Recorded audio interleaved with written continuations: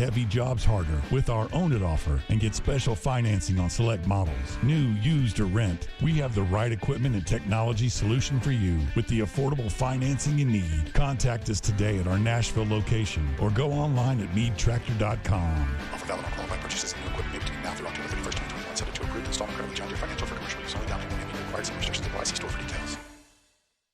Are you tired of living with chronic pain, knee pain, joint pain? Listen carefully, because now there are new treatments available here. Not talking surgery or steroids. These are regenerative treatments from the medical professionals at QC Kinetics. Willie Donick here. QC Kinetics is the leader in these exciting biologic therapies that help restore and repair damaged tissue in your joints with lasting results. So if you've got pain in your knees, shoulders, hip, or back, joint pain that won't go away, you need to check out these new treatments with astonishing patient satisfaction reports. They can actually help your body restore and repair itself with no downtime, no drugs, and no surgery. So call now to schedule your free consultation at QC Kinetics. 615-249-4024. Tired of dealing with joint pain and want to get moving again? You need to learn more about how biologic therapies are changing the way we think about dealing with joint pain. It's exciting stuff, so don't wait. Call today. QC Kinetics, 615-249-4024. That's 615-249-4024. Listen up, sports bettors. This is Hall of Famer Warren Sapp here to tell you about my favorite sports book, BetUS.com. I only endorse one sports book, and that's BetUS.com. Just like me, BetUS is the Hall of Famer of online betting with more than 25 years in the biz. You need a sports book with integrity and longevity, and you need to know when you win, you're gonna get paid. You need a sportsbook that offers all the action to make every game feel like the playoffs. Call today at 1-800-69-BET-US. That's 1-800-MY-BET-US. And they will get you set up faster than I can run the 40. Nobody in the industry gives bigger bonuses than BetUS. I play at BetUS, and so should you. Now is your turn. Join now. Call today at 1-800-69-BET-US. That's 1-800-MY-BET-US. My favorite sports book, BetUS.com. Up to 200% sign-up bonus. Support the station and use code GAME. Tell them Sapp sent you. Hey, Darren McFarland here, and let me tell you about my friends at Quration Cbd. If you're like me and have aches and pains all over your body, and you've been searching for a solution, well, I've got it. It's Quration Cbd. Quration means healing, and that right there says it all. Quration is locally and organically sourced CBD products right here from Middle Tennessee. From seed to final sell, Quration is passionate about providing quality products for everyday use for athletes and for pets, too. Order yours now at QurationCompany.com. Quration CBD, curated for life. Nashville's best sports talk, locally owned, home of our Nashville Predators. WPRT-FM Pegram, 97.5 Murfreesboro, WBUZ HD2 Laverne, online at thegamenashville.com. We are ESPN 102.5 The Game. Live from the Game Nashville studios, it's Stillman and Company. Delivered by TriStar Moving. TriStar Movers with 5-star service. With Jared Stillman on Nashville's best sports talk. ESPN 102.5 The Game and the Game Nashville app. Stillman and Company is delivered by TriStar Moving. ESPN 102.5 The Game, streaming live on Twitter, Twitch, and YouTube. Thanks to the law offices of Amanda Gentry. Caroline Fenton is here today. Hello, Caroline. Hello, how are we doing today? Fantastic. Outstanding. Ian, how are you today? Very good, thank you. Okay. So we got a lot of things to talk about. We can start the show telling you all the things we're going to talk about, or we can just talk about it. I think we'll just talk. I think that if we just go ahead and get into it, that would save everyone a lot of time. TD Power Hour in 1 hour. TD at 3 o'clock on the Titans. So I asked the question earlier this week. I asked it to Ian. I asked it to Ryan. I asked it to Sean Reese. And the question was, what would Floyd say after the Chiefs and Bills win? And, Ryan said, never too high, never too low. Sean said something about, hey, you get beat by the Jets and then you beat the Bills and the Chiefs. And the one thing I said that I think Floyd would say is that it does not matter that you beat the Bills and you dominated the Chiefs if you lose to the Colts.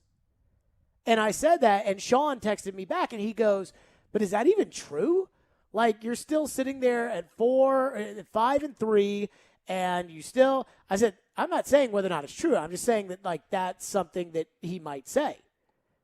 He one time started a show, this exact segment, saying, hey, Titans are going to be fine. Any throw we'd ask Marcus to make, Blaine Gabbert can make. They'll be fine in the season finale against the Colts. And everybody knew that that wasn't true. I do wonder, of the thousands and thousands of people that listen to this radio show, especially on the day of a big game like that, I do wonder in my heart how many of the thousands and thousands that were listening to Jared and the GM that day thought to themselves or felt reassured that Blaine Gabbert could go out there and make every throw that Mariota made. I don't know. But I say this to mean this. There is some truth to the fact that none of it matters if you don't beat the Colts. And I'm not saying that Floyd would have said that. But we've spent all week kind of celebrating the idea that if the Titans win on Sunday against Indianapolis, any chance of Indy winning the division is essentially over. Here's the level of swing that you go to by winning or losing on Sunday. If you win on Sunday, Indy is 3 games back, but essentially 4 because they can no longer have any tiebreaker over you. All the other things that matter, division record, AFC record, opponent's win percentage, get your calculator out, tiebreaker, doesn't matter. You beat the Colts twice, head-to-head, you win. So it's essentially 4 games. If you lose, though, it's something that we haven't talked about. Because, again, if you win, 4-game lead, plus Indianapolis still has to play Arizona, Buffalo, and Tampa Bay, 3 of the best 5 teams in the NFL. If they don't steal one of those games, they lose the division because you play Jacksonville and the Texans twice. If you lose, though, and this is a big one, if you lose to the Colts on Sunday, which a lot of people seem to think the Titans might. My dad thinks the Titans are going to lose on Sunday. Ryan Porth thinks the Titans are going to lose on Sunday. I will make my official pick on tomorrow's show as to Titans or Colts, and I'm not completely sure how I feel yet. But I will say this, if you lose, you're 1 game up in the standings. And I don't know if you have a tiebreaker or not. The head-to-head would be a tie. The divisional record, assuming they don't lose to Jacksonville or Houston, and you don't lose to Jacksonville or Houston, the divisional record is the same. I think their AFC record right now, they lost to Baltimore. You lost to the Jets. So I think that kind of evens each other out. The Indianapolis Colts could win the tiebreaker. And at that point, now you have to win all these other games that we think the Titans should win, and we want the Titans to win, against the Saints, the Steelers, the Patriots, all those other games. Now they matter. Now you have to win those games, all of them, in order to feel comfortable about the division. Now the games that we're not so sure about, like the Rams, you probably got to steal that one too. Again, the difference between a win and a loss is 1 game over here, 4 games over here. You win the 3 you're supposed to, they lose the 3 they're supposed to, 7. How crazy is that?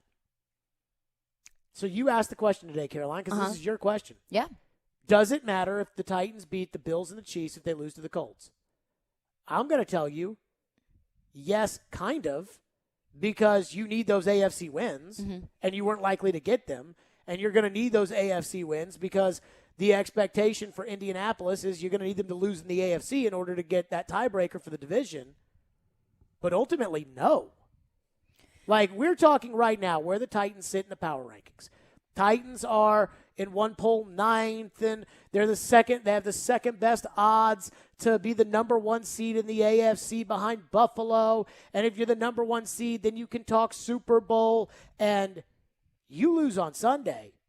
Buffalo, Baltimore, Chargers, the Raiders, none of those teams matter anymore.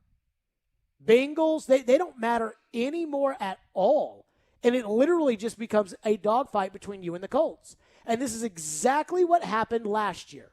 When you lost the game, I believe, right before or after Halloween. It had to be after Halloween because I had moved into a new home at that point. After Halloween, Thursday night football, You lost to the Colts because you got a punt block, shanked a punt, didn't play well. And it was a dogfight down the stretch that required a come-from-behind, fourth-quarter, game-winning drive, bomb to A.J. Brown, Sam Sloman field goal in order to clinch the division on the last day of the season. I don't want that. You don't want that. You do not. We want to be talking about first-round buys and home field advantage and none of that. You can't talk about any of that if you lose this week to the Colts. So you asked the question. I'm going to tell you. Probably doesn't matter much that you beat Buffalo and Kansas City if you lose this week. That's how big of a gap winning and losing is against Indianapolis. I hear you, and I do think that there's a lot of truth to that. I just don't know if I necessarily believe that wins against the Bills and the Chiefs, who we thought were going to be two of the best AFC teams going into this season, wins over those two teams don't necessarily matter anymore. Because just because the Titans don't lock up the AFC South against the Colts if they lose on Sunday doesn't mean that, okay, everything else that they've done this season doesn't matter.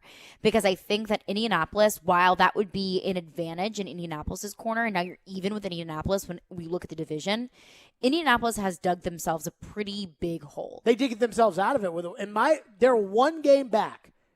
One game back if they win on Sunday. That's digging yourself out of the hole. Now all they need you to do is lose to the Steelers. You lose to the Steelers. And they win out? No, they don't have to win out, but I'm talking about But if they are one game back, yes, that's not a comfortable lead, but I don't think that it's necessarily completely over. No, I don't think it's over either. But I'm telling you all the pomp and circumstance about being a number one seed or getting home field or the kind of matchups that you want in the playoffs, the road to the Super Bowl that we talk about. It gets more difficult if you don't win on Sunday. That's gone. You have no shot of winning the AFC if you don't win Sunday. The Buffalo Bills don't play anybody the rest of the year. You have no shot of winning the AFC if you lose on Sunday. No shot. I mean, I'm sure you have, I think it's 18% right now to win the AFC. It goes down to probably 8. I would say it probably goes down to 3.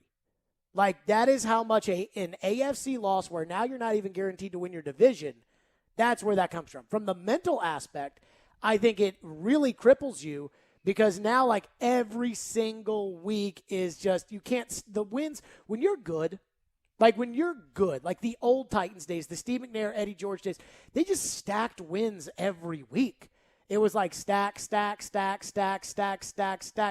And yes, there were teams that you were worried about in your own division, but it felt like you were in control. Last year, I didn't feel like the Titans were in control. I mean, you needed the Steelers in December to beat the Colts in Pittsburgh in order to give you the right of first refusal to win your division. And we talked about this yesterday. Saints, Steelers, Patriots, 3 games you should win, 3 quarterbacks you should beat. I'm not sold you're going to win all 3 of those, but you don't have to win all 3 of those if you win this week against the Colts.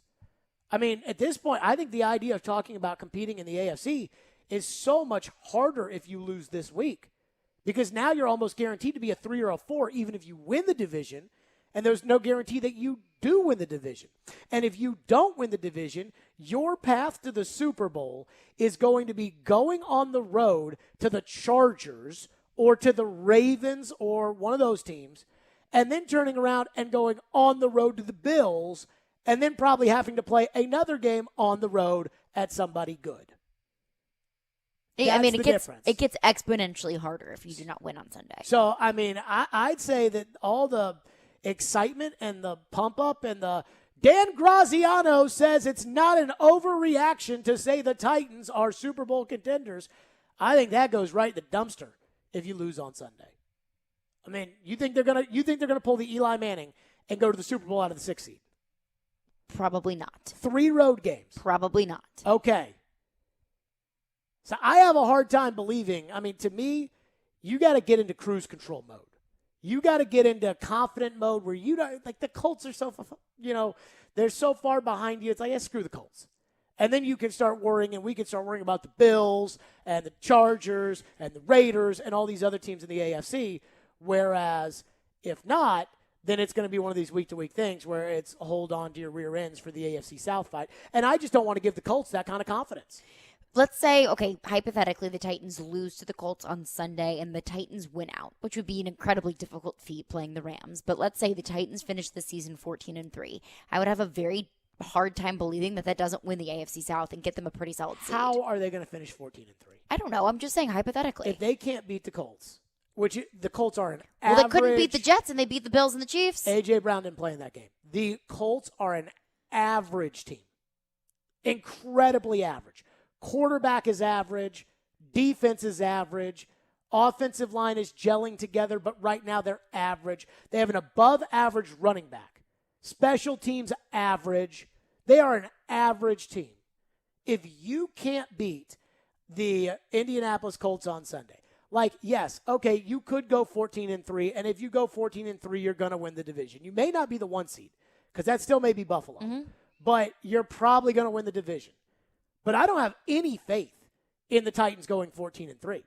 I mean, I said yesterday, Saints, Steelers, Patriots, 2 of which are on the road. I expect the Titans to lose one of those games. But if you win on Sunday, and then you've got, Jacksonville and Houston to clean up on, you don't have to worry about it. So that you don't have to worry about winning. You can lose all 3 of those and you still win the division.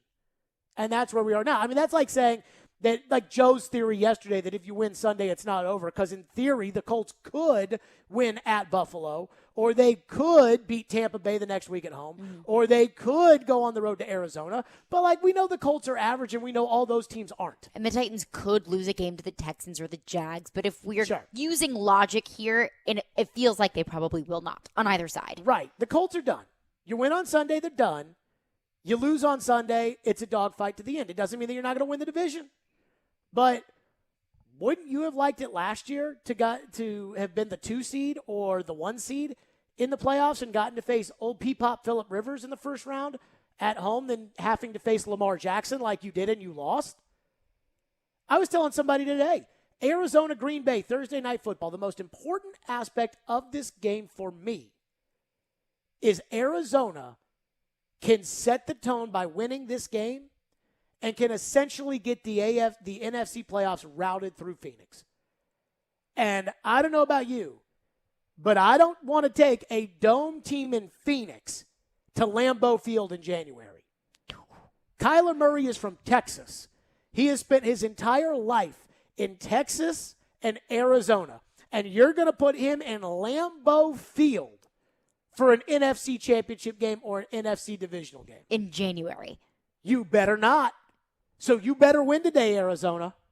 I keep harping on this. And I've said, 2 years ago, it was just get into the playoffs. And then everything else was a bonus. The Patriots win, the Ravens win. Those were bonuses. But I don't want bonuses anymore.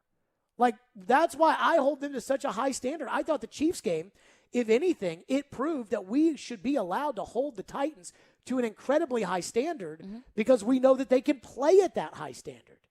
But what you can't be is you can't be the number 1 seed in the AFC or the number 2 seed in the AFC if you don't find consistency. And if you can beat the Bills when you get A.J. Brown back and you can dominate the Chiefs with A.J. Brown and then you go to Indianapolis with A.J. Brown and you don't play well and you lose, you're not going to be consistent and it's going to be just like last year and you're going to be playing Lamar Jackson in the first round or Justin Herbert in the first round or Joe Burrow in the first round on the road and then you're going to have to go to Josh Allen in frigid Buffalo and then you're going to have to, kind of like the road a couple years ago, Brady, Jackson, Mahomes. You got tripped up along the way. I still think if the Titans had gone to the Super Bowl that year, if they had beaten Kansas City, I think the Titans would have won the Super Bowl. I really, truly do. Now, everybody else disagreed with me, so I don't know if it counts or not. 615-737-1025. So we're starting off with this question. If the Titans lose Sunday, do all the good things that they did against Buffalo and Kansas City, does that go away? Does that matter to you at this point? I'm going to say no. 615-737-1025 is our phone number. Our phone lines today, by the way, are driven by WilsonCountyHyundai.com. I am very excited today. We got a fantastic show, and I want to tell you about the FanDuel Sportsbook app. That's right. I am telling you all, and I really, truly mean this, and I love this. I have been telling all of you about the fact that you can get a same-game parlay between these great teams, Arizona and Green Bay, on Thursday Night Football. That's right. So I feel pretty good about Aaron Rodgers. And I think if you're looking at betting the Thursday night game on a same-game parlay, I'm thinking Aaron Rodgers over, even though receivers aren't going to be there. I still think Aaron Rodgers is going to light it up. So bet accordingly. There's no feeling like nailing a same-game parlay, so lock in your bet today on the FanDuel Sportsbook app. If you're new to FanDuel, use the promo code JGM to receive a risk-free bet up to $1,000. That's promo code JGM so they know that I sent you. And again, FanDuel Sportsbook is giving everybody a $10 risk-free bet every week. All you have to do is bet a same-game parlay with 3 legs or more, and if your bet doesn't win, FanDuel will pay you back up to $10. 21 and over and present in Tennessee. Refund issued as non-withdrawable site credit that expires in 7 days. Max refund $10. Restrictions apply. See terms at sportsbook.fanduel.com. Same-game parlay available for multiple sports in all states. On mobile and web. Gambling problem? Call the Tennessee Red Line 1-800-889-9789. Oh, he scored! Hold up for his first goal and goal, and he drops the mic. Nashville Soccer Club is headed back to the MLS Cup playoffs. Give them 6. Congrats to the boys in gold. And the Tennesseans are flying into the playoffs. Every moment of NSC magic lives on ESPN 94.9 and the Game Nashville app. Even with the national supply shortage, Hi-Fi Buy's retail store stocked up months ago. For this week's 44th anniversary, we have a huge in-stock selection of 4 and 8K TVs, projectors, speakers, soundbars, subwoofers, streaming players, and more. And because we planned ahead for this event, we made special purchases before most manufacturer prices increased. Now, we're passing those savings on to you. Let's talk TVs. We have nearly every Sony TV in stock, plus great prices on Samsung, LG, Sierra. Some year-end models we're practically giving away. Do not wait. Shop for the holidays now. Shortages are happening and prices are going up. Get the best for less now. At Hi-Fi Buys, when we have a sale, it's a real deal. Just the very best quality for the very best price. Some sale prices can't be displayed. See sales associate for your special price. Get over to Hi-Fi Buys 44th anniversary sale. This week only. This sale will not be extended. Hi-Fi Buys. See us on Nolensville Road or HiFiBuysNashville.com. Custom division, special order, and manufacturers that prohibit discounting excluded. Got chronic joint pain? Not having success with steroids, but trying to avoid surgery? Well, thankfully, there's a better way. And now it's available here from the medical professionals at QC Kinetics. Hey, Willie Donick here. I'm talking about new therapies. Advanced, all-natural regenerative treatments that can not only just give you relief, but can also restore and repair damaged tissue so you can have lasting relief. If you've got joint pain due to arthritis, knee pain, hip pain, shoulder pain, don't just think the old ways of dealing with pain are the only ways. You need to learn more about these new biologic therapy solutions. Call now for a free consultation. QC Kinetics, 615-249-4024. These remarkable new treatments increase mobility, decrease pain, and help restore tissue. They actually encourage your body to heal itself. Call now and learn more about these restorative, regenerative, and revolutionary alternatives. Don't wait. Call today. QC Kinetics, 615-249-4024. That's 615-249-4024. Since their doors opened in 1898 in England, Arkansas, Bank of England Mortgage has been providing down-home exceptional service. Bank of England's success is due to the talent of their loan officers and their access to hundreds of mortgage products at the industry's best pricing. Bank of England Mortgage has 3 Middle Tennessee locations ready to serve you. Go to BOE1214.com or call 615-823-1215. Bank of England Mortgage is a division of Bank of England Mortgage. Equal housing lender, member FDIC, NMLS 418-481. If you've missed any of today's show, just search Stillman and Company on Apple, Spotify, or your favorite podcast platform. Kevin Byard said that he thinks this game is more important than the Bills and the Chiefs because of the division implications. Is that something that you agree with? Yeah, I definitely agree. This is it's a big game for us, divisional game. We've been playing really good football, and it's always tough playing these guys. But yeah, this is a very important game. Derrick Henry, he knows. This reminds me of a game a couple of years ago. The Titans had really dug themselves out of a deep hole. and they were playing the Texans at Nissan Stadium. I want to say it was like early December. And if the Titans won the game against the Texans, I think they would have been in the driver's seat for the division. Instead, the Texans won, so the division was kind of out of play, and you really had to focus in on just getting into the playoffs. And I remember after they lost, and Floyd was like, and we had built up that game so high, and everybody was talking about Titans-Texans showdown, Jim Nantz, Tony Romo in town. This week, I believe, is Spiro Ditas and Jay Feely. So that tells you what CBS thinks of this game. But we had talked about all week, and oh my goodness, they lose the game. And I remember the next day, Floyd was like, I'm not crying in my beer over this. And I was like, I am. I mean, yeah, the division right there. I am. And the Titans ended up making it into the playoffs because the Steelers lost to the Jets of all teams. And I say this in like a roundabout way to say, hey, sometimes games just matter more. And after the Titans lose, and Derrick Henry told you that right there, yeah, it matters more. But sometimes I feel like these teams get into this this belief system that if they lose this game, then all we'll hear is about how, look, there's still half a season to go. We're totally fine. It's all right. And I'm like, I think the number 1 seed is gone if you lose today. If you lose Sunday to Indianapolis. I think it's gone. And so just like I cried in my beer after they lost to the Texans. I'm not crying in my beer. I am. I think that there is an element of beer crying to go around. By the way, it's just still so early. Here's your tiebreaker scenario. Your tiebreaker scenario is, you think the Chiefs can get the number 1 seed? No. You think the Chiefs can go to the Super Bowl this year? I don't know if they can or cannot go to the Super Bowl, but I know they definitely don't get the number 1 seed, and it would make it exponentially more difficult for them to get to the Super Bowl. Tiebreakers for the division. Head-to-head record. So you win this week and gone. Division record. People forget Indianapolis lost week 1 last year at Jacksonville, who went 1-15. Had Indianapolis not lost that game, they would have won the division, but that was why they lost the division to you, because they lost to Jacksonville. So division record, both teams are going to be 4-1. Or 5-1, if the Colts win. Common games.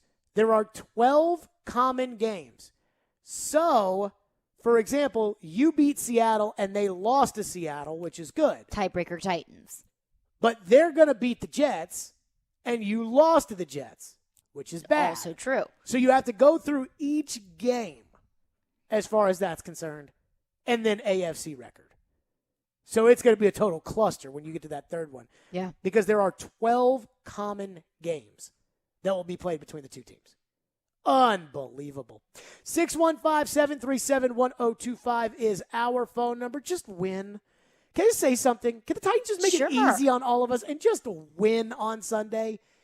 Indy's an average team with a loser quarterback. Can you just make it easy on your fans for one season? And this is a thought that I had, that if we're going to have these conversations about the Titans potentially getting the number 1 seed in the AFC, the Titans potentially making a run for the Super Bowl, shouldn't that be a team that's good enough that we don't have to shake in our boots every time the Titans win a game and then play a lesser opponent because we're so afraid of the Titans just crap in the bed? Yes, but the Titans have made the playoffs 3 of the last 4 years. Yes. In 3 of the last 4 years in which the Titans have made the playoffs, they literally made the playoffs on the last day every time. That is so stressful. I'm sick of it. Can you just make it easy on your fans? Just win Sunday, and then we can sip pina coladas by the pool. And beat Jacksonville and Houston, and everything else will work itself into place. Though we will hold them to a higher standard at that point. Then we will start talking about number 1 seeds and home field advantage, and we will move the bar. We will move the bar if they win Sunday. But just can you make it easy on everybody just once? But will you relax if the Titans beat the Colts? Will I ever relax? No. Do you want to win a pair of tickets to see Manchester Orchestra at the Ryman Auditorium on Wednesday, November 17th? Head over to YouTube and subscribe to the 1025 The Game YouTube page. You'll enter for a chance to see Manchester Orchestra live. Once you subscribe, email us at promotions@cromwellmedia.com with your YouTube handle. One winner will be chosen on Monday. Let's go to your phones. Phone line driven by WilsonCountyHyundai.com. Daniel is going to kick us off today, strangely, on Dylan Rayden. Go ahead, Daniel.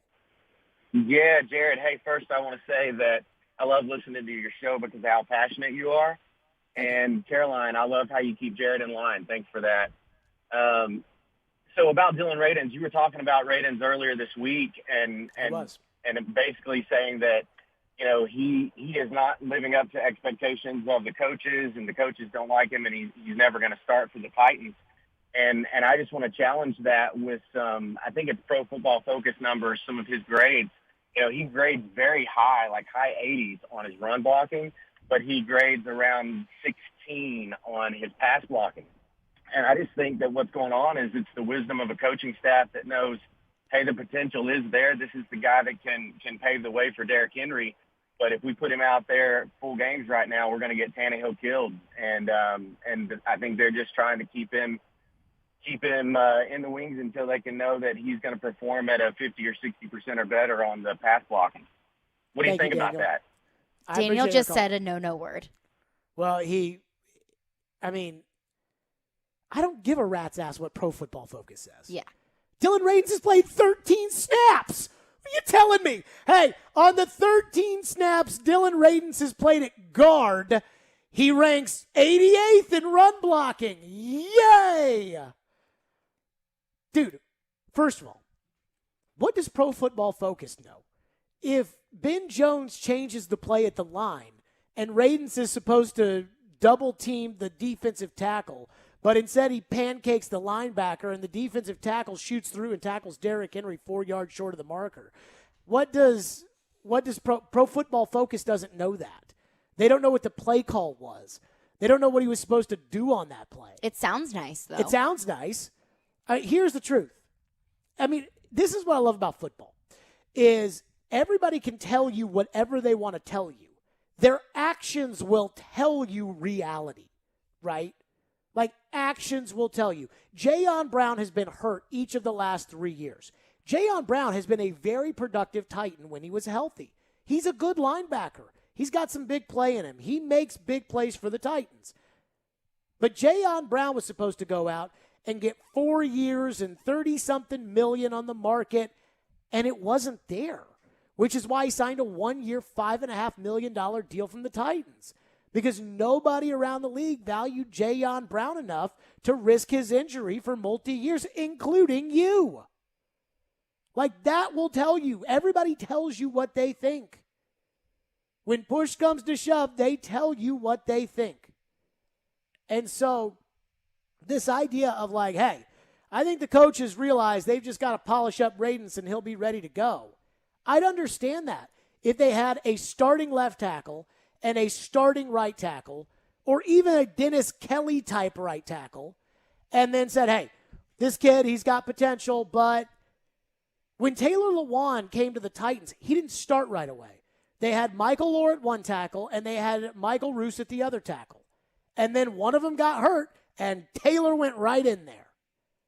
Trey Lance is not ready to play quarterback for the 49ers. But guess what? Justin Fields wasn't ready either. But when their starting quarterbacks got hurt, get in there. That's the NFL.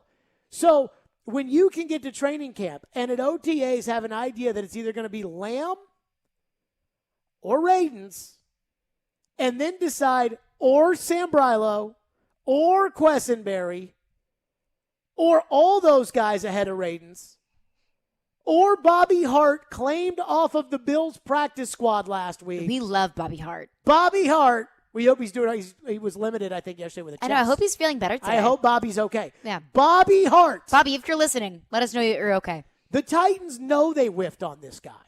I think in the back of their minds, they're praying that he ends up becoming some kind of a player, like maybe he starts at guard down the road, and they'll say, this is what we always thought.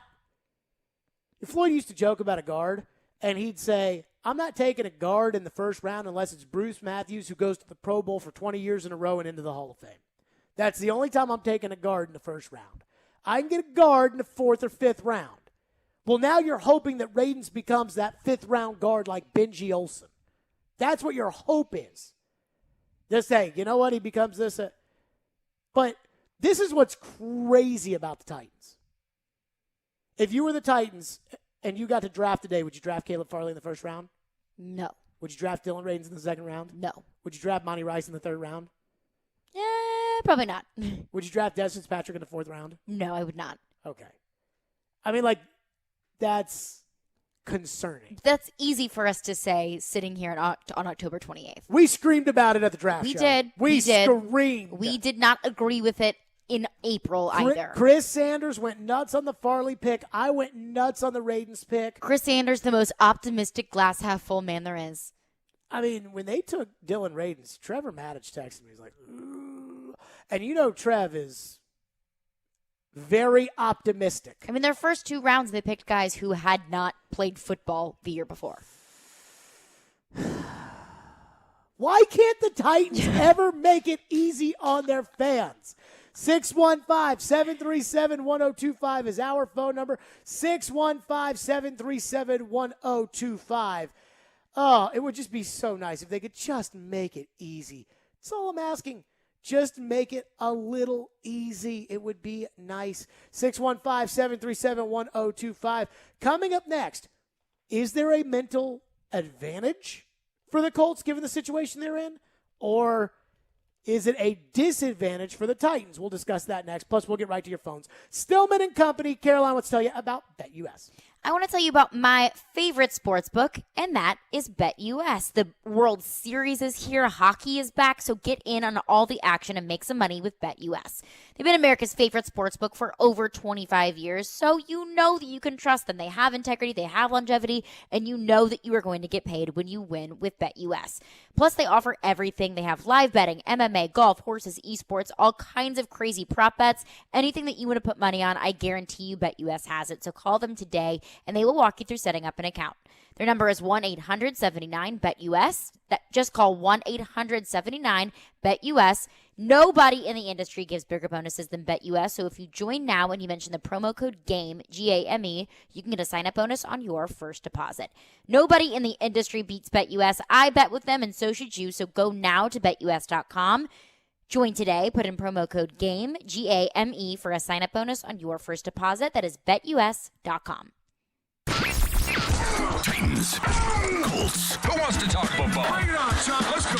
The Two-Tone Blues seeks an AFC South stranglehold. Tune in Sunday at 9:30 for NFL pregame with Jared Stillman, Chris Sanders, and Mark Howard. We'll go inside the playbook. You better believe they're going to come out fired up. These guys aren't used to covering a running back. Live from Corner Pub in downtown, we are Nashville's best sports talk. ESPN 102.5 The Game and the Game Nashville app. Creating the finest award-winning tequila means starting with the best ingredients. Camarena Tequila is 250 years in the making from Arandas, Jalisco, Mexico. You see, at Camarena, they wait for their 100% blue Weber agave to reach maturity before harvesting each and every plant by hand. This allows them to consistently produce one of the smoothest and best-tasting tequilas in the world. Experience Camarena Tequila today, available at a fine liquor store near you. Camarena Tequila is the official tequila for the Nashville Soccer Club.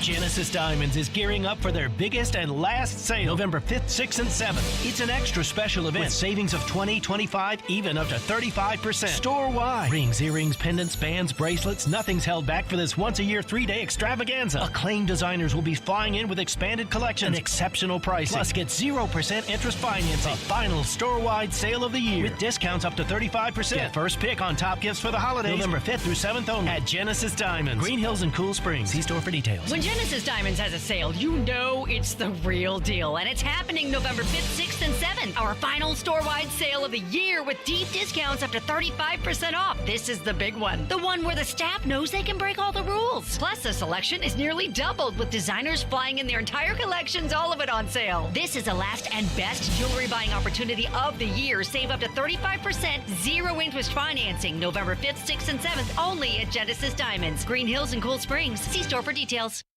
312 Pizza Company is Nashville's authentic Chicago pizzeria, and they're now hiring. Work for a family-owned business and be a part of their incredible team. 312 Pizza Company is hiring for all positions, including host, waitstaff, bartenders, cooks, and more. 312 Pizza Company offers health insurance and paid time off to full-time employees. Contact Kimberly at 615-730-7888 or email at contact@312pizzaco.com. 312 is an equal opportunity employer.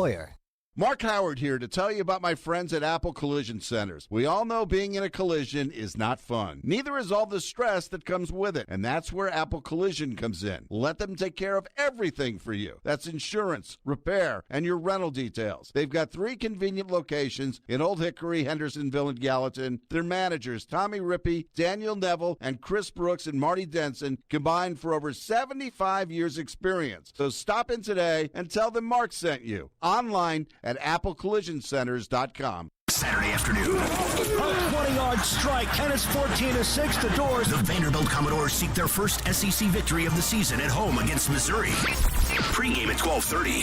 Kickoff at 2 on 93.3 Classic Hits and the Classic Hits app. Hey, Nashville. This is Laura Rutledge from the SEC Network, and you're listening to Nashville's best sports talk, ESPN 102.5 The Game.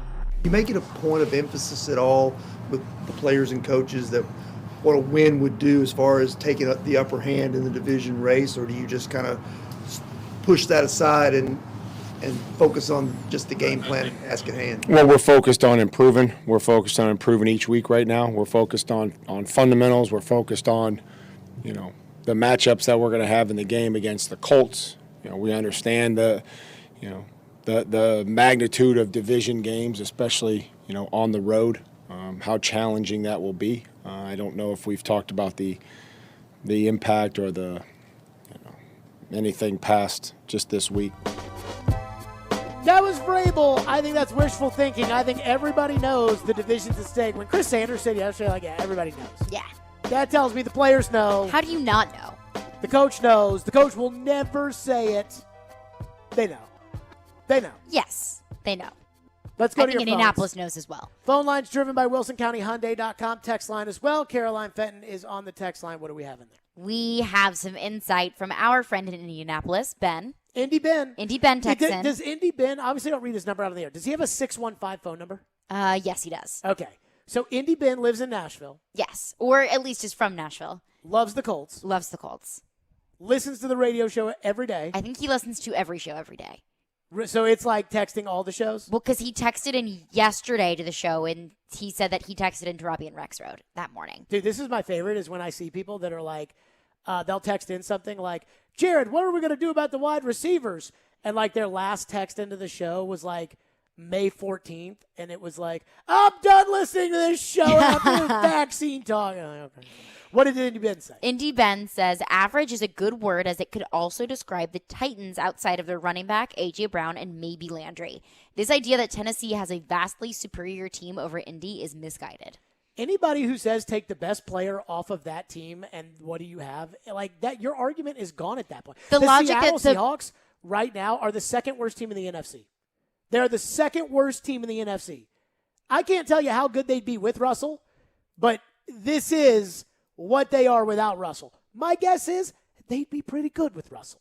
It was the same thing after the Buffalo game when so many Buffalo fans were saying, okay, we'll take out Derrick Henry's 76-yard touchdown run, and he only had, however many yards, which is 3-something yards per carry.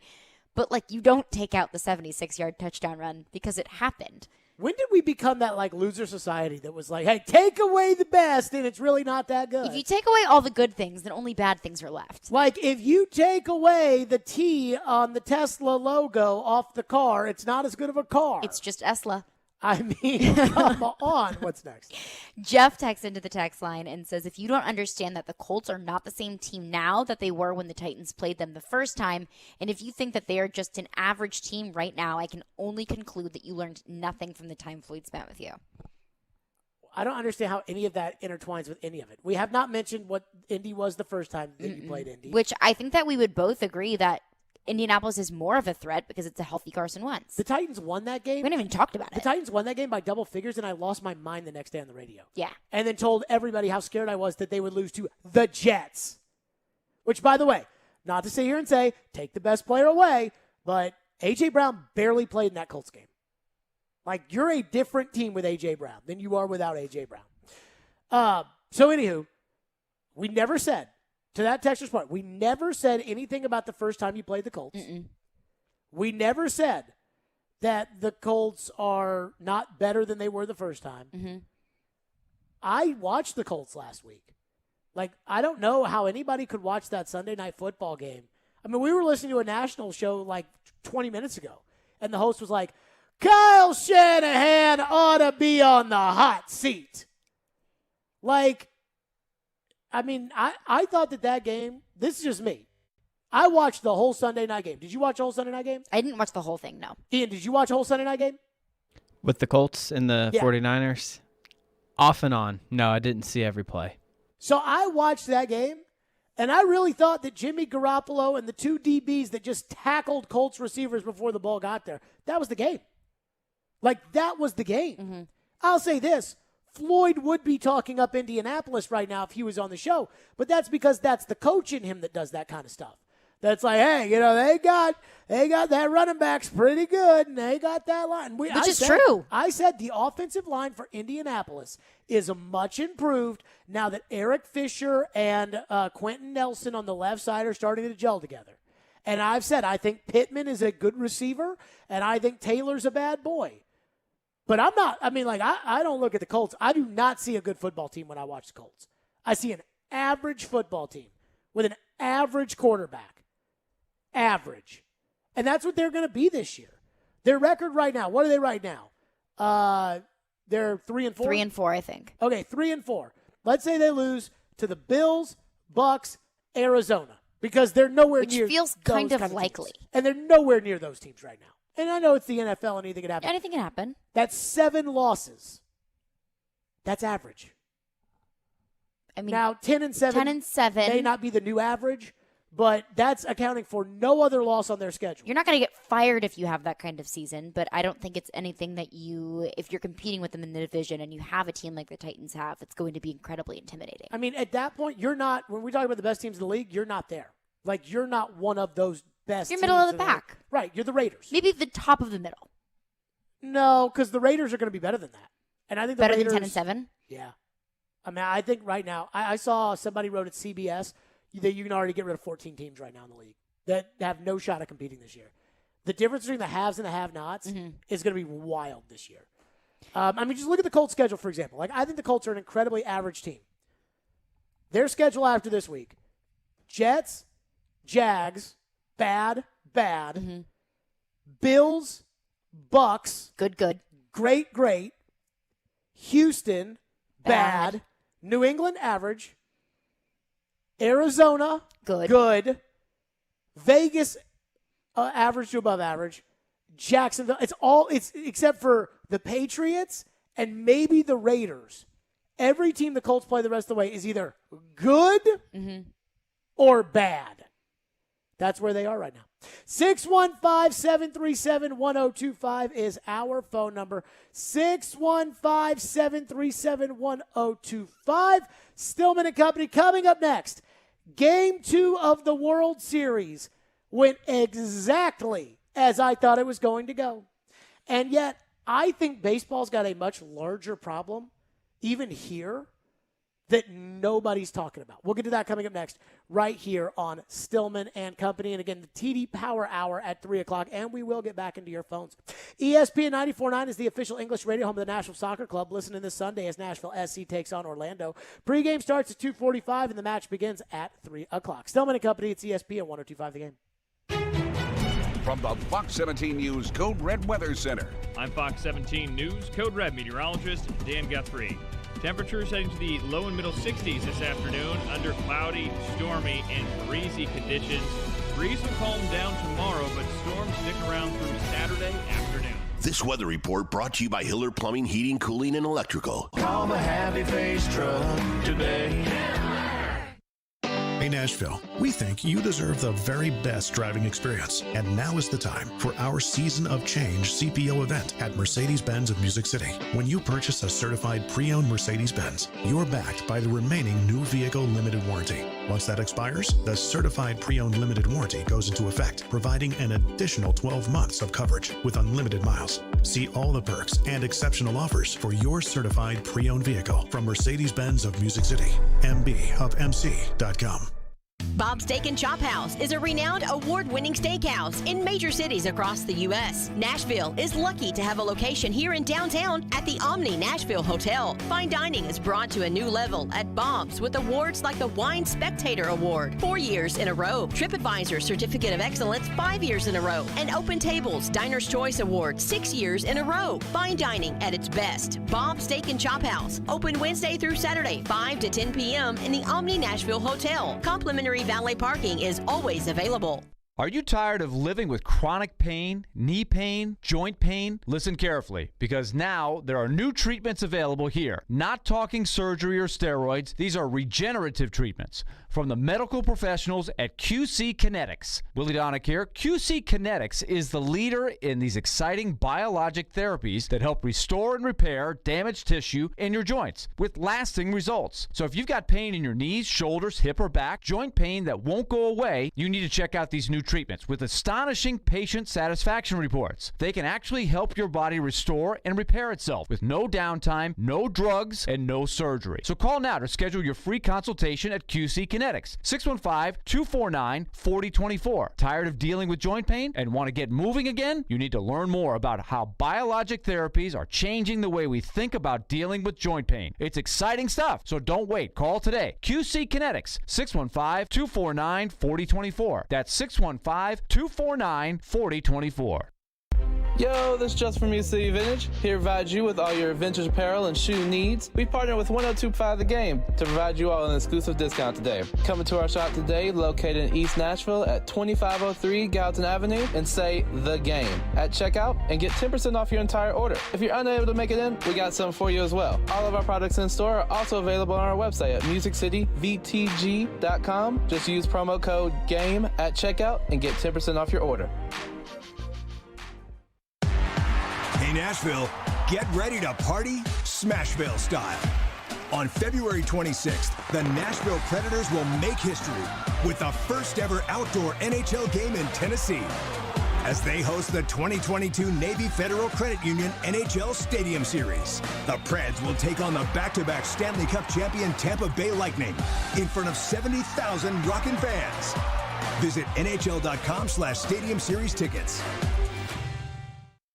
Stanley coming in off the water, coming in there to tailgate. Show Rex Road. That was fun. Get your morning started with Robbie and Rex Road every weekday from 6 to 10. Presented by Volunteer State Bank on Nashville's best sports talk. ESPN 102.5 The Game and the Game Nashville app. You're listening to Stillman and Company, delivered by TriStar Moving. Left side, base hit. Here comes Gurriel. He'll score. Going to third with nobody there is Siri. He pops up, comes to the plate. 2-run score. 4-1. Astros on top. Oh, that was some embarrassing baseball last night. That play in particular, when Eddie Rosario of the Braves threw to third base with nobody there. Who throws to a base where there's nobody there? Like, who throws to that Someone base? who thought that there was someone there. I mean, unbelievable.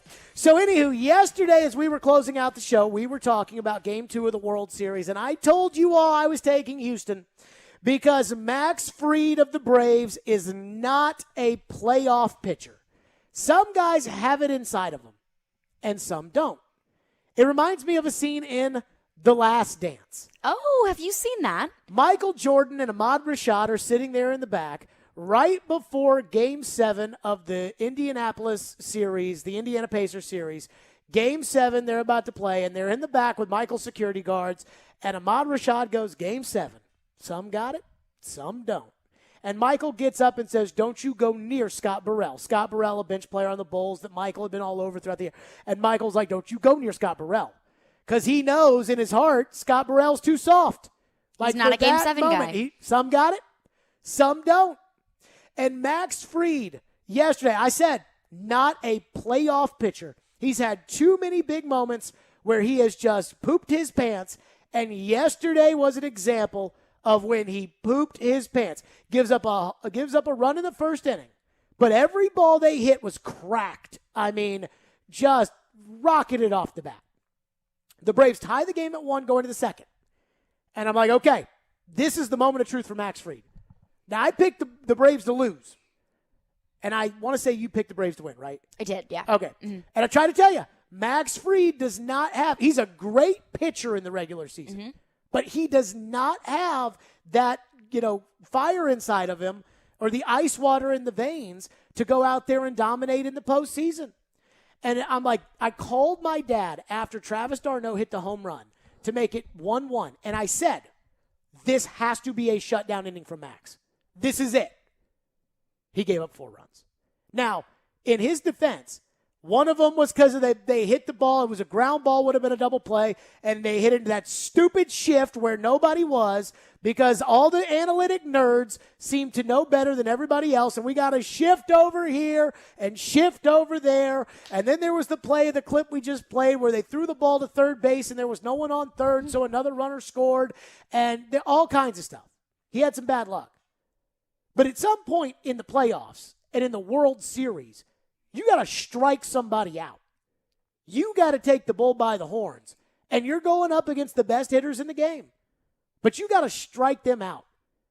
And I don't know why Max can do this, where he can strike all these guys out every single time. He can strike these guys out in the regular season, but he can't in the playoffs. Here's what's crazy about Max Fried.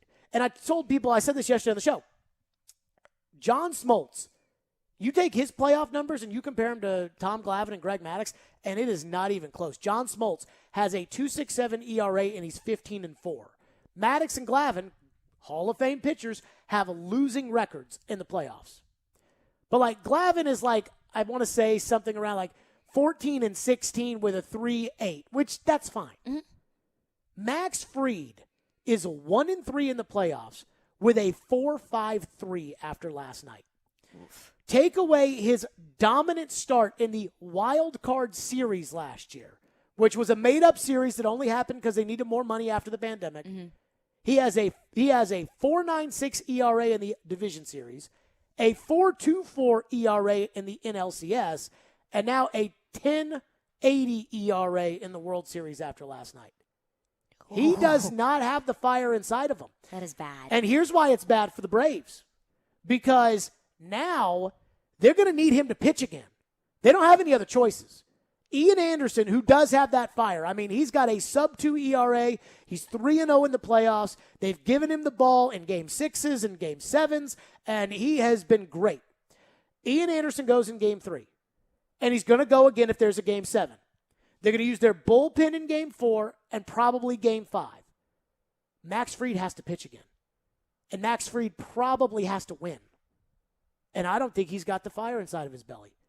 If you went into this and you knew, okay, you get 2 starts out of Charlie Morton, which you're not going to get anymore. You're going to get 2 starts out of Max Fried. Which you don't necessarily want anymore. And if necessary, you're going to get, 2 starts out of Ian Anderson, or at least 1 out of Ian Anderson. Mm-hmm. You'd say, okay, if we can win both of Charlie Morton's starts, get 1 from Max Fried, then you just have to get 1 win somewhere else. But you're not going to get a win from Max Fried because he doesn't. You could see his glove shaking on his hand, when he was, because he was squeezing so tight. He was so nervous. Oh, and poor then baby. I tweeted out, I said, he's not a postseason pitcher. And then after he gave up the 5 runs, he went another 3 or 4 innings, didn't give up a run. And people were like, well, what do you do now, Jared? I'm like, because the pressure's off. You're down 5-1.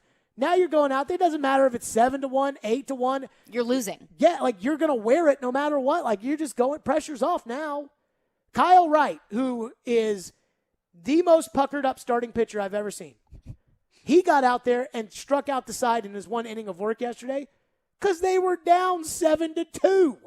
So, I don't think the Braves are done. But some people have it, some people don't. And I think it's pretty obvious Max Fried doesn't have it. And I don't know if you can win this series with Charlie Morton hurt if Max Fried doesn't have it. It definitely puts the Braves in a really uncomfortable position. But it just felt like throughout the entire game last night, the Braves were almost feeding off of Max Fried's energy of just what's going on here? Why doesn't this team look like this team? Why doesn't this team look like how it normally does? Why does Max Fried not pitch like he normally pitches? This entire team just looked incredibly off. just frazzled. He's a complete night and day difference from the game before. He's going to have to pick it up. And Charlie Morton loaded the bases in the first inning, and I wasn't worried about it. He looked cool as a cucumber, no problem. He's a big game pitcher. Ian Anderson's a big game pitcher. John Smoltz was a big game pitcher. Steve Avery was a big game pitcher. Maddox and Glavine weren't big game pitchers. Now, they weren't as bad as Max Fried. But, I mean, this is one of those ones where if baseball was a more popular sport, Max Fried would be getting the business today. He'd be getting treated like Lamar Jackson after the Titans beat the Ravens in the playoffs. And every hot taker out there was like, Lamar can't win in the playoffs. 14-2, 0-2 in the playoffs. Lamar. But they're not treating him like that because there's just not enough people that care about baseball or watch it closely enough to be able to have those kind of opinions. But that's what Max Fried is right now. You can't trust him. You cannot. And it's so obvious. And it feels, to your point, I feel so bad for him because he looks like he's standing on an island out there. And that's what it looked like last night. TD, the Teron Davenport Power Hour is next. What does TD think about the Titans after their big wins over Buffalo and Kansas City? And we'll get his thoughts on the Colts game as well. And we got a Harold Landry thing, too, we'll get into. That's coming up next. I will be at the World Series tomorrow, so let me tell you about Fireball Cinnamon Whiskey. There's no better way to enjoy the Fall Classic than with ice-cold Fireball Cinnamon Whiskey. And when I say Fall Classic, you all know what I mean, but we've also got great football going on right now. Basketball and hockey have started, and it's starting to get a little cold. Nothing will keep you warm like that ice-cold Fireball Cinnamon Whiskey. Goes down so smooth, and it tastes so great. That's right. Ignite the night. Please do it responsibly and be 21 years or older to enjoy. That's Fireball Cinnamon Whiskey. The MTSU Blue Raiders live here. Touchdown, Middle Tennessee! 3-ball, yes, sir! And when you're in the borough, tune us in on 97.5. In the end zone, caught, touchdown! We are Nashville's best sports talk. ESPN 102.5 The Game. ElectronicExpress.com. We make it happen. More machines, more savings, and more muscle. Only with John Deere construction equipment from Meade Tractor. Hit the heavy jobs harder with our Own It offer and get special financing on select models. New, used, or rent, we have the right equipment and technology solution for you with the affordable financing you need. Contact us today at our Nashville location or go online at meadtractor.com. Offer valid on qualified purchases and new equipment made between now through October 31st, 2021. Subject to approved installment credit with John Deere Financial for commercial use. Only down payment may be required. Some restrictions apply. See store for details.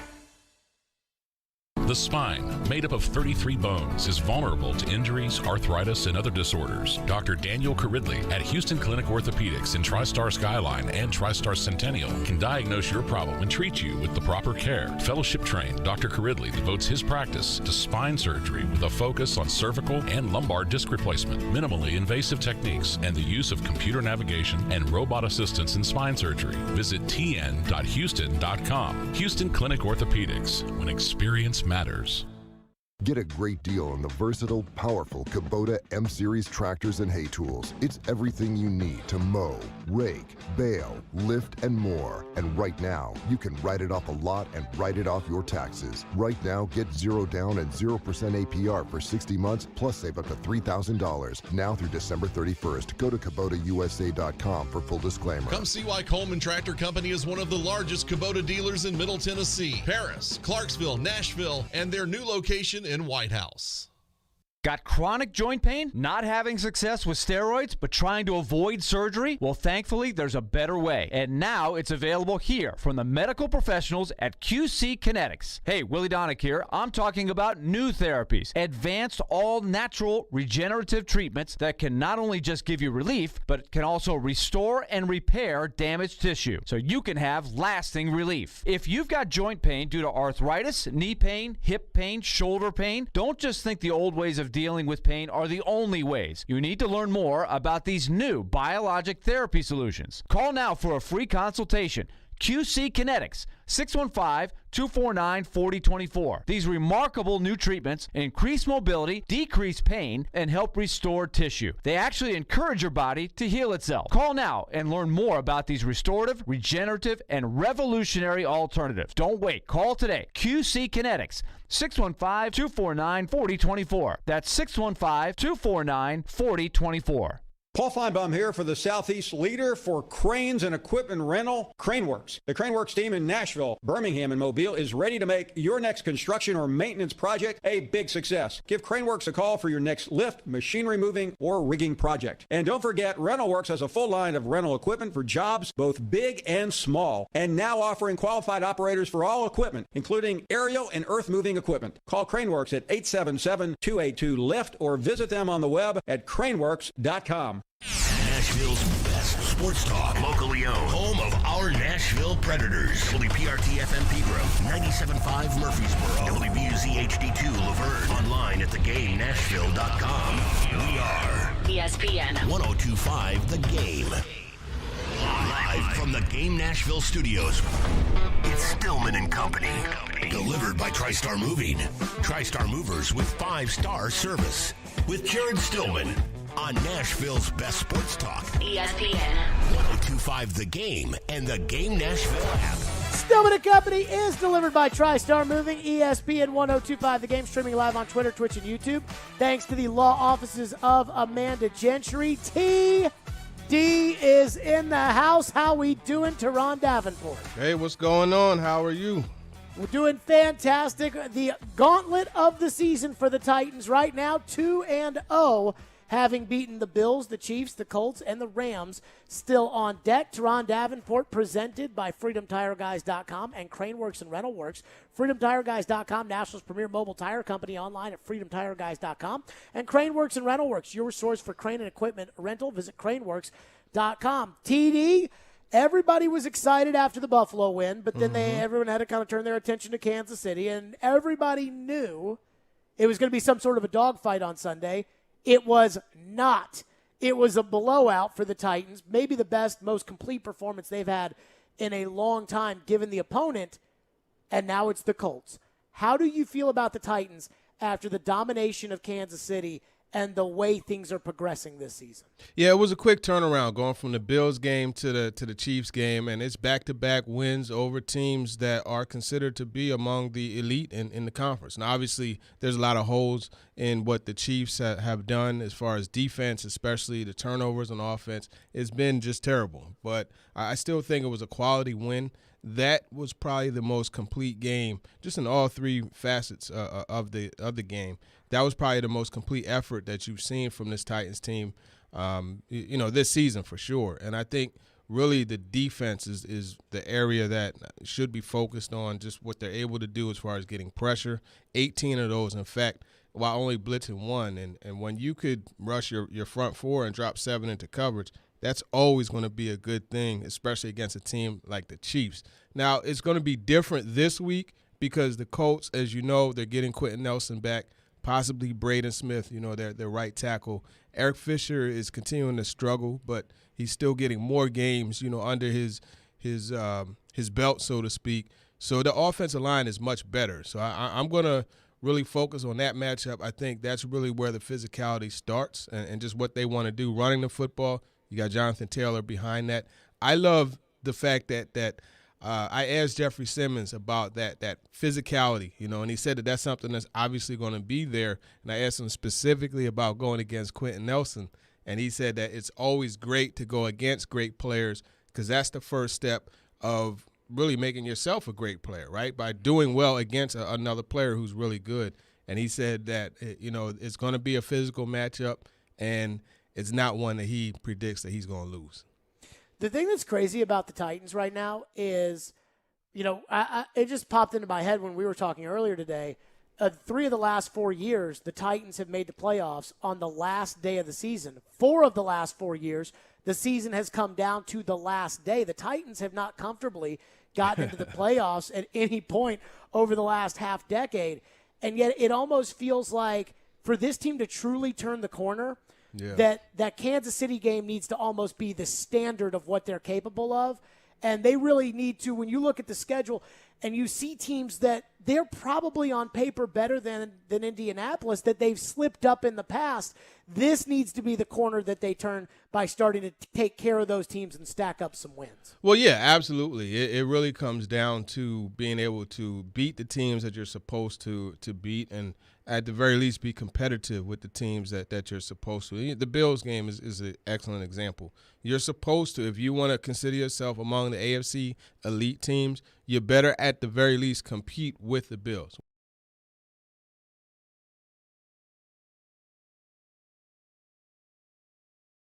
With them to the point of that 3 points was the worst offensive output for the Chiefs since 2012 when the Broncos beat them 38-3. So I think you're seeing those things, but what they absolutely cannot do is turn around and lay an egg in Indianapolis. To your point about constantly over the last 2 years, right, having to clinch the playoffs in the final game or even the division championship, this year should be different. Why? Because as a team, you want to always progress, right? So you went from a wild card team to a divisional champion, and unfortunately for them, they went out in the first round of the playoffs.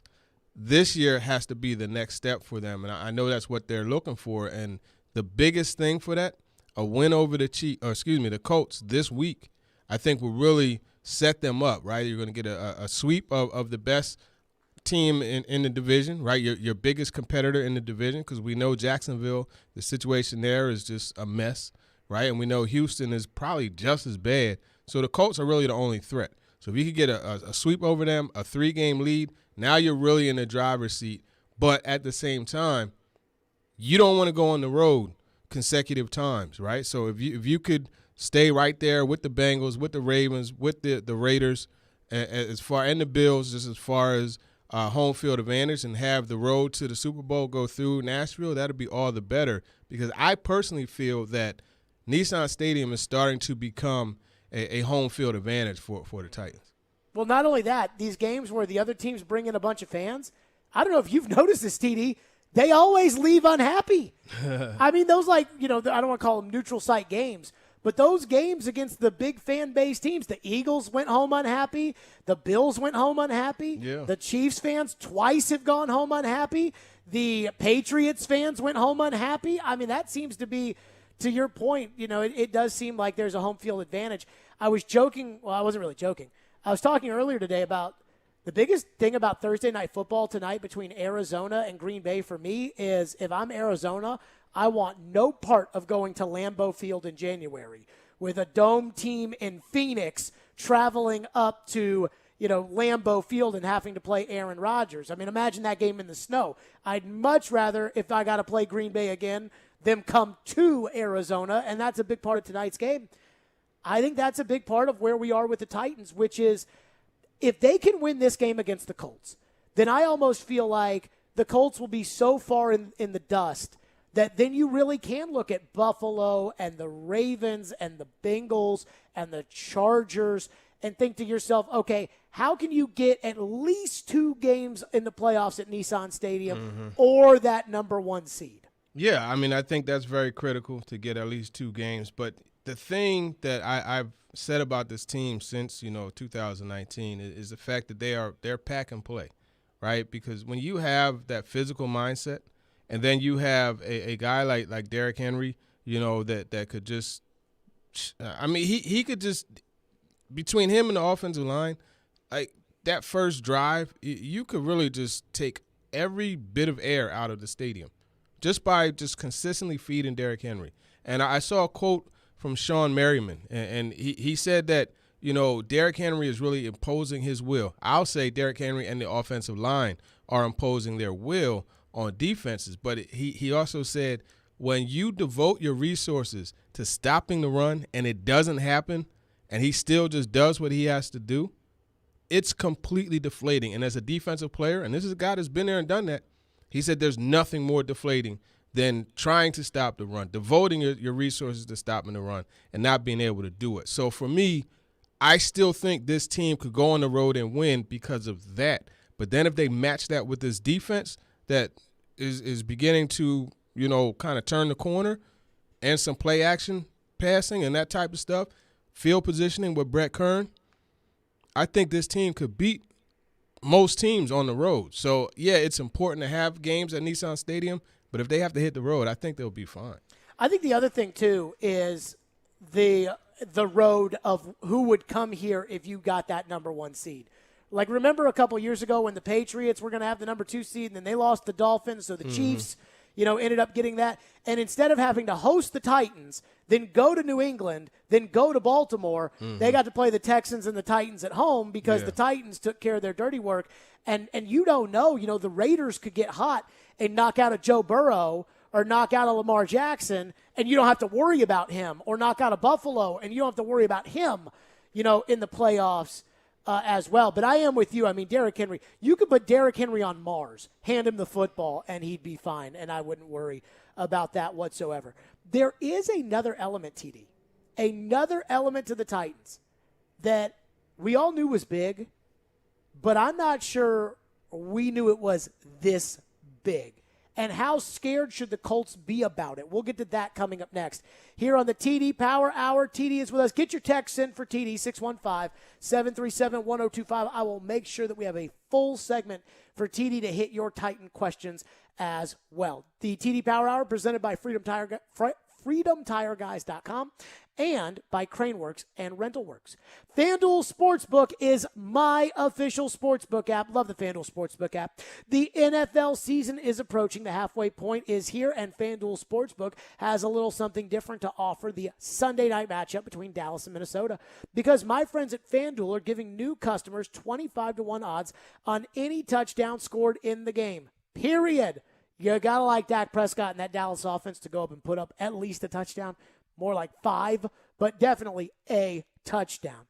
I love the FanDuel Sportsbook app. It's sports betting made simple, and they're always hooking you up with great offers. And when you win, they say you'll get paid in as little as 2 hours. See for yourself why FanDuel is America's #1 sportsbook app. Just sign up with the promo code JGM this week before the Sunday night matchup, and you can win $125 on a $5 bet. Remember to use the promo code JGM so they know that I sent you exclusively on the FanDuel Sportsbook app. 21 and older and present in Tennessee. New users only. $10 first deposit required. Must wager in a designated offer market. Max bonus $125. Bonus for Tennessee users fulfilled within site credit within 72 hours. Tennessee site credit expires 14 days after receipt. Restrictions apply. See full terms at sportsbook.fanduel.com. Gambling problem? Call the Tennessee Red Line 1-800-889-9789. Can he get in? He will! What a run! And a touchdown for Derrick Henry! King Henry and the Titans are surging into a big Week 8 showdown at Indianapolis. I challenge y'all, bro. Win every day, not just every game. And we've got you covered all week long. Trying to get the offense up to championship level. All of this boils right into what the Titans want to do. This is Nashville's best sports talk. ESPN 102.5 The Game and the Game Nashville app. Want to hear something amazing? Discover matches all the cash back you earn on your credit card at the end of your first year. Learn more at discover.com/match. Limitations apply. Genesis Diamonds is gearing up for their biggest and last sale, November 5th, 6th, and 7th. It's an extra special event with savings of 20, 25, even up to 35%. Store-wide. Rings, earrings, pendants, bands, bracelets, nothing's held back for this once-a-year, 3-day extravaganza. Acclaimed designers will be flying in with expanded collections and exceptional pricing. Plus, get 0% interest financing. The final store-wide sale of the year with discounts up to 35%. Get first pick on top gifts for the holidays, November 5th through 7th only at Genesis Diamonds, Green Hills and Cool Springs. See store for details. When Genesis Diamonds has a sale, you know it's the real deal. And it's happening November 5th, 6th, and 7th. Our final store-wide sale of the year with deep discounts up to 35% off. This is the big one. The one where the staff knows they can break all the rules. Plus, the selection is nearly doubled with designers flying in their entire collections, all of it on sale. This is the last and best jewelry buying opportunity of the year. Save up to 35%, zero interest financing. November 5th, 6th, and 7th only at Genesis Diamonds, Green Hills and Cool Springs. See store for details. Hey, it's Jared. Your body needs water. That doesn't mean it has to be boring. And I'm here to tell you to give Focus a try. Focus is a sparkling water with a spark. It's infused with a boost of natural tea caffeine, so you get clean energy without sugar, calories, or crash. Go to drinkfocus.com to find the full lineup of flavors and get them delivered right to your door. Enter promo code GAME at checkout for 15% off your first order. Focus is also available at your local Publix. That's Focus, P-H-O-C-U-S, on the web at drinkfocus.com. Zines First is the official sign company for 102.5 The Game. Go to sfnash.com. Hey, Nashville, get ready to party Smashville style. On February 26th, the Nashville Predators will make history with the first ever outdoor NHL game in Tennessee as they host the 2022 Navy Federal Credit Union NHL Stadium Series. The Preds will take on the back-to-back Stanley Cup champion Tampa Bay Lightning in front of 70,000 rockin' fans. Visit NHL.com/Stadium Series tickets. Interact with Stillman and Company. Call or text the show at 615-737-1025. Driven by WilsonCountyHyundai.com. Ryan, you've got AJ coming off his best game yet, Julio back in the mix. Both of those guys missed big chunks of the last game with the Colts. How much will it help this offense having both of those guys ideally on Sunday? Yeah, no doubt. I mean, obviously, they're huge playmakers for us, so having them out there is the best case scenario. So, hopefully we can get them both out there and playing big for us. They made huge plays for us at different times, both of them throughout this season. So, hopefully we can lean on them again. There you go. That was Ryan Tannehill. A lot of people saying, hey, the first time these two teams played, the Colts were injured. Well, A.J. Brown and Julio Jones got injured in the first game against the Colts. TD with us, the TD Power Hour, presented by FreedomTireGuys.com and Craneworks and RentalWorks. TD, sometimes you don't realize how much somebody means to you until they're gone. And the last 2 weeks, A.J. Brown has been back, and A.J. Brown has been on fire. And we knew that the Bills had a good defense, and the Titans scored 34 points, and A.J. was a big part of it.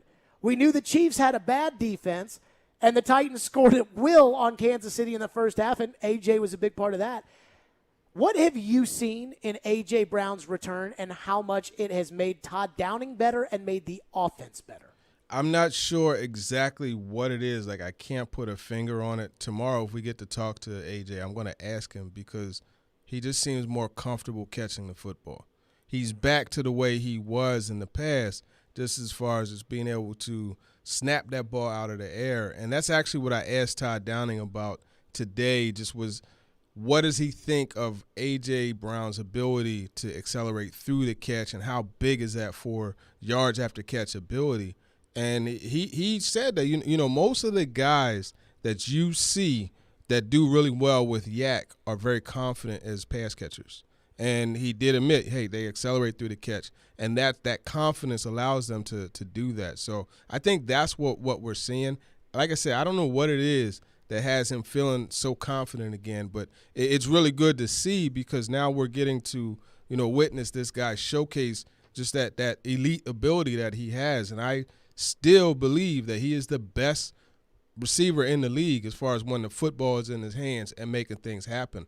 I've felt that way for 2 years now, and we could debate that as much as you want, you know what I mean, and I'll bring up points, but I think what you're seeing just with him coming back, his fearlessness, right, going across the middle, that's not really, an easy thing to do, and then him coming back and being able to do that, now you got a compliment to Derrick Henry, right? So when you devote so much to stopping Derrick Henry, you have to understand that, hey, you're going to pay for that. And A.J. Brown is showing that to the tune of 15 receptions on 18 targets, 224 yards, and 1 touchdown.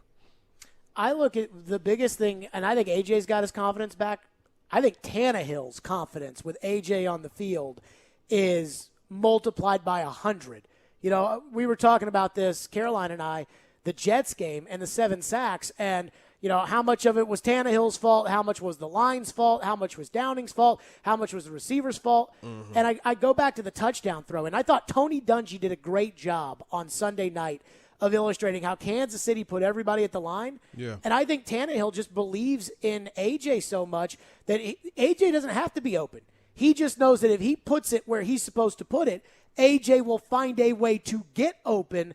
And I'm not sure he trusts the other guys like that, no matter how much he says he trusts the other guys like that. You're talking about the fade in the corner of the end zone, that touchdown? Yeah. And I tell you another thing that's really good about that, and I don't know, I really love the small things, right? And seeing these guys work on stuff and watching it actually be carried over to the field. So earlier, right, in pregame, A.J. Brown and Julio Jones, they're kind of jogging between 5 to 10 yards down the field, just hand-to-hand in combat, just knocking, subtle warding off. Receiver-wise, you don't say pushing off. You say you ward off, right? So you see them doing that subtly, just working to gain position on a fade, right, on an over-the-shoulder type catch. And Rob Moore is throwing the ball over their shoulders, and they're going back and forth doing that.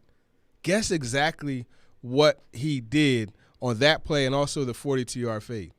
Those exact positioning, fighting for the football, tracking it over your shoulder, and bringing it in. So for me, like seeing these small things lead up to something big, like that excites me. And that's another, example of just the way, because remember before I talked to you about how I love what these coaches do on the field during practice and how that transfers to games. That's another example of that. But really that confidence, right? And as you said, you get one-on-one coverage on the outside, like I don't care who it is, I believe Ryan Tannehill is going to believe A.J. Brown is going to make the play against that guy. Now, we'll see a really big-time test of that against the Rams with Jalen Ramsey. I can't wait for that, by the way. Yeah, and I tell you this, I talked to A.J.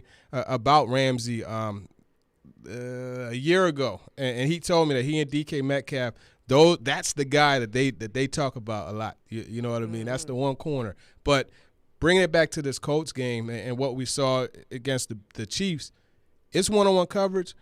Tannehill's going to try to attack that, whether it's a fade or if it's a slant. And that play action and A.J.'s ability to get off the line, right, and get that instant inside position on those crosser routes, the glance route, I think that's another thing that really gives Tannehill the confidence. He's a big target. He knows that, if I put that thing top of the numbers to face mask, it's going to be a completion almost for sure, and I'm going to get some free yards on it. If I was Tannehill, I would go that direction too. How worried would you be if you're Matt Eberflus? Every time you play Derrick Henry, he runs for 100 yards against you, even though no one else apparently can run for 100 yards. Although the kid, Elijah San Mitchell. Francisco, Elijah Mitchell. He did last week. But you couldn't call any other plays in that game, especially with Garoppolo. Goodness gracious. But Derrick Henry runs all over him. AJ has been kind of a Colt killer. And last year when they played in Nashville, A.J. dropped a touchdown early on in the game that I think could have totally changed, the favor one way or another. I just think that, and I still think we're waiting for Julio to get 100% healthy before you can say, okay, now it's fine. You want to put Jalen Ramsey on A.J., then I'm going to throw to Julio, or give to Derek or whatever. But if I'm the Colts, that Colts secondary is very suspect. Oh, yeah. And I have a hard time believing A.J. Brown shouldn't have his way with them on Sunday. There's something about that matchup against Xavier Rhodes. I don't know if you've noticed, but those guys, they're very back and forth. I don't know what it is, but there's some type of chippiness, that goes on there. But let me ask you this. How many 100-yard games do you think A.J. Brown has against the Colts? Just off the top. Two. 0.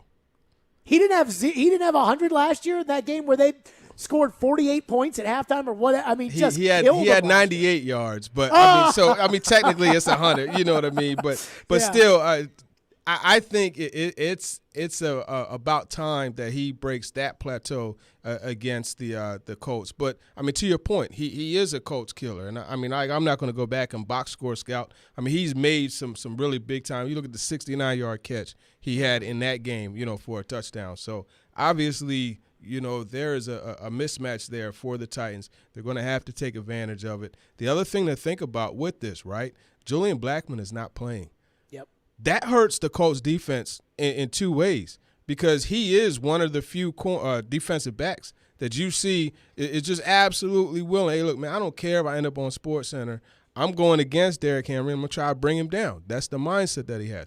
But then not only that, he has very good range, right? So now if you decide to go single high, right, and you have that man coverage on the outside, you don't have a guy that's going to get over top. Because Andrew Sendejo, he's not doing that. You know what I mean? He's not going to get over top in time. So that's something else to focus on that I think is just kind of floating under the radar. This Titans passing game should really do well against the Colts. TD, how important has Michael Pruitt been, and do you think that they can use him even more than they're using him now? Because I kind of feel like Pruitt would probably be the worst starting tight end in the league if he was the Titans' number one starter. But at the same time, I think he's still pretty good, for what they're going to ask him to do. Why are you such a savage talking about these people sometimes, man? Well, if you're the 32nd best in the league, that's still good. It just cracks me up. But no, I mean, he obviously wouldn't be a top 10 starter in the league. But if you look at some of these catches he's made, I love Pruitt. Look at the Seahawks game. He really. You look at that one part in the third quarter, he and Jamal Adams, he was like, hey, come on, man, bring it. I don't care what you got behind you statistically and contract-wise. I'm going to show you that I belong on the field with you. And he actually won that battle, over 3 or 4 snaps. The catch that I really like is the one against the Bills on the seam route, where he went up and grabbed that Tannehill pass. It was just a little bit off, but he made the play.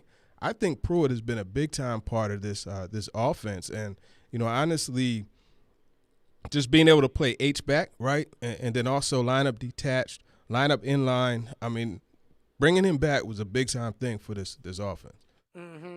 Last thing on the offense for you, TD. Yeah. How concerned are you with the Tannehill interceptions? I know you might have lost some hair after that one against the Chiefs.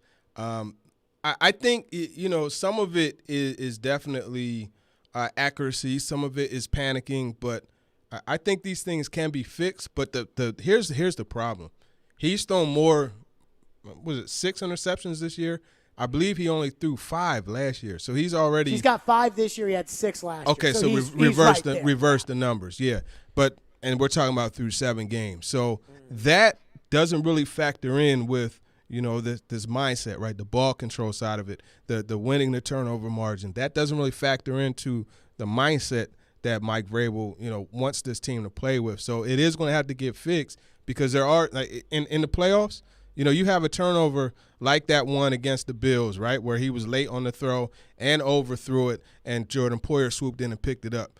Or you have the one where he panicked against the Chiefs and it was an ill-advised throw. He didn't take the sack like he probably should have. That's bad situational football.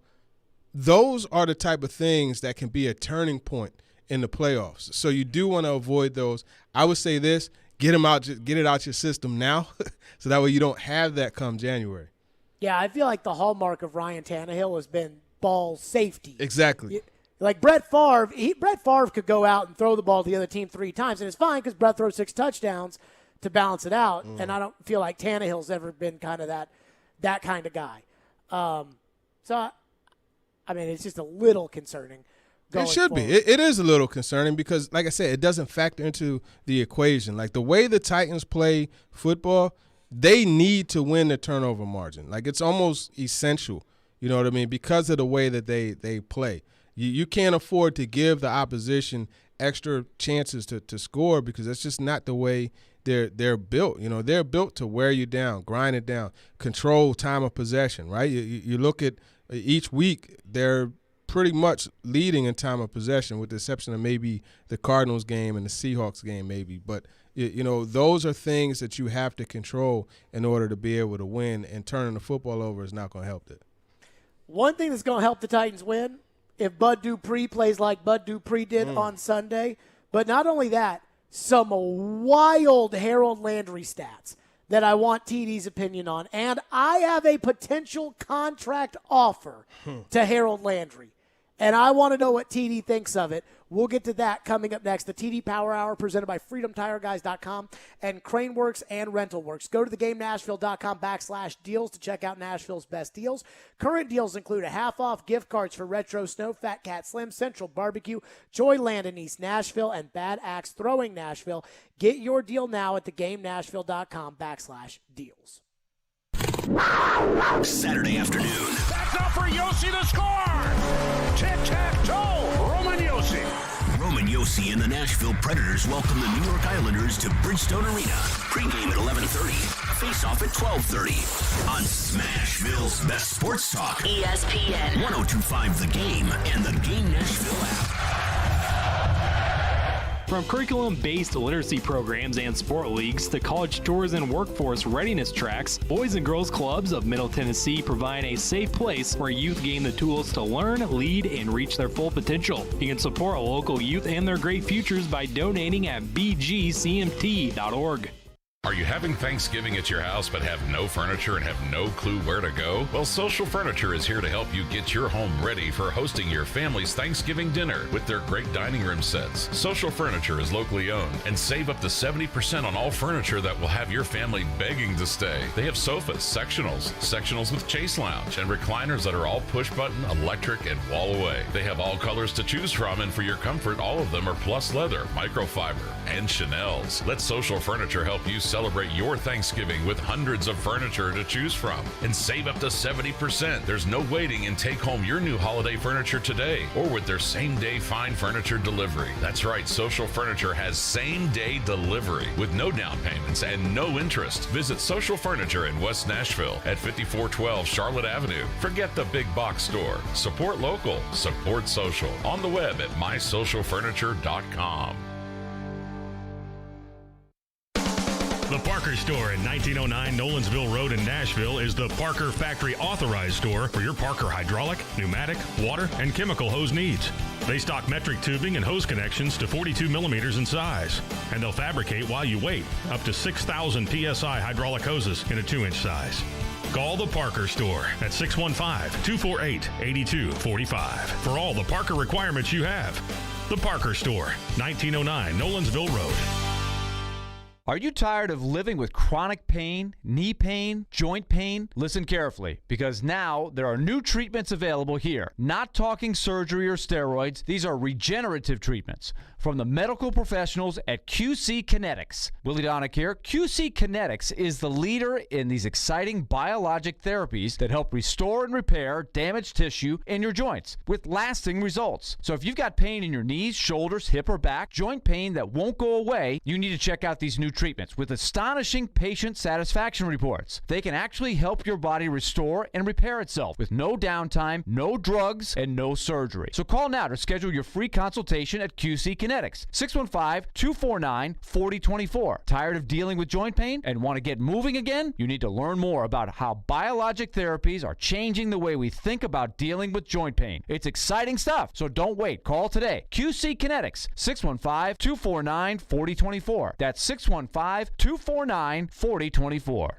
Brian Porth back again to tell you about Dr. Kelly Rice Family Cosmetic and Dental Sleep Medicine. I was reading some stats recently, Dr. Rice, and I did not realize the ADA says that 80% of people in the U.S. have some form of gum disease. That's right, Ryan, but our non-surgical periodontal therapy is painless and effective in keeping your mouth healthy, and the mouth is the window to the health of the rest of the body. What else is new and different at Cool Springs Laser Dentistry? Well, first, who doesn't want whiter teeth? Our new Zoom LED whitening system is less sensitive, and you get more than 5 shades of whitening. And we just upgraded both our lasers to kill bacteria during your cleaning. Some people get painful cold sores. Can lasers help that too? Yes, the gentle laser setting will kill the virus in your cold sores all naturally while reducing the healing time by half. And our special soft tissue wand uses warm, light laser therapy to give instant relief to severe TMJ pain. Our approach to holistic dentistry is unique. Give them a call today at 615-373-4488 or visit kellyerice.com. You'll be glad you did. Saturday afternoon. Off for a touchdown. Middle Tennessee gets the score. The MTSU Blue Raiders continue Conference USA action in Murfreesboro against Southern Miss. Coverage begins at 1:30 on ESPN. 102.5 The Game and the Game Nashville app. Hey Nashville, Trey Wingo here. You're listening to Nashville's best sports talk, ESPN 102.5 The Game. TD Power Hour presented by Freedom Tire Guys and Crane Works and Rental Works. Play silly underdog picks today. Pick 3 football underdog teams you think will win this week for a chance to win. Go to thegamenashville.com. Silly underdog picks presented by Volunteer Hose and Gasket. TD, I was looking through the notes, the supplemental notes that the Titans PR team they do a good job with that. They do a fantastic job. And I was stunned by this headline. And I'm sure you probably saw the same one I saw. Landry could match or exceed Javon Curse's pace through 8 games. I saw that, and I was like, wait a minute, hold on. What? Here you go. Fourth-year outside linebacker Harold Landry III tallied a sack last week against Kansas City, bringing his total to 7.5. Landry ranks second in the NFL, only behind Myles Garrett, who has 9.5, and he is only 1.5 sacks from matching his previous career high of 9 in 2019. Yep. This week at Indianapolis, Landry can register his 5th consecutive game with at least 1 sack to tie the best of his career, and additionally, a half sack would make Landry the first Titan since Javon Curse to tally 8 or more sacks in the team's first 8 games of a season. So Curse did that in 2001. TD, I got to be honest with you. I mean, I know he's a free agent at the end of the year, and I know they try to wait to do these things at the end of the year. I don't know if the Titans should just go ahead and back the Brinks truck up right now for Harold Landry, but he is playing at the level that I think we thought maybe one day he could get to. He's there right now. Yeah, they need to back that truck up and go ahead and get something done, because if this guy hits the market, yikes. You know, you look at what Trey Hendrickson, you look at Carl Lawson, you know, these guys hit the market and you get those desperate teams like the Jets, Bengals, boom, they signed them. So, yeah, absolutely. And I think really it's just a matter of finally, like, he's getting home and finishing the deal now. And the pressures have always been there, right? The pressures, he's steadily been one of the best at generating pressure. But, again, he's finishing the deal, and there's a lot of things that they have him do. Now, I'm disappointed in Harold Landry.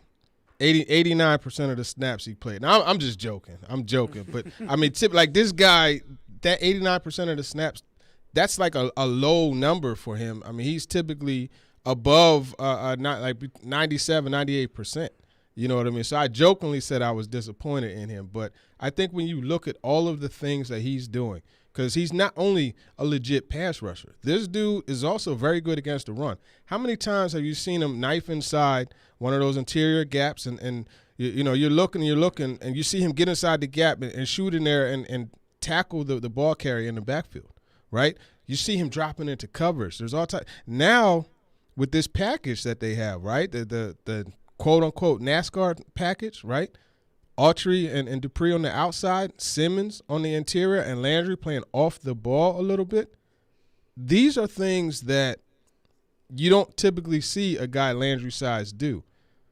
But he's able to rush the passer from the interior and do it effectively. I think he is really an outstanding player this year, and it's good to finally see this guy, you know, just start to reward the investment, right, and start to show that he is able to live up to that potential. Investment. I got an idea. I'm going to throw you a contract. You tell me if you think this would be a good deal or not. 4 years, $80 million. The first 2 years are guaranteed, and the third eventually guarantees. How much guaranteed? 50. I mean, 4 years, $80 million. That's something I would definitely sign if I was Harold Landry, without a doubt. And he is, how old is Landry? Is what, 24? So he would be able to sign another deal. You know, he would be set up well to sign another deal if he executed that whole one before he turns 30. So yeah, I mean, I would sign that deal for sure.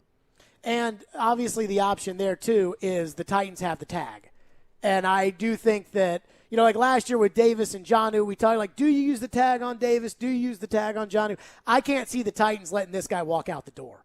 I cannot see them letting Landry walk out of the door without, you know, slapping the tag on him. But, I mean, I look at what they're getting out of him and Bud Dupree, and I'm like, you know, you paid Bud all this money. And Bud, I tweeted this out when Bud got the sack of Mahomes on the first drive and strip sacked him. I'm like, that changes everything with this team. But if you're going to pay Bud all that money, and Bud's going to do his thing, and you want Landry to do his thing, I almost think you got to pay Landry similar to what you're paying Bud, because that's how much elite pass rushers cost. Yeah, I think, you know, along those lines, but let's, you know, be clear about this. I think Bud Dupree is a more established presence, defensive presence than Landry at this point. I feel that way. But, you know, the other thing with Dupree, because I know with him coming back from the injury, he hasn't been himself. But one of the things is, like, it's not a coincidence that suddenly Harold Landry is better. And this is something that we've talked to Landry about since training camp, just being able to have Bud Dupree there and go over situations, right? Being able to have Dupree as a guy who is a slasher so he can loop around on those stunts and games that they do up front. Being able to establish a pass rushing culture. That was one thing I remember talking to Chuck Smith, who is like Dr. Pass Rush. Like that's the guy that all of these pass rushers go to. Azeez Ojulari worked with. By the way, you saw he had 2.5 sacks last week? Yeah, well, you know. But no, all jokes aside, that's one of the things that he said about having a pass rush culture and having somebody there that could have you execute the move and show you different moves rather than you just looking at an iPad, and seeing those moves. It's all the better for a guy, when you have someone else there showing that. So I think that's a different value that Bud Dupree brings.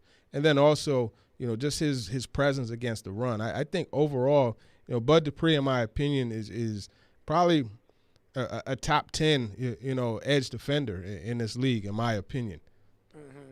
So he's like, I think he was 82.5 total. And, that's all funny money at the end of the day anyways. Right, but 5 years. Yeah, 5 years, 82. So, yeah, I would advise Harold to sign 4 years, 80, if that were the offer from the Titans. Okay, enough of me talking. TD, time for you and the people. 615-737-1025. Get your calls in, get your texts in for TD. 615-737-1025. TD Power Hour presented by Freedom Tire Guys and by our friends at Crane Works and Rental Works. Hiller Plumbing, Heating, Cooling, and Electrical. Those are my guys. They take great care of my home. And every time I call Hiller out, if I've got an issue, they get the job done. That's why I'm so glad that I have great partners and great friends like the people at Hiller. You've noticed all the inventory shortages and empty shelves everywhere. Now, there are serious shortages on equipment and products for your home. HVAC systems and tankless water heaters and generators are going to be extremely limited this upcoming year in 2022. If you need a replacement, call my friends at Hiller today. Do not wait until you are out of options. Hiller has special financing available, so you buy now and you pay nothing until next year. So next year when everybody else is going to try to buy generators and HVAC systems, they're not going to be able to because they've got the money to pay for it, but they can't. But it doesn't matter. You'll be paying, but you'll already have it. It's great. Hiller has special financing available. Buy now, pay nothing until next year, and their work is backed by the Happy You'll Be Your Services Free guarantee. I love Hiller. Hiller Plumbing, Heating, Cooling, and Electrical. Learn more at happyhiller.com. Proud supporters of the Predators, the Tennessee Volunteers, and the Vanderbilt Commodores. Hiller, call the Happy Face Truck today. From the Fox 17 News Code Red Weather Center. I'm Fox 17 News Code Red meteorologist Dan Guthrie. Temperatures heading to the low and middle 60s this afternoon under cloudy, stormy, and breezy conditions. Breeze will calm down tomorrow, but storms stick around through Saturday afternoon.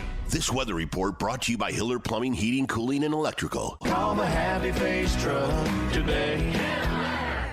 Some people think fall is the best time of the year. It may also be a great time to consider getting vaccinated against COVID-19. Brought to you by BioNTech and Pfizer.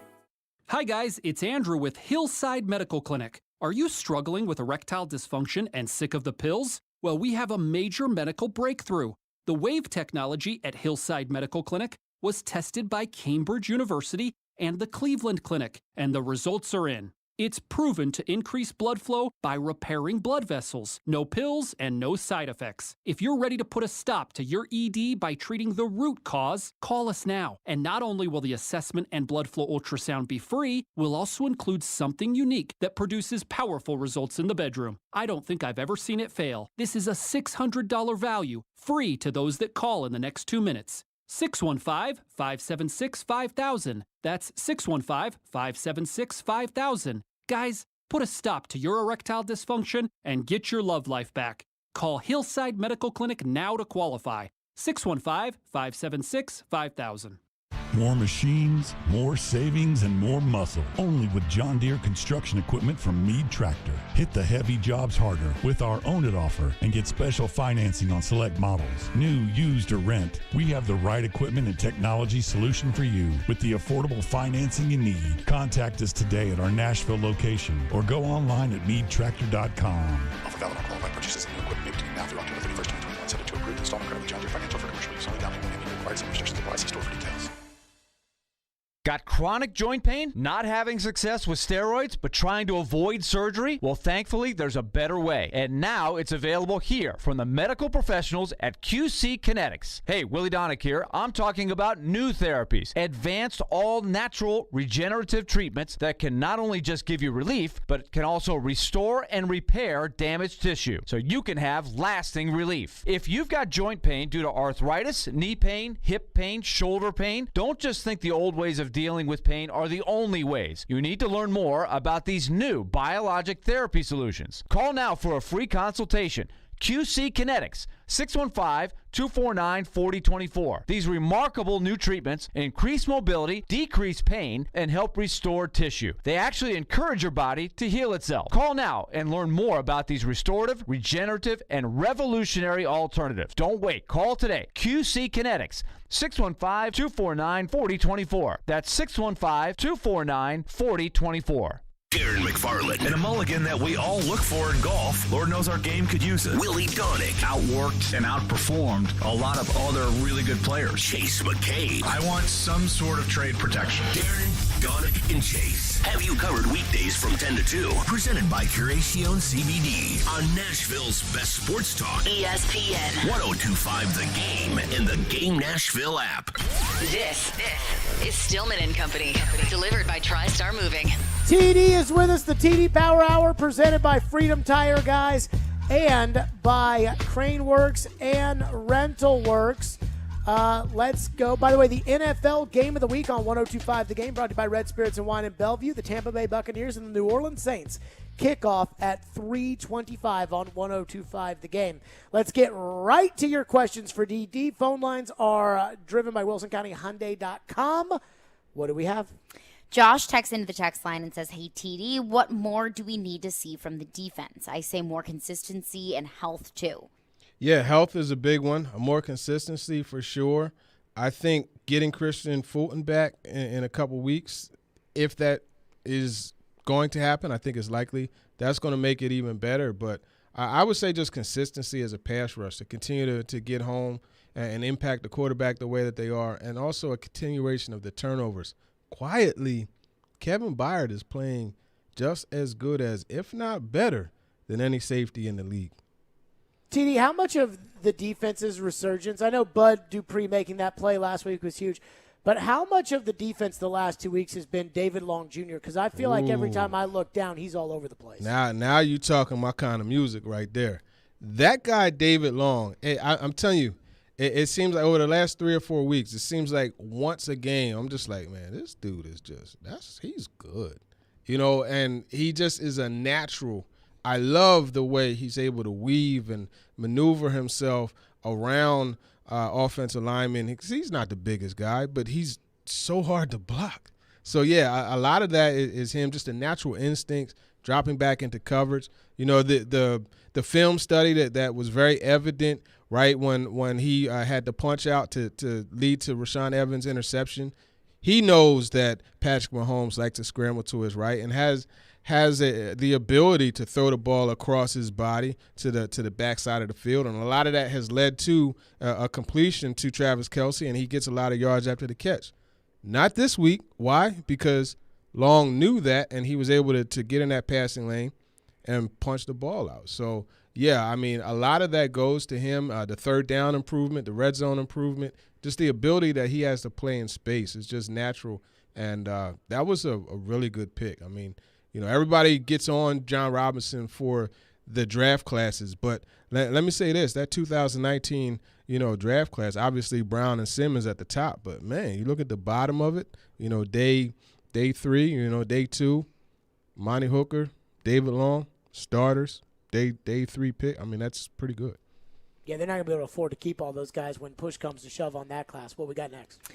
On the topic of the defense, another texter texts in and says, how soon could we expect a healthy Hooker in Fulton, or do the Titans need to make a move for a defensive back? Yeah, the groin situation with Hooker, it's tough, man. A groin is something that thing could stick with you, man. Like, I stopped playing football 20 years ago, and I swear to you, sometimes I'll like roll over in my bed or have a certain type of movement, and I'm just like, oh my God, it hurt. So it really just depends on how serious that groin injury is for Hooker.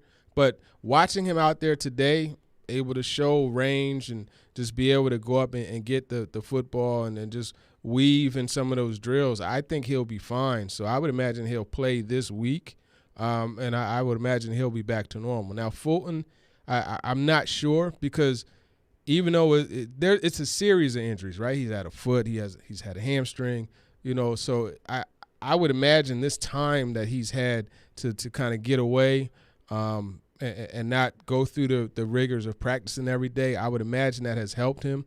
But I think at the earliest he'll be back for the Rams game. But, I mean, I have no real finger to put on that one.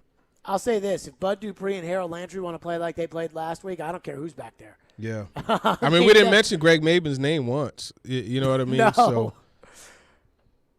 Slick texts in and says, do you see Darrington Evans ever being a real factor in this offense? I think maybe in the screen game and, when they go empty on third downs, but it's tough to call because, I mean, you talk about the screen game, Jeremy Nichols has been shining from that perspective, and he's been a third down guy. So it's one of those cases where, I don't know, man, the injuries have kind of gotten in the way for Evans. Now, obviously, with him being a high draft pick, they're going to want to get him out there. But long story short, I think that's still a work in progress. I do wonder, though, like, I do wonder, we looked at it when they drafted Darrington Evans, and it was like, why you draft a backup running back when you got Derrick Henry? And it was like, well, he's going to catch out of the backfield, and you can't give the ball to Derrick 800 times. And I'm kind of like, maybe you can give the ball to Derrick 800 times. You know, I mean, because the one problem with Evans is if you put Evans on the field, you're taking Henry off the field, obviously, but you're also taking McNichols off the field. And I think McNichols is a great third down back right now, what they're getting out of him. Yeah, I mean, I'm not going to go that far and call him great, but he's solid. I think he is. He's solid. He has that patience and the ability to read the man. Now, Kevin Falk was a great third down back. You know what I mean? I'm not going to do that, but I still think that he's solid and he's getting the job done. I feel that Evans, he gives them just a little more explosiveness out of that backfield, catching the football, and he's a bit more of a natural. But, I mean, we're splitting hairs here because, McNichols has gotten some big gains. And, I mean, converted, 3rd and 21, 3rd and 22, on the screen. So, obviously, you look at the Jets game, right? Obviously he's definitely showing some ability there. Ben texts in and says, TD over under 3.5 trades in the AFC South this week. Well, Brandon Cooks seems to be a little upset about one of them that's happened already. Yes, he does. I could see him possibly being on the move. Obviously, Deshaun Watson. I don't think the Jaguars are going to be sellers. So I'm going to go under. I think 2 trades at the most will be what you see. I'm going to go under. I think the big question here about the trades is what about the big one? You think the big one gets done, Deshaun? It's just so many layers to that, man, that I don't even want to get into. So many layers. And none of them are good. Yeah. I mean, John McClain, I think everybody knows John McClain's reputation as far as reporting stuff like this is as, solid as it comes. So much so that Floyd one time lied to John McClain and put together a fake Cody Carlson contract because he wanted to show up John McClain, a story that John liked telling every time he was around Floyd. But if John McClain says the deal's done as long as Deshaun Watson settles, because that's what the owner of the Dolphins wants, I mean, and then Deshaun doesn't want to settle, I'm like, that seems like a much bigger discussion than hey, what do we think here on the football channel? It's There's, there's I don't even want to get into that whole. You know what I mean? I want to give the folks time to talk Titans, but there's a lot to it. I'll put it that way. I'll say this though: the one thing I will say, when I see that David Tepper says I'm out, that tells me I think it's getting done. That's the one thing that I feel like, okay, that deal's done. If Tepper says he's out in Carolina, then maybe it gets done. What else we got? Belvis texts in and says, TD, I'm hearing rumors that the Titans are going after Fletcher Cox. Have you heard that? I haven't. That's a big contract to absorb. Mm-hmm. And Fletcher Cox, Howie Roseman loves that dude. So I don't know that's a trade that would happen, to be honest with you. I wondered, the Athletic put together all these different trade targets and things like that. And I just don't think the trade deadline in the NFL matters like people make it out to it's matter. Not the same. But I think the one that would make sense to me, and I wouldn't give up anything good for it, but I think Hayden Hurst in Atlanta, because he kind of knows your offense playing for Arthur Smith. Yeah. But then I looked today, and I saw Atlanta is very much in the playoff hunt at 3-3 in the NFC, which is incredible to think about, and I think a tribute to Arthur and Dean of what they've been able to accomplish in such a short period of time. But that would be the one that I would consider as a tight end who can be a starting tight end who knows what you do or has an idea. Yeah, I mean, that's an option. I don't know that they really have to make a deal, frankly, for a tight end. Another texter texts in and says, with the Panthers slipping, could Gilmore be had for a better draft pick than they gave up? I don't think that they trade Gilmore, to be honest. I mean, I would imagine you could always, pick up the phone and orchestrate a deal, but I don't see that happening either. I personally think that Gilmore wants to stay there in Carolina. In fact, that's right where he's from. Obviously South Carolina as opposed to North Carolina, but still, I don't think that trade happens either.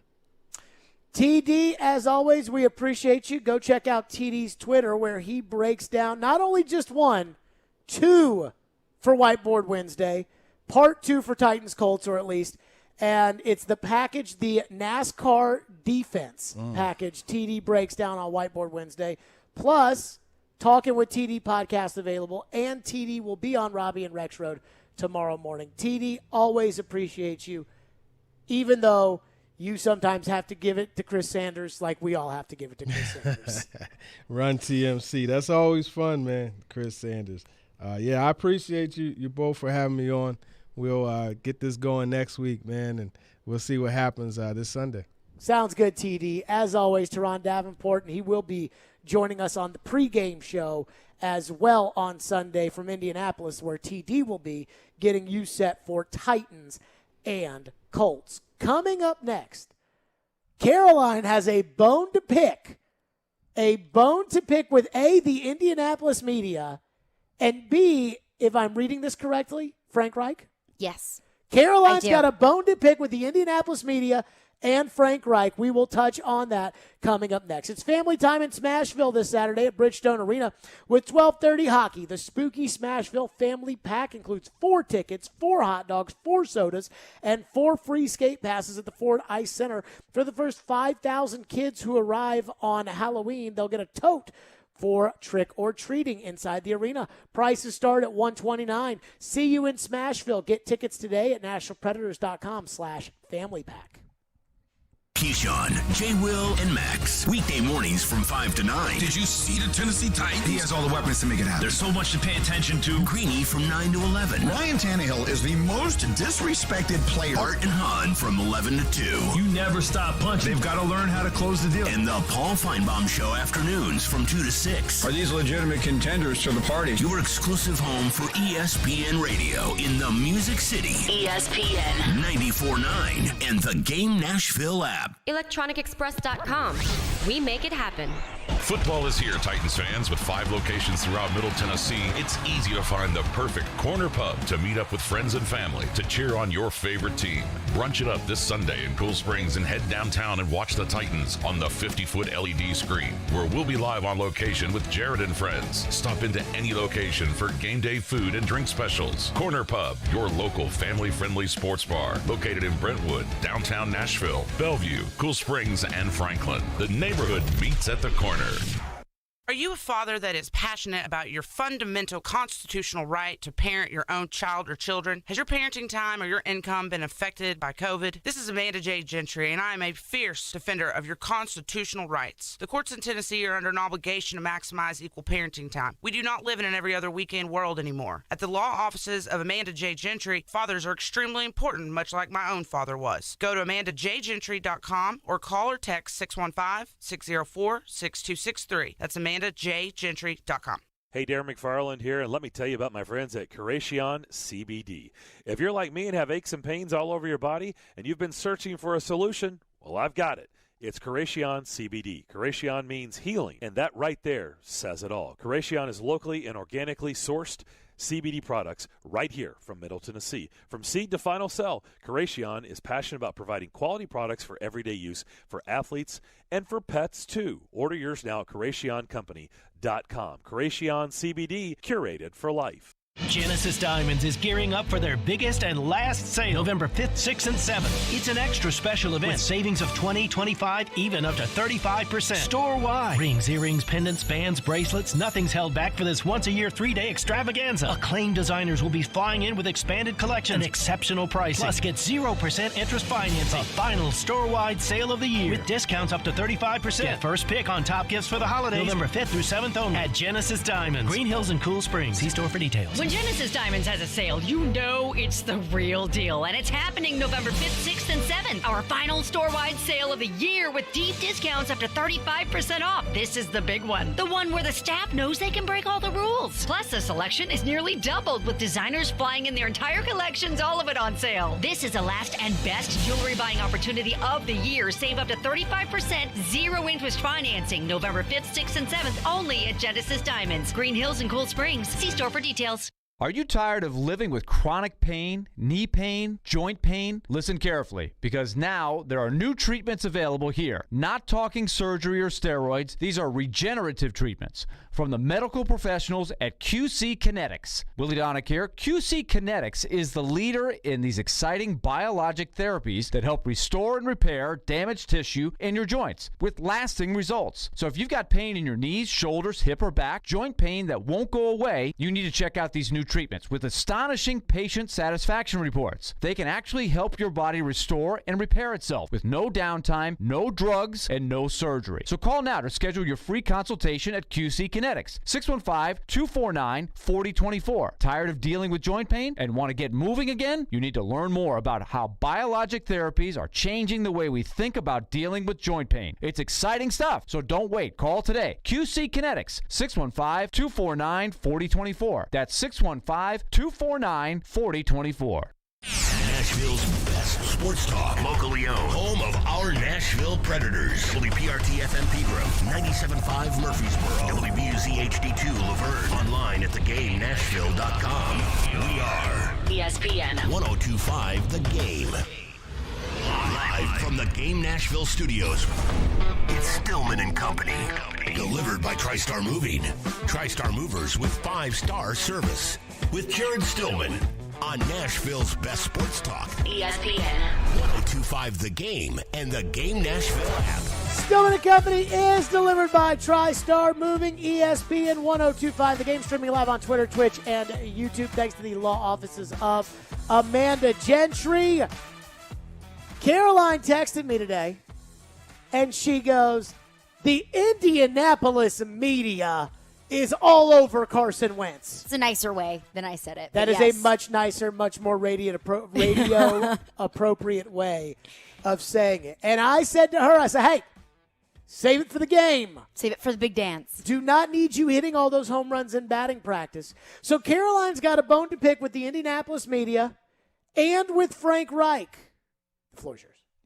Well, I was listening to Frank Reich and Carson Wentz's press conferences from yesterday, and so many of the Indianapolis media's questions were just bait questions. It wasn't like a let me toss up an idea I thought that I have, and then you just take what you think and run with it. It was like, here's my point. Here is what I'm writing my article about, and I want you to confirm it or deny it. Oh, I hate those. It's so incredibly frustrating because Carson Wentz tell the story.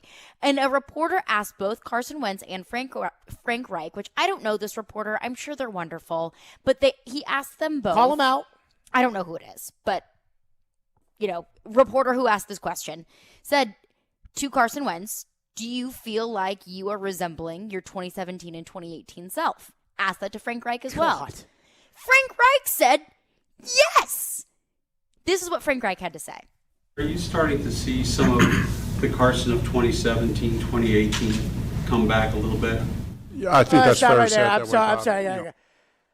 Seriously, like that is not like a how has Carson been recovering? How have you seen him the past couple of weeks? And I don't mean to be rude. I believe that's Bob Kravitz. And I have a lot of respect for Bob I think it is, Kravitz. because I think he says here, Bob. He refers to him as Bob here. I have a lot of respect for Bob Kravitz. Now, Joe does that same thing every now and then where I understand Joe's that writers clearly writing his article on this. They have to ask questions differently if they are framing an article a certain way. But I would say the best questions you get for coaches, honestly, and not like, whiz and hunt on the hot seat, like, hey, you're going to give it the play calling. But it's like a very direct question. Like, why has he not been as good as he's supposed to be?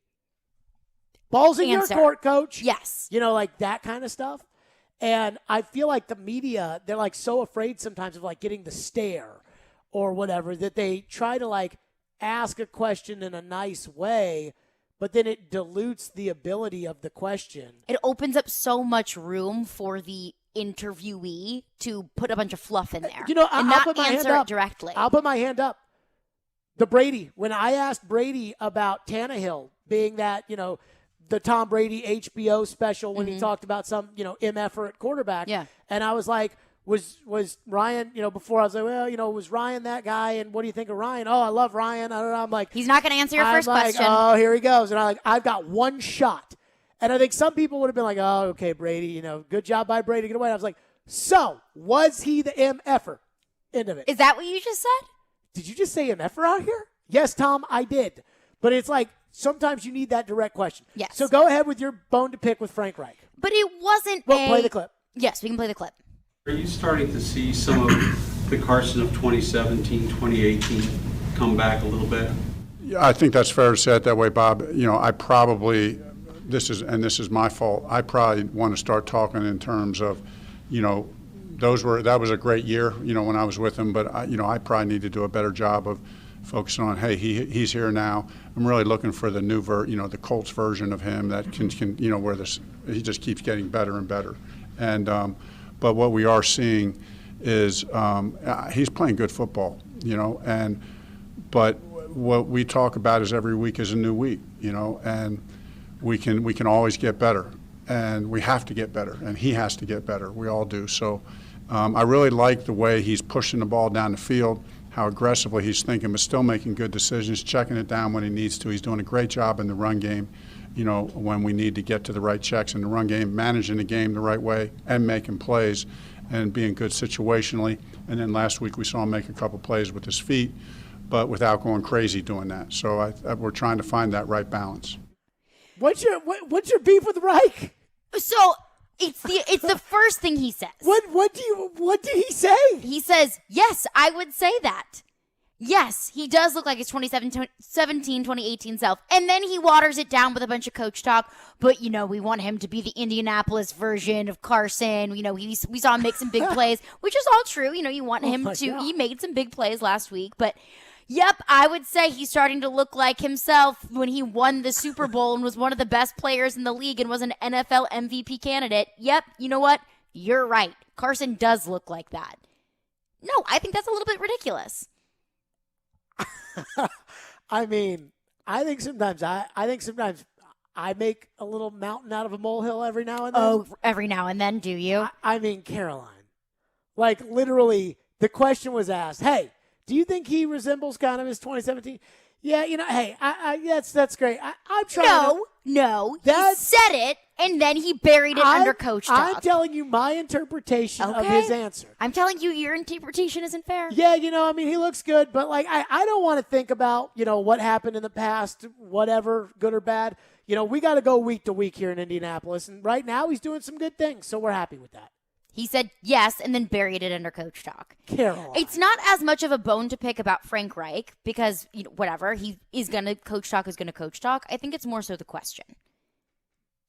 I mean, I really thought Reich was going to be like, oh, yeah, he's just the bee's knees. Because do we have the one where he talks about Jonathan Taylor? Because I didn't hear this. You're the one that, went and listened to the Colts press conferences. And so all I know is the description of what he said. And you said that Frank Reich said that Jonathan Taylor is one of the best running backs in the NFL. Yes. So I don't know what he said. We'll play it in a second. But I figured that this was going to be like that. Like, I figured Reich was going to be... I didn't have as much of a bone to pick about Reich's answer. It was more so the question. Okay, because I thought when you said that he said that Wentz was his 2017 self, that the Colts were going on the Frank Reich pump-up tour, where it was like, hey, our team is good enough to play with them, and our quarterback is good enough to play with them, and our team is... And I'll never forget, in 2016, the Titans were playing the defending champion Broncos and the Kansas City Chiefs, who were the number 2 team in the AFC at the time. And Mike Mularkey spent all week saying, hey, we can play with these guys. We can play with anybody in this league. We believe we can da-da-da-da. And then the next week they had crummy Jacksonville, who had just fired their coach. And Mike was like, hey, this Jacksonville team's really good. And I'm like, hey, Mike, where was the we can play with anybody in the league? The Mike Mularkey pump-up tour was over. And so I thought that you were telling me that Frank Reich was kind of going on the Frank Reich pump-up tour. I have no problem with what Frank said. Here's what Frank said about Jonathan Taylor, apparently, if we've got it ready, Ian. Here's what he said. This much from him this soon? He's one of the best running backs in football. Oh, my God. Yeah, I would say it's fair to say that I would fair to say he's exceeding my expectations. I think he's outstanding. I think he's one of the best players in the league. I give Chris a lot of credit. I think, not that I didn't think he was going to be great, but I think Chris saw this in him from the very start. I remember Chris telling me about him. Yeah, exactly. He was a little biased, but he happened to be right. Okay. I mean, the question asker asked if he was the best running back in football, and he was just, yeah, he's great. He said he's one of the best players in the league. He did not say that. Yes, he did. In that last clip. Yes, he did. He just said he's one of the best players in the league. Yes. The question asker said, can you say, is he one of the best running backs in the league? Agrees with it and says, I think he's one of the best players in the league. I think he's outstanding. I think he's one of the best players in the league. Okay. All right. Yeah. Okay. And that is no knock on Jonathan Taylor. I think Jonathan Taylor is a wonderful running back, and I think that he is a very bright future in the league, and I think that he is one of the highlights on this Indianapolis offense. But to say that he's one of the best players in the league, I think is a little bit dramatic. Who's the second best running back in the NFL? Alvin Kamara? Christian McCaffrey? McCaffrey. No, McCaffrey and Saquon take a seat because they're never healthy. Okay. So they got to sit down. I mean, just thinking in my head and I'm sure someone's going to text into the text line and be like, hey, stupid, you forgot about so-and-so with such and such. Like, thinking on the spot on air is kind of tough. Dalvin Cook, he's up there for sure. Dalvin Cook for sure. I mean, Taylor might be a top 5 back in the game right now. The best player in the league? One of the best players in the league? How many best players are we having? I mean, where would you put in your rankings? Where would you put Jonathan Taylor on your NFL 300? Okay, so at the top 100 this year, the top 5 players, I believe, were Rodgers, Mahomes, Aaron Donald, Derrick Henry, and Travis Kelce. I think that's right. Okay, so let's take Mahomes out right now because he's not playing like the best player in the game. And let's take Kelce out because he's not the best player in the game either. Who else would you add to that grouping right now? Would you add Josh Allen to that group? Maybe. Devontae Adams, DeAndre Hopkins, Chandler Jones. I'm not ready to add those guys. I think maybe Myles Garrett. That's probably fair. Goes into that discussion. Nick Chubb's another running back that I would put above Jonathan Taylor. Lamar Jackson probably goes into that discussion right now. Yeah. But yeah, I mean, I'm going to be real with you. I don't see, when I think of best players in the game, I think Brady. of an all-star team. And, Taylor might be at the bottom of the all-star team. But when I'm thinking like the best players in the game, I'm thinking like Rodgers, Jackson, Henry, Donald, Garrett, and he's not there. Mm-hmm. He's not. But more so, all of my bone to pick with all of this was the question baiting. The Colts media is awful. The Colts media is saying, I follow Jonathan Zach Taylor's Kiefer. one of the best running backs in the league. What is Frank Reich going to say? Actually, no, he's not. I follow this Zach Kiefer, who covers the Colts for The Athletic, and I'm not questioning his integrity or anything like that because I don't know the guy. I don't know him from a jar of Vicks, but I follow him, and it's not pom-pom waving, but the tone that's in it, it's kind of what Fox News and MSNBC used to be, as opposed to what they are now, which is pure pom-pom waving. I mean, for example, an hour ago he tweeted out, "I believe this is the most encouraging injury report of the season." The most encouraging injury report. Yes. That's kind of silly to say. And they can cover the team however they would like. That is their prerogative. I'm not saying that they are right or wrong. I'm just Good saying news that for I the don't Colts on the appreciate offensive line the question asking. I mean, the question asking, Kravitz, I guess I get it because he's writing a column about, is Wentz the 2017. But how do you answer that question? Nope. Yeah. He doesn't look like that, actually. He actually looks terrible, but thanks for your question. That is a fair point. How do you answer that question? Caroline's got a fair point on her take on the Indianapolis media.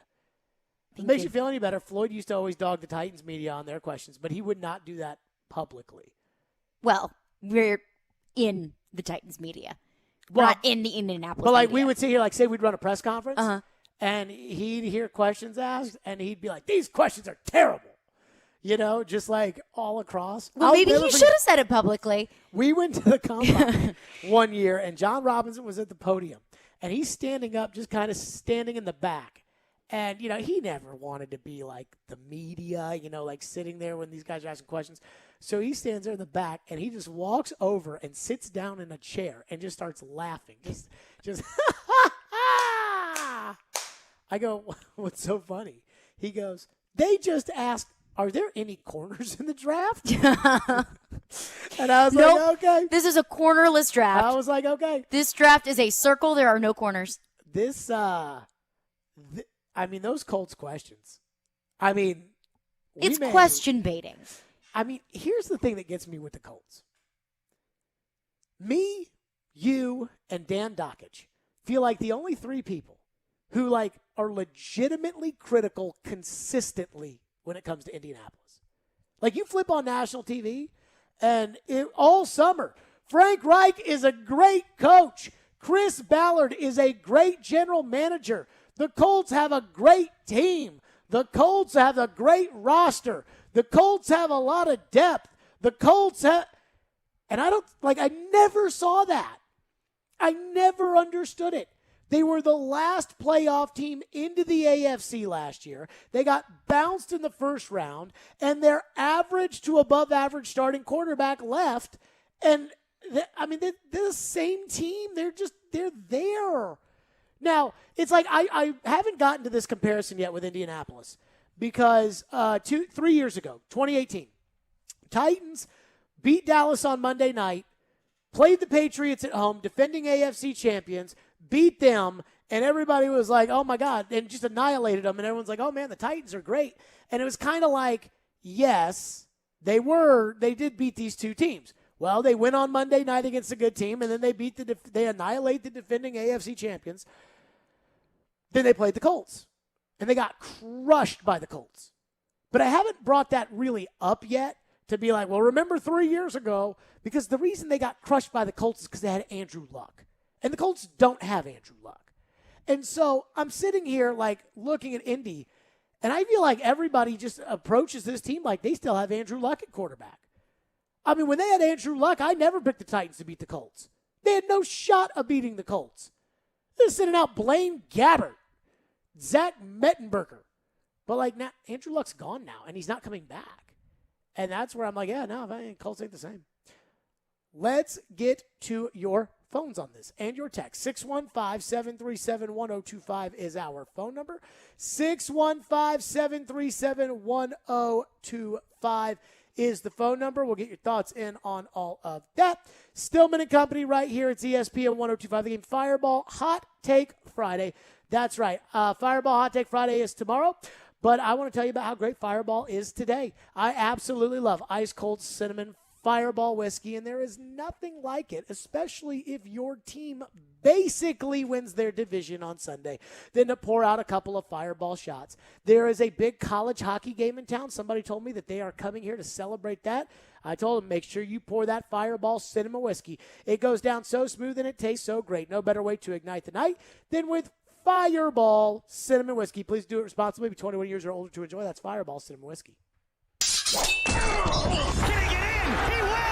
What a run! And a touchdown for Derrick Henry! King Henry and the Titans are surging into a big Week 8 showdown at Indianapolis. I challenge y'all, bro. Win every day, not just every game. And we've got you covered all week long. That's exactly what this offense needs to be. Are the Tennessee Titans the best team in the AFC? This is Nashville's best sports talk. ESPN 102.5 The Game and the Game Nashville app. Did you know most crypto ATMs charge a 15% fee on average? CoinFlip only charges 7%. Another reason to invest with CoinFlip. Visit coinflip.tech to find an ATM. Gary Ashton here. Most people in Nashville know me as the don't sell without the intel and the guaranteed offer guy. But despite my accent, I'm also 100% guaranteed Nashville. I'm a guaranteed musician, a guaranteed dog lover, and you're also guaranteed to see me at every Titans and Preds game.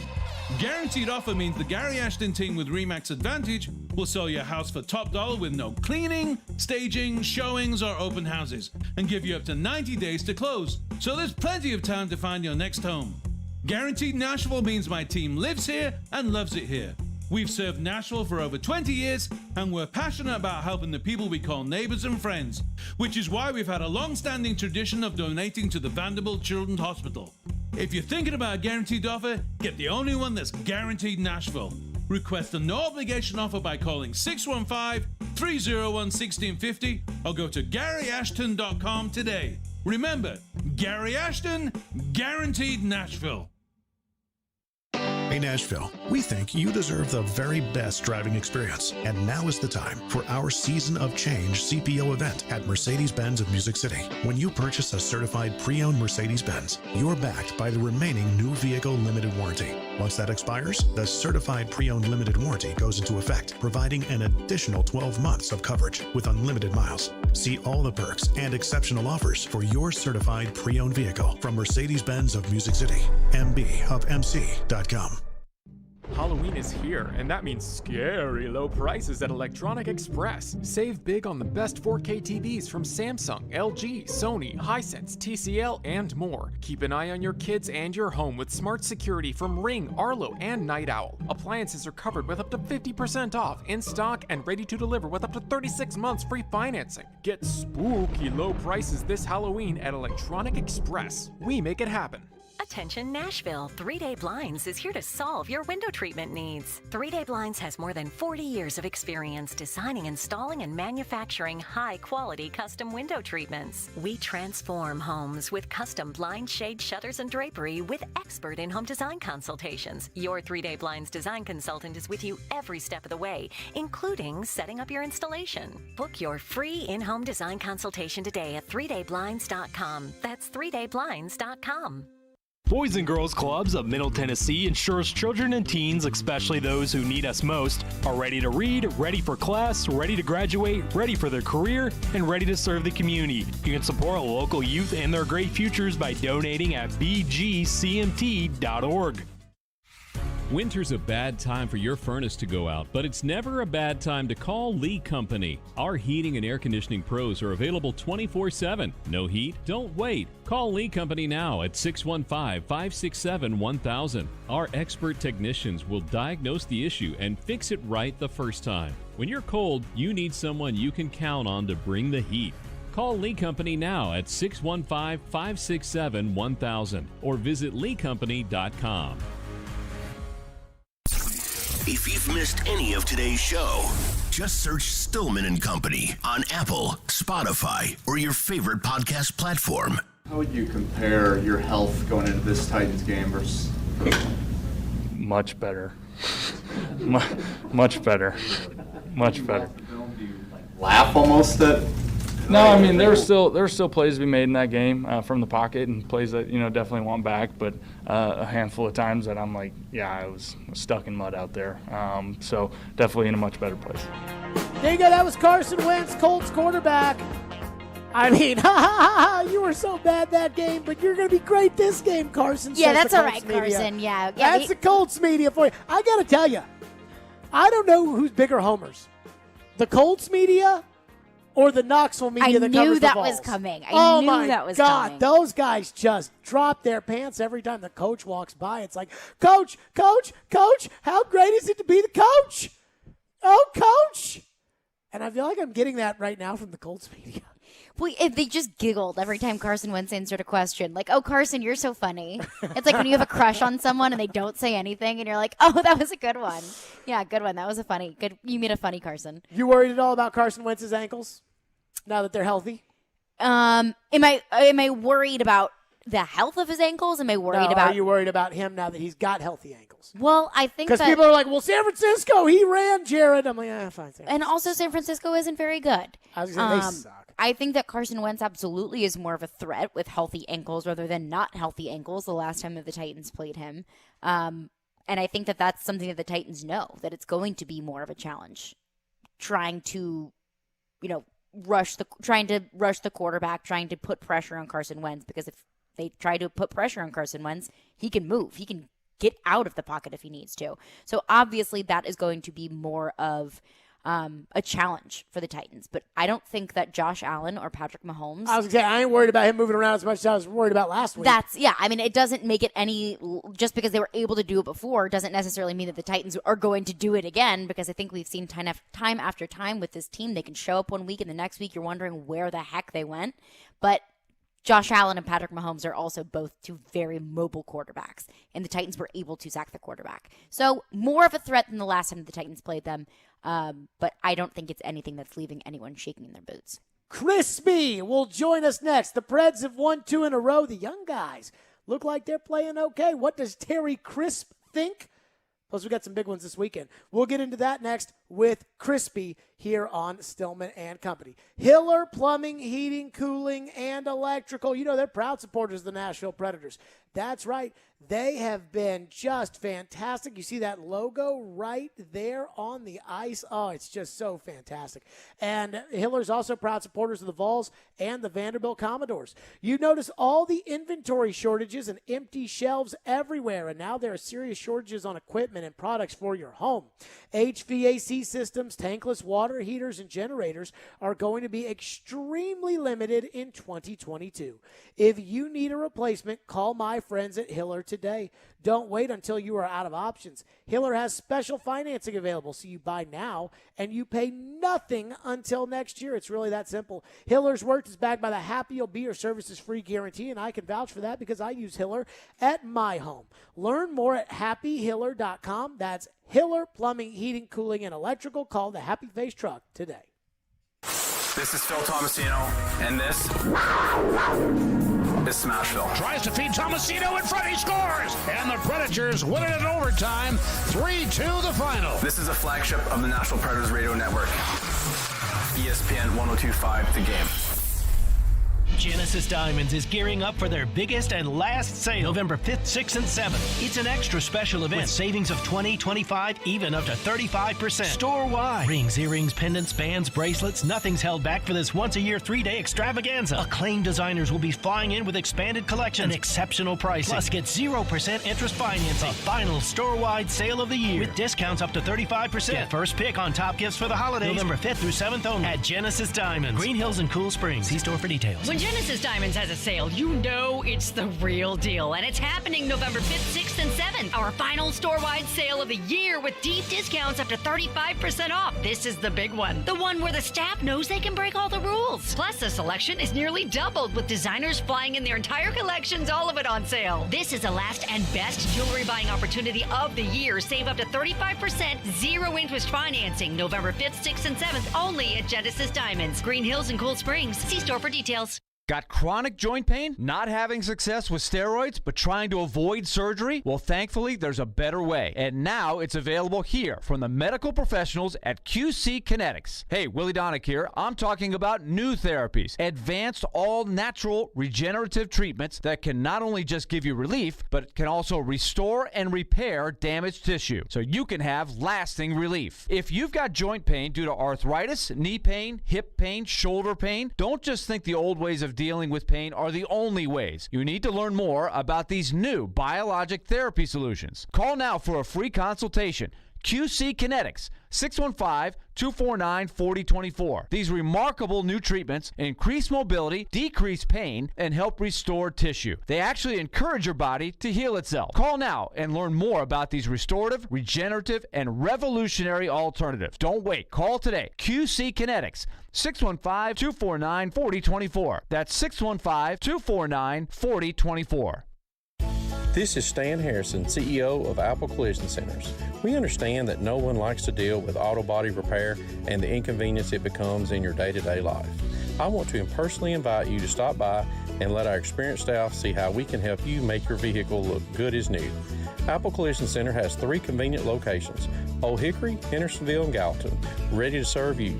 Come by and see us or visit us online at applecollisioncenters.com. The 102.5 The Game text line is driven by Wilson County Hyundai. Online at wilsoncountyhyundai.com. Be a part of the conversation. Call or text the game at 615-737-1025. Sunday night. Prescott over the middle, wide open. Jarwin walking in for the touchdown. Dak Prescott and the Dallas Cowboys go under the lights for a primetime showdown against the Minnesota Vikings. Coverage begins at 6:45 on ESPN 102.5 The Game. Hey, Nashville, this is Eli Gold, voice of the Alabama Crimson Tide, and you're listening to Nashville's best sports talk, ESPN 102.5 The Game. Stillman and company. That's right, 2 big Preds wins in a row. Beating the Sharks the other day, and the first liners that we've wanted to play good hockey for a long time have gone out there and actually played pretty well. And on top of it, not only that, the young guys look like they're playing okay.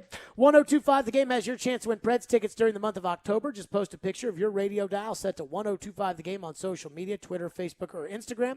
Tag the game and use hashtag TicketDash to be instantly qualified to win. Show us your dash, brought to you by Social Furniture. Support local, support social. Crispy joins us now on the program. So, Crispy, we talked last week about playing the young guys over here and losing and getting fired over there. And ever since we had that talk, they've played the young guys. The young guys have played pretty well, but they've won some hockey games.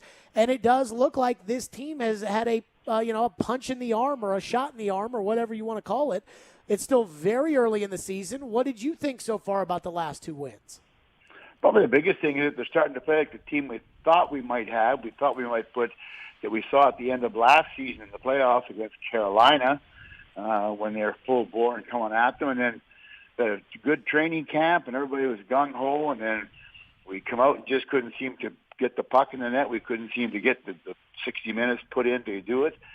But the last 2 games starting to play the way we want to see them play. And like we said all along, there's no secret, there's no mystery that the big dogs have got to produce. And the big dogs now, meaning Forsberg and Duchesne and Johansson, played 2 good, solid games. So if they continue that track and keep it going, then it's good. And Saros has been there steady as a rock for us, so that's in place. Now we just have to keep. And as you mentioned, our depth guys, the young guys, the new ones we brought in, they're playing with energy. Every night out there, they put out what they've got.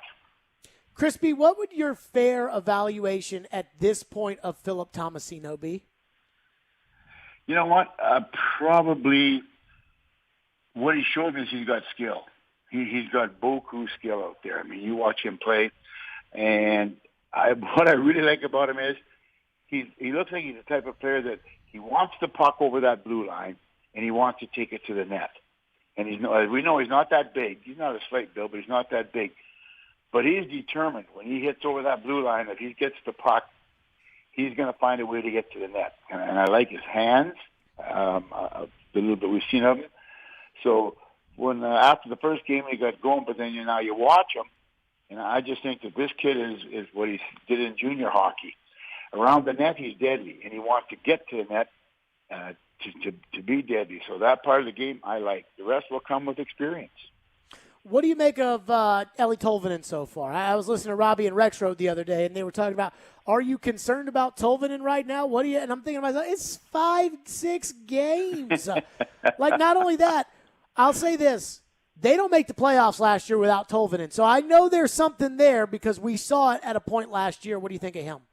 Yeah, we have. And we all know that he has probably, and I'm still not giving up Forsberg's title to that. Forsberg has one of the best shots on our team for accuracy when he's snapping, but Tovy's right behind him. And I think right now it's just a matter of Tovey, not experienced because he's had that. He's been around long enough for that. Confidence should be there because Coach Hines has been behind him and has given him all the support and ice time that he needs right now. And I think right now that Tovey has to put in his mind that he is one of the producers on this team. That when they drafted him and brought him here in Milwaukee up and down, that he was counted on to be a guy that could put the puck in the net. He showed that in streaks. And I think right now it's just in his own mind that every time he goes out there, he says, you know what? I can be one of the guys you're counting on late in the game to get a goal or to set up something we need. So I think right now he has to, in his own mind, just say, you know what? I've got the ability. Now I'm going to bring it out. Crispy, how big, you talked about the big guys, and right now, I think Duchesne's playing great hockey right now. I think Johansson's playing good hockey. How important is Saturday against the Islanders and a team that we know is a good team, a solid team, and a well-coached team? How important is it for us to see the same things that we've seen from them early on against a good team like the Islanders? You know what? To me, I don't care if it's the Islanders or if it's Tampa or whoever the heck it is. There's no excuse for not playing the game that these guys are capable of playing that we've seen. So the Islanders, a good team because, as you mentioned, they're solid all the way through. We know Trotzy, we know his style, and we know that he has depth on that hockey club. Four lines deep, solid goaltending and defense. So it's what we're going to see most of the season. So I just want to see, I'm going to give you the old John Wooden theory. I really don't care if it's the Islanders coming in or whoever it is coming in. I don't care. I want my team ready, and I want my team to play my game.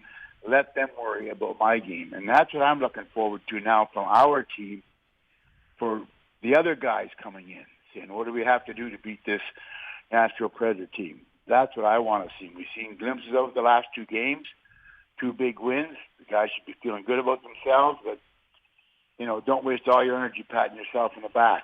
Save it to 1 or 2 more. Crispy, Terry Crispy is our guest here on the program. As a coach, how long would it take you before you had a good feel for your team? Because we've seen some nights where the Predators offensively look lifeless, and then we see nights like Sunday against Minnesota where, I thought they played great offensively. The power play looks good. We brought up the young guys that are playing good. We've seen the frontline guys that look like at times they're good offensively. How long as a coach would it take you before you have a pretty good feel on what you have? I used to give myself 20 games in, 20 solid games in of good competition. The guys, everybody getting to know each other, et cetera, and the guys coming back or what you had. And then when you're rolling in around to the 20-game mark or just a little before it, you should have a pretty good idea as to what you're looking for, what you have, what you need, you don't need, and is your team together? Are they all in on it? So that used to be my benchmark, about 20 in. Crispy, what is your next step for this team? We wanted to see the young guys last week, and we wanted to see some more offense. Now we're seeing that. What's kind of the next step for them? Probably, I would like to see, and again, you know me, I'm a bugbear for this, in a defensive zone. Saros makes save after save. I don't see why he has to keep doing that every game, meaning not that he's doing it. I love because he does it.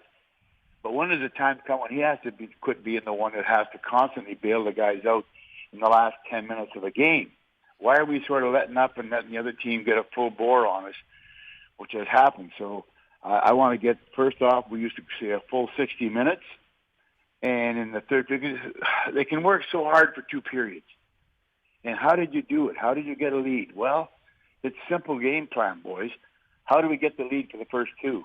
Let's go out and do it even better in the third, rather than going into a defensive mode or a 1-3-1 or whatever you want to call. Crispy, last one for you. The road trip is upcoming for a couple of weeks here after the Islander game. How important is that, from a meshing standpoint and a developmental standpoint for this team, is all that time and all those teams are going to be playing in Canada? It's great. It's good. This is what you play for. When you have four, I used to say I didn't want 4 in a row at home to open the season. I used to just cringe when the schedules came out. And I used to love when if we opened the road, the first 3 or 4 on the road.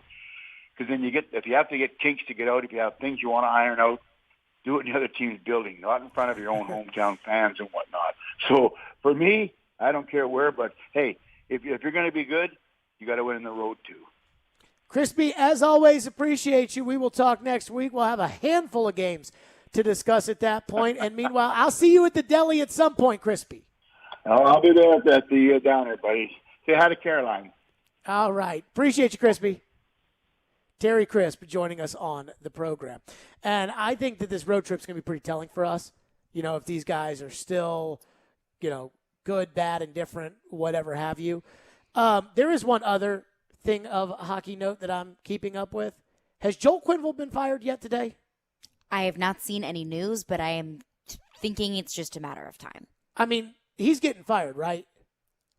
It kind of feels icky if he doesn't. He's getting fired, right, Ian? I would think so, but, I mean, he's on a different team now. I can't believe they let him coach last night.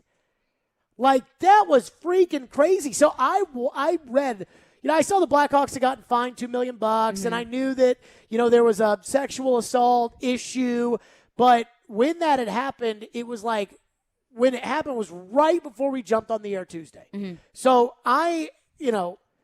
look, the Titans are coming off of a humongous win over the Kansas City Chiefs, and I'm about to host a 4-hour radio show, and we got the game that night, and we got the World Series starting, and so my mind was kind of elsewhere sports-wise, which is probably why the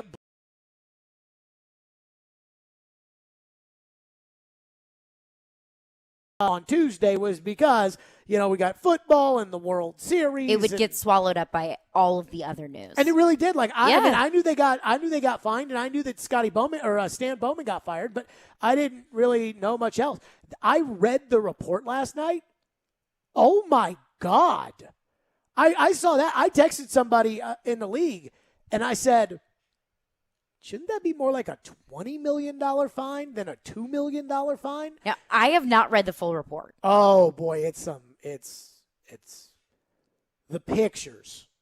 I mean, are what get me. There are pictures? Not of that, but it's like the player damning evidence. The player reported the sexual assault, mm-hmm. and the video guy who got essentially fired at the end of the year, like there's pictures of him like in the locker room, like with the cup with Quenneville, like buddies, like the whole coaching staff, and he's in it, and everybody's smiling, and him holding up the cup on the ice, and I mean, it's embarrassing. I saw this. I texted my buddy in the league, and I said, this should be $20 million, not $2 million, and this should be like Quenneville and I think Cheveldayoff at Winnipeg. They got to go. Like, they got to go. And so apparently Bettman met at 2 o'clock or 1 o'clock our time. Bettman was meeting with Quenneville. He still might be. Said for 2 hours, it's over. It's over? Mm-hmm. So we know that that's done. No resolution. I think Bettman's going to tell Florida to fire him. I think this is it. I don't know how he doesn't. I think that if he doesn't encourage some sort of disciplinary action, then that starts to come back on Bettman in the league. Oh, my goodness. What a bad look for Bettman if they keep Quenneville. I can't believe Florida let him coach last night. That's one of those, hey, we're suspending him indefinitely because he's going to meet with the commissioner tomorrow, and pending the discussion with the commissioner, the team will work with the league and will have no further comment on the matter. Like, that's what I would do. Yeah. Just save face, innocent until proven guilty, but at least get him out of any, PR harm's way and just let the team focus on the game. And I felt like he would have been a distraction. I thought when Bettman said in his statement after they fined the Blackhawks and everybody got fired, mm-hmm. and he said, I want to meet with Cheveldayoff and Quenneville, I was like, yeah, they're getting fired. Yeah. That's got to be the hope. So, anywho, terrible story. terrible story out of Chicago. And a really bad look for the Blackhawks. I'll give the Blackhawks credit, though. They did pay the law firm to do the work. They did release the report. They were honest about it. They did fire people. Now, I think some people were saying that, the Blackhawks strongly argued that they would be, validated in court and whatever. And now they've had to walk all that back. And they're going to get sued their pants off of. But at least all the people that were a part of the decision-making there are now gone. 615-737-1025. Headlines with Caroline. We'll do that coming up next. Let me tell you about TriStar Moving. That's right, my official movers. A year ago, I was meeting with my friends at TriStar because I was like, I got to move, and I need somebody who knows what they're doing. And I was so thankful that I did it with my friends at TriStar Moving. They made the entire process so simple. That's why their motto is TriStar Movers with 5-star service. From the initial phone call to the final signature, moving became a breeze. They offer home protection, so they cover your floors, banisters, railings, door jambs, even the doors themselves. They're always upping the game when it comes to mover training. All of my furniture and belongings was wrapped perfectly. That's right. They do it all. The owners, Garrett and Robert, are true Nashvillians, and they truly care about helping their hometown. This company, TriStar Moving, is the real deal and on the rise quickly. So if you're looking to move, give my friends at TriStar Moving a call, 615-640-1219, or visit their website at nashvillemoving.org/radio. They'll give you 5% on your entire move. That's TriStar Moving, 615-640-1219, nashvillemoving.org/radio. Tell them Jared Stillman sent you for 5% off your entire move. TriStar Moving, my official movers. From the Fox 17 News Code Red Weather Center. I'm Fox 17 News Code Red meteorologist Dan Guthrie. Temperatures heading to the low and middle 60s this afternoon under cloudy, stormy, and breezy conditions. Breeze will calm down tomorrow, but storms stick around through Saturday afternoon. This weather report brought to you by Hiller Plumbing, Heating, Cooling, and Electrical. Call the Happy Face Truck today. Tune in every Monday at 8 a.m. and Friday at 3:15 to hear News 2's Corey Curtis take on all things Nashville sports, including the week's NFL games. All brought to you by Invigorate Health in Mount Juliet. Look and feel your best with IV therapy, medical weight loss, testosterone, body shaping, and more. Dan Abrams and his live PD sidekick Styx return in a new program, Dan Abrams Live, weeknights at 8, 7 Central on News Nation. Are you tired of living with chronic pain, knee pain, joint pain? Listen carefully, because now there are new treatments available here. Not talking surgery or steroids. These are regenerative treatments from the medical professionals at QC Kinetics. Willie Donick here. QC Kinetics is the leader in these exciting biologic therapies that help restore and repair damaged tissue in your joints with lasting results. So if you've got pain in your knees, shoulders, hip, or back, joint pain that won't go away, you need to check out these new treatments with astonishing patient satisfaction reports. They can actually help your body restore and repair itself with no downtime, no drugs, and no surgery. So call now to schedule your free consultation at QC Kinetics, 615-249-4024. Tired of dealing with joint pain and want to get moving again? You need to learn more about how biologic therapies are changing the way we think about dealing with joint pain. It's exciting stuff, so don't wait. Call today. QC Kinetics, 615-249-4024. That's 615-249-4024. Fiero Tequila Habanero is for those who enjoy the flavor of spice, naturally infused with fresh, vine-ripened peppers from farmers in the Yucatan Peninsula of Mexico. Fiero Tequila Habanero is unapologetically the spiciest infused tequila available in the U.S. The hand-picked habaneros provide a delicious kick to the smooth Blanco tequila. It's a flavor punch that's perfect as a shot or a spicy way to spice up your hard seltzer, or perfect for a fiery cocktail. Available at fine liquor stores and your favorite drinking establishments. Fiero Tequila, the world belongs to the brave. Robbie Stanley. Maybe it doesn't hurt their bottom line this year. I don't know. I don't know what's going to happen on that front. Joe Rexrode. 5 guys who are on the roster are not going to be on the roster. Get your morning started with Robbie and Rexrode every weekday from 6 to 10. Presented by Volunteer State Bank on Nashville's best sports talk. ESPN 1025 The Game and the Game Nashville app. Stillman and Company is on it. Delivered by TriStar Moving. Stillman and Company join stars for this year's Cherish the Night Unplugged event on Wednesday, November 3rd at Marathon Music Works. To learn more and to register, go to starsnashville.com.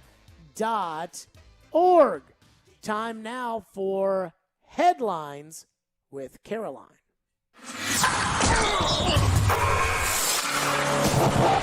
We're spanning the sports world. It's Headlines with Caroline on Stillman and Company, right here on Nashville's best sports talk, ESPN 102.5 The Game and the Game Nashville app.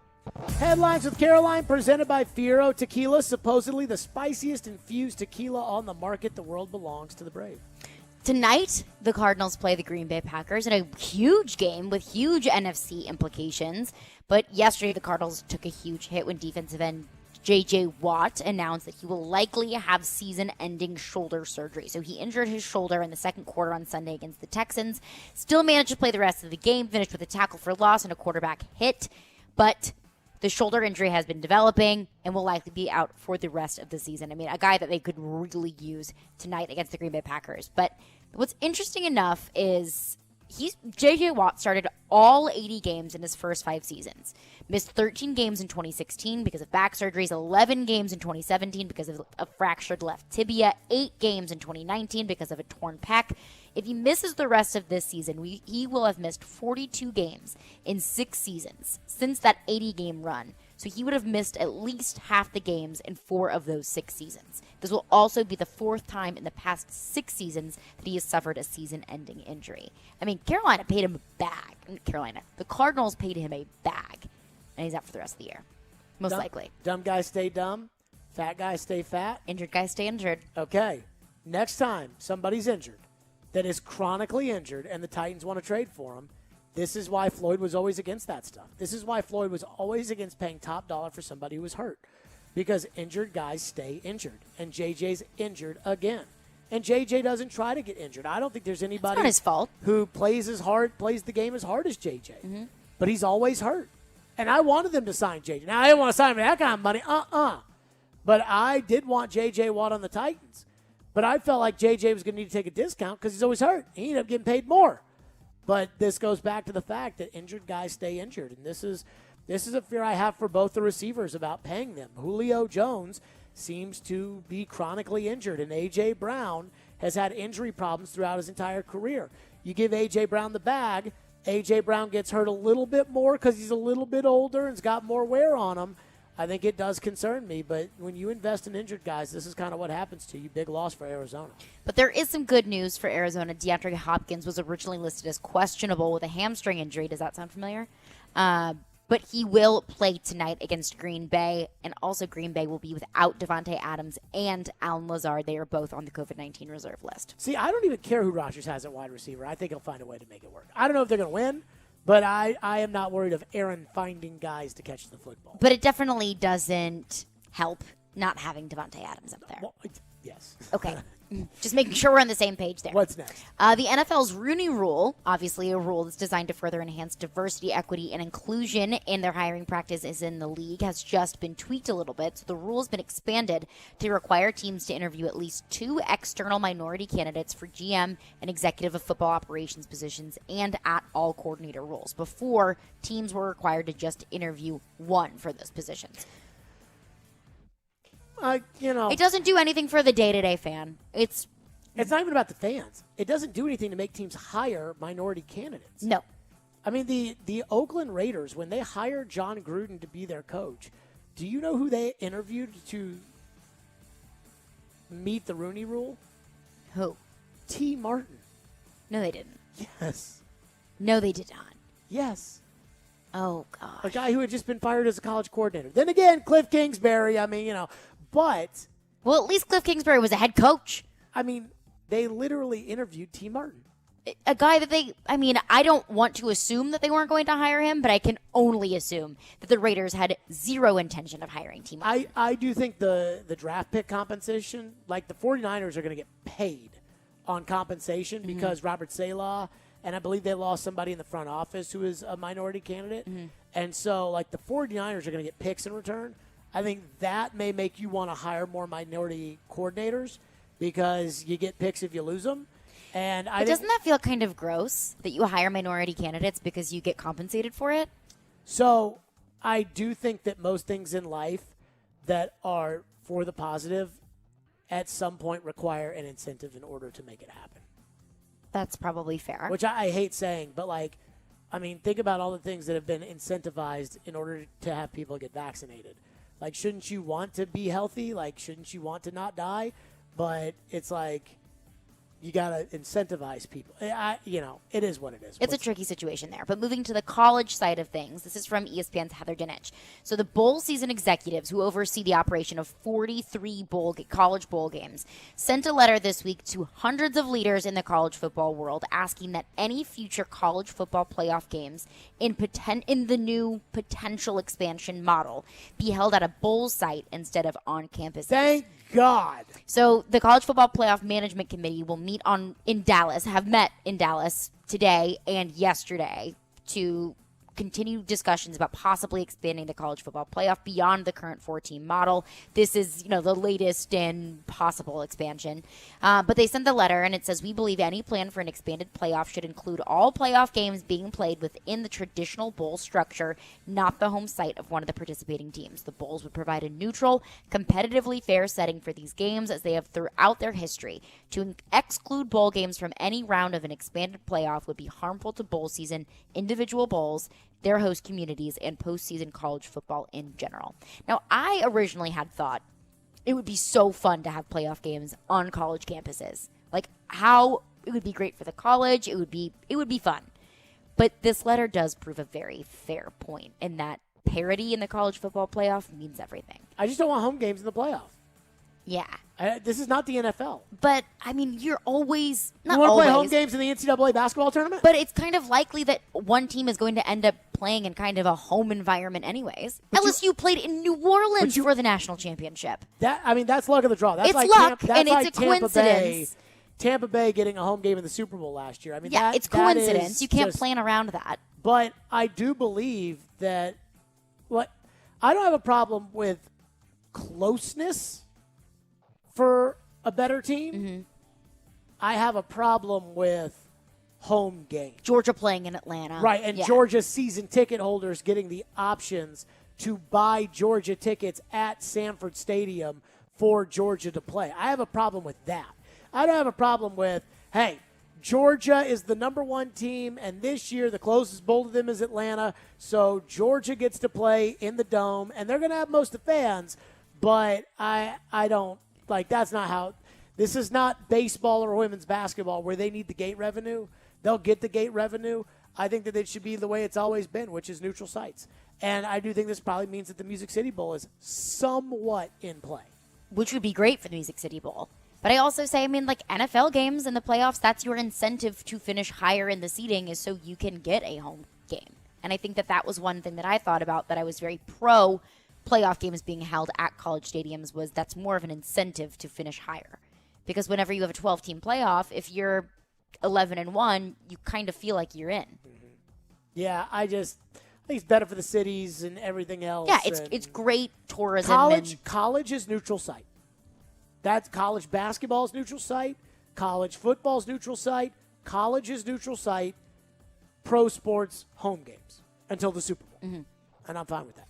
Headlines with Caroline presented by Fiero Tequila, a very spicy infused tequila. The world belongs to the brave.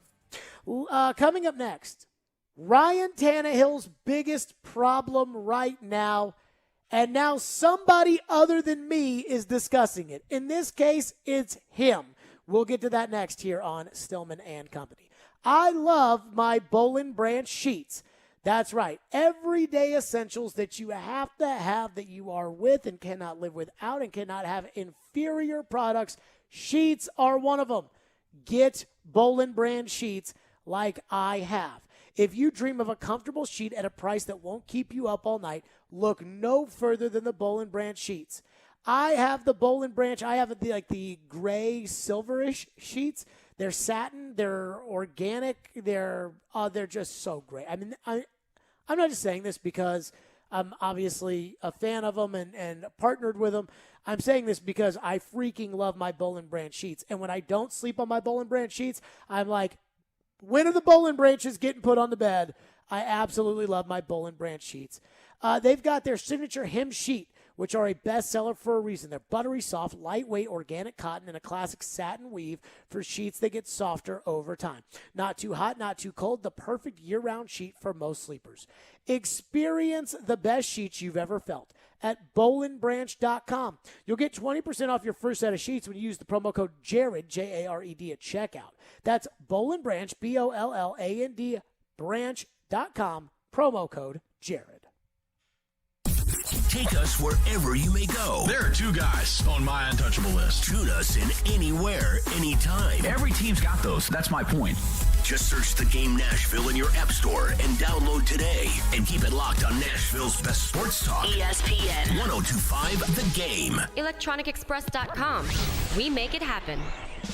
Men, what if I told you that now you're able to get testosterone replacement therapy in the comfort of your own home? No more weekly trips to the doctor's office. We come to you 7 days a week, 12 hours a day. Be seen by a licensed medical professional in the privacy and comfort of your own home or office. You decide. Schedule your appointment today at CoolSpringsMDformen.com. Mark Howard here to tell you about my friends at Apple Collision Centers. We all know being in a collision is not fun. Neither is all the stress that comes with it, and that's where Apple Collision comes in. Let them take care of everything for you. That's insurance, repair, and your rental details. They've got 3 convenient locations in Old Hickory, Hendersonville, and Gallatin. Their managers, Tommy Rippey, Daniel Neville, and Chris Brooks and Marty Denson, combined for over 75 years experience. So stop in today and tell them Mark sent you. Online at applecollisioncenters.com. 312 Pizza Company is the official sponsor and location of Southeastern Carolines with Caroline Fenton.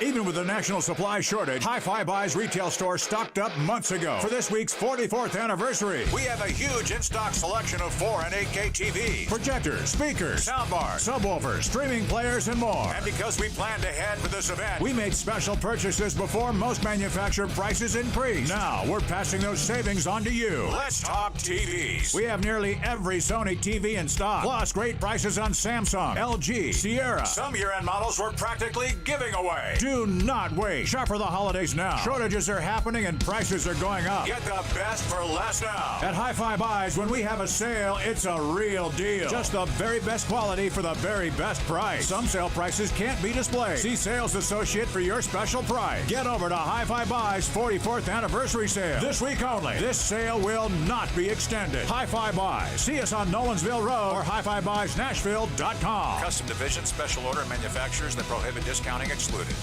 The Game text line is driven by Wilson County Hyundai. Online at wilsoncountyhyundai.com. Be a part of the conversation by calling or texting us at 615-737-1025. Nashville's best sports talk. Locally owned. Home of our Nashville Predators. WPRT-FM Pegram. 97.5 Murfreesboro. WBUZ HD2 Laverne. Online at thegamenashville.com. We are ESPN 102.5 The Game. Live from the Game Nashville studios, it's Stillman and Company. Delivered by TriStar Moving. TriStar Movers with 5-star service. With Jared Stillman on Nashville's best sports talk. ESPN 102.5 The Game and the Game Nashville app. Stillman & Company is delivered by TriStar Moving. ESPN 102.5 The Game, streaming live on Twitter, Twitch, and YouTube. Thanks to the law offices of Amanda Gentry. So one thing that I have been very critical of, and I know, like, sometimes I think, like, when it comes from me, people just get mad at me as opposed to actually what I'm saying. This seems to be a trend. It's like we had a caller call in when I ripped on Tennessee fans for throwing stuff on the field, and I was like, hey, like, just so you know, that's how America feels about you. And they were like, you make a great point, Jared, but because you say things about the Vols, Vol fans will think that you're just going after the Vols. And it's like, just listen to what's said. Don't get too caught up. I don't have an agenda when it comes to the Titans or the Vols or the Preds. The guys that, oh, yeah, Jared's really on him, they're normally the guys who stink. And the guys who, oh, man, Jared just loves everything that Derrick Henry does. It's probably because they're the ones who are, you know, pretty good. So for weeks on this program, we have been very concerned about Ryan Tannehill's ball control. He's turned the football over. Now, expectations are everything in life. When James Franklin was 8-4 at Vanderbilt, he was the greatest coach in the city. When Butch Jones was 8-4 at Tennessee, he was going to get fired. Expectations are everything. I don't expect Ryan Tannehill to throw for 393 yards in a game. I don't expect Tannehill to have 5 touchdowns or outthrow some of the best quarterbacks in the league when their teams don't absolutely stink, unlike last week when he did outthrow Mahomes. I don't ask that from Tannehill. I ask Tannehill to make the smart choice, put the ball where it's supposed to go, protect the football, and give the ball to Derrick Henry. That's all I ask. And this year, the mistakes have really piled up for Tannehill. This is a guy who last year threw 6 interceptions. He's got 5 so far this season. And at first, early in the season, when I was watching Tannehill play, and I was like, gosh, I really don't like that Tannehill did that. I can't tell you how many people I got that would text the show or tweet me and be like, I'm not listening to 4 hours of Tannehill bashing. First of all, I'm the one who, after the Jacksonville game his first year, when he ran through the 2 guys, said, all right, he's a guy. He's good. All right, he's a guy. He's making him. Pick Tannehill over Brady, all these things. But I think if you're an honest Titan fan and you're honest about your team, Ryan Tannehill is not living up to his end of the bargain right now, because one of his biggest strengths, if not his biggest strength, is protecting the football. It's the smart plays. You know when you see a quarterback out there and you're like, boy, I'm so glad I don't have that dumb quarterback. Jared Goff, Jameis Winston, like guys that you just expect mental mistakes from. I don't allow mental mistakes from Tannehill. Again, I'm not asking him to throw for 450 a game like Dak Prescott does. I'm not asking him to put an entire organization on his back like Tom Brady did. I'm not asking him to make unbelievable superstar, can't you believe it, throws like Patrick Mahomes can do. I'm not asking him to put together the whole team and just take them up and down the field, running the ball, throwing the ball like Lamar Jackson. Just asking you to take care of the football, make smart throws, be good in the red zone, hand off to Derrick Henry. He's turned the football over twice inside his own 10 this year. Even his interception against Kansas City on Sunday, which was, a great game by him, was a what did you throw that ball for interception? But it was the same circumstance in which he's been throwing interceptions all year. And that's the problem. Threw it against the Colts. The just carelessness with the ball.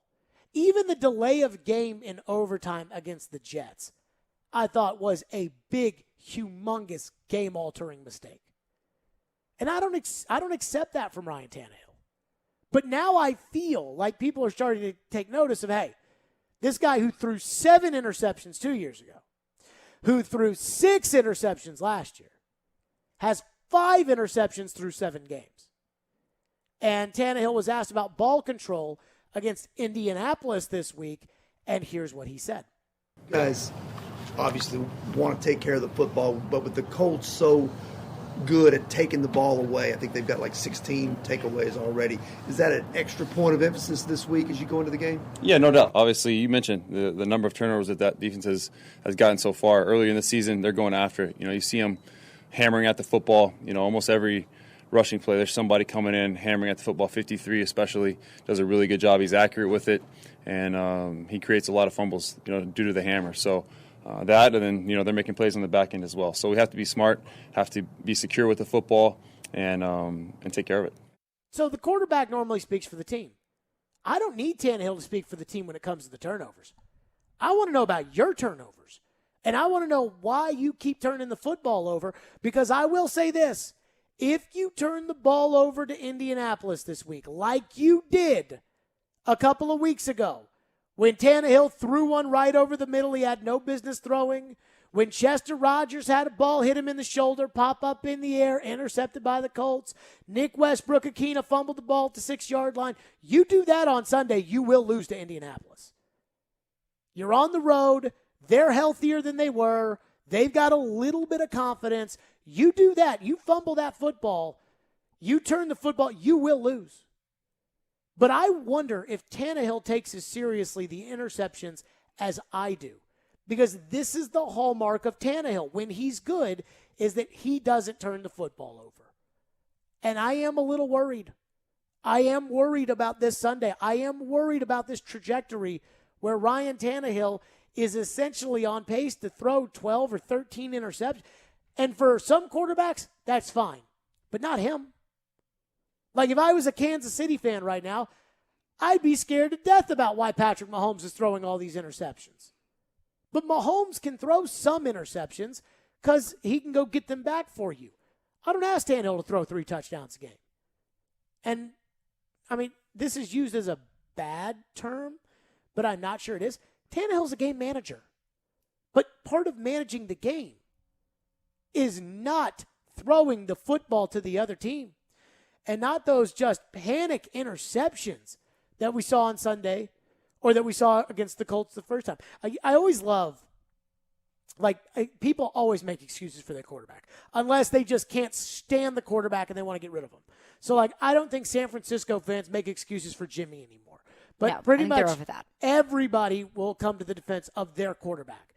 But McNichols and Tommy Hudson run to the same spot against the Colts. Tannehill panics, pump fakes, doesn't realize, throws anyways, and Darius Leonard catches the football. And people are like, well, if you look at the tape closely, Tommy Hudson ran one step further, and Tannehill was unsure, but he thought that Hudson would be there. We don't blame interceptions on Tommy Hudson. Tannehill threw a ball he should have thrown. Mm-hmm. Right now, he's got 7 touchdowns. I believe he's got 7 touchdowns, 5 interceptions. That ain't good enough now. Not for a guy who is 30-7 on average as quarterback of the Titans. And you're not going to win against the good teams.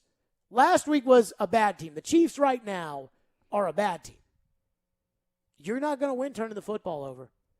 It was a miracle that you won by 1 inch against Buffalo, and Tannehill threw a terrible interception in that game.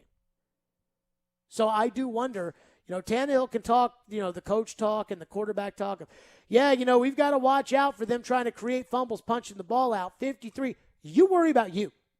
You worry about why you're turning the ball over. And I do wonder if Ryan is as concerned about his turnovers as I think I am.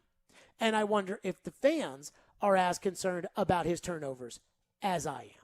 I kind of have a feeling there's nobody more concerned about their turnovers than Ryan Tannehill is. Oh, I disagree. Why? Because his response when asked about turnovers over the course of the season is always like, I wish I could have that throwback, but I got to flip the page, and I can't not take the chance because, and I understand that line of thinking. But when have we ever put that much stake into what Tannehill says in press conferences? No, I think Tannehill's mentality is, and this is better than Marcus, because Marcus could throw an interception and it would gut him.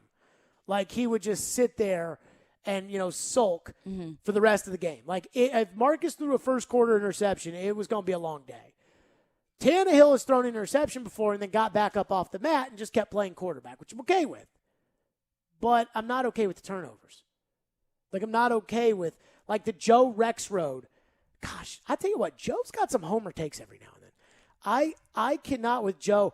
He was 9-9 in the fourth quarter against Buffalo. They don't win that game without him. Which is true, but also the Titans don't put themselves in a difficult position if Tannehill doesn't throw an interception in that game. If you make 4 errors in a baseball game and then you hit a game-winning home run, are we like, great job. Now, we wouldn't have needed your game-winning home run if you hadn't booted 4 balls and 3 runs scored off of them, but hey. It doesn't take away the fact that you scored the game-winning home run. That's great. Wonderful. But also let's analyze why we were in that position. I just don't think, and I know it worked that one time against Buffalo, I just don't think that he can go out there and turn the football over. This is my thing about standards. And I don't know why Titan fans sometimes struggle with this. It's not a bad thing to hold him to a high standard. You all want to win the Super Bowl, right? I would think so. People call into the show and talk about the AFC and talk about winning the AFC and getting the first seed and the Bills and the Bengals and the Ravens and the Raiders and the Chargers and you don't do that if you don't take care of the ball. That's not going to happen now. So the standards have to be better. If 165 yards and an interception against a good Ravens defense that shut Derrick Henry down is your standard, then that you're not going to win the Super Bowl. You're not going to compete for the Super Bowl. So that's my thing on the Tannehill interceptions. Like, stop doing it, because we've seen you for 2 years not do it, and now you're doing it, so stop it before it bites this team in the rear end. And that's all I ask from Tannehill. 615-737-1025, what TD had to say about Tannehill's turnovers. Plus, we're to your phones next on this as well. And are you concerned about that, especially against the Colts? Invigorate Health. They're online at invigoratehealthtn.com. They've got this brand new FDA-approved weight loss drug. It's called semaglutide. And it is truly I believe, what I read in Men's Health magazine, which promotes people using semaglutide for weight loss, is that it is a true weight loss medication. And unlike other issues, because if you are overweight or you are obese, it's hard to lose weight. And you've tried diets, and you've tried this, and you've tried that. It's like if somebody had high blood pressure, giving them high blood pressure medication. If somebody had anxiety, giving them anxiety medication. This is semaglutide for obese people. They have it, and you will lose weight on it. At least the people that I have talked to over there that have used the shot have lost a lot of weight on it. Men's Health magazine, again, ran an article about it as a positive change in the fight on obesity. So they've got it, invigoratehealthtn.com. They've also got hormone replacement therapies that will increase your vitality, like testosterone. Get your levels checked. They've got IV therapies. And today I had the 2 paddles on for the M-Sculpt Neo, where they get rid of that hard to get rid of fat in certain places. The M-Sculpt Neo, it's worth it. Trust me, I know, because I use the M-Sculpt Neo. So that's Invigorate Health. Again, they're online, invigoratehealthtn.com. Oh, he scored! Hold up for his first goal, and he drops the mic! Nashville Soccer Club is headed back to the MLS Cup playoffs. Give them 6! Congrats to the boys in gold. And the Tennesseans are flying into the playoffs. Every moment of NSC magic lives on ESPN 94.9 and the Game Nashville app. Edwin Watts Golf Shops, home of the 90-day, 100% satisfaction guarantee, serving golfers since 1968. Hey Nashville, we think you deserve the very best driving experience, and now is the time for our Season of Change CPO event at Mercedes-Benz of Music City. When you purchase a certified pre-owned Mercedes-Benz, you're backed by the remaining new vehicle limited warranty. Once that expires, the certified pre-owned limited warranty goes into effect, providing an additional 12 months of coverage with unlimited miles. See all the perks and exceptional offers for your certified pre-owned vehicle from Mercedes-Benz of Music City, mbofmc.com. Listen up, sports bettors. This is Hall of Famer Warren Sapp here to tell you about my favorite sports book, BetUS.com. I only endorse one sports book, and that's BetUS.com. Just like me, BetUS is the Hall of Famer of online betting with more than 25 years in the biz. Call today, and they will get you set up faster than I can run the 40. I play at BetUS, and so should you. BetUS.com. Use code GAME for a sign-up bonus. Tell them Sapp sent you. Halloween is here, and that means scary low prices at Electronic Express. Save big on the best 4K TVs from Samsung, LG, Sony, Hisense, TCL, and more. Keep an eye on your kids and your home with smart security from Ring, Arlo, and Night Owl. Appliances are covered with up to 50% off, in stock, and ready to deliver with up to 36 months free financing. Get spooky low prices this Halloween at Electronic Express. We make it happen. The International Brotherhood of Electrical Workers, Local 429, has a path to a dignified career. Are you a skilled electrician or lineman? Tired of dead-end, low-paying jobs? Local 429 is accepting applications for highly skilled electricians and linemen and is providing the best training in Middle Tennessee. They are the International Brotherhood of Electrical Workers, Local 429. Call them at 615-889-4429 or go online to IBEW429.org. IBEW Local 429, the best training and training the best. Eyes, teeth, we love your whole face. Protect your employees' overall health by adding Delta Dental and Delta Vision plans to your benefits package. These plans offer cost savings and the largest networks of providers. Learn more at deltadentaltn.com. We can see your smile, and we think you should be able to see it too. With Delta Dental of Tennessee and Delta Vision, we can improve your overall well-being by keeping your teeth and eyes healthy. Visit deltadentaltn.com to find an affordable plan. Interact with Stillman and Company. Call or text the show at 615-737-1025. Driven by WilsonCountyHyundai.com. Stillman and Company, delivered by TriStar Moving. Tell everybody out there, very important stuff. Listen to the MLB postseason on ESPN 102.5 The Game and 94.9, brought to you by 312 Pizza Company. Tomorrow night, it's Game 3 of the World Series as the Houston Astros take on the Atlanta Braves. First pitch, 7:09. I will be there. Very, very excited. 312 Pizza Company in Germantown is home to the best pizza in Nashville, supposedly. Head to 312 Pizza Company to grab a bite, beer, and watch some October baseball. We're talking about Tannehill's interceptions, and the bigger issue is not the copious amounts of interceptions, because it's high for him, but it's not, like, through the roof. It's the quality of just, dude, why are you just throwing the ball to the other team? Teron Davenport on our show earlier today, even he says, hey, Tannehill's got to figure out how to take care of the football.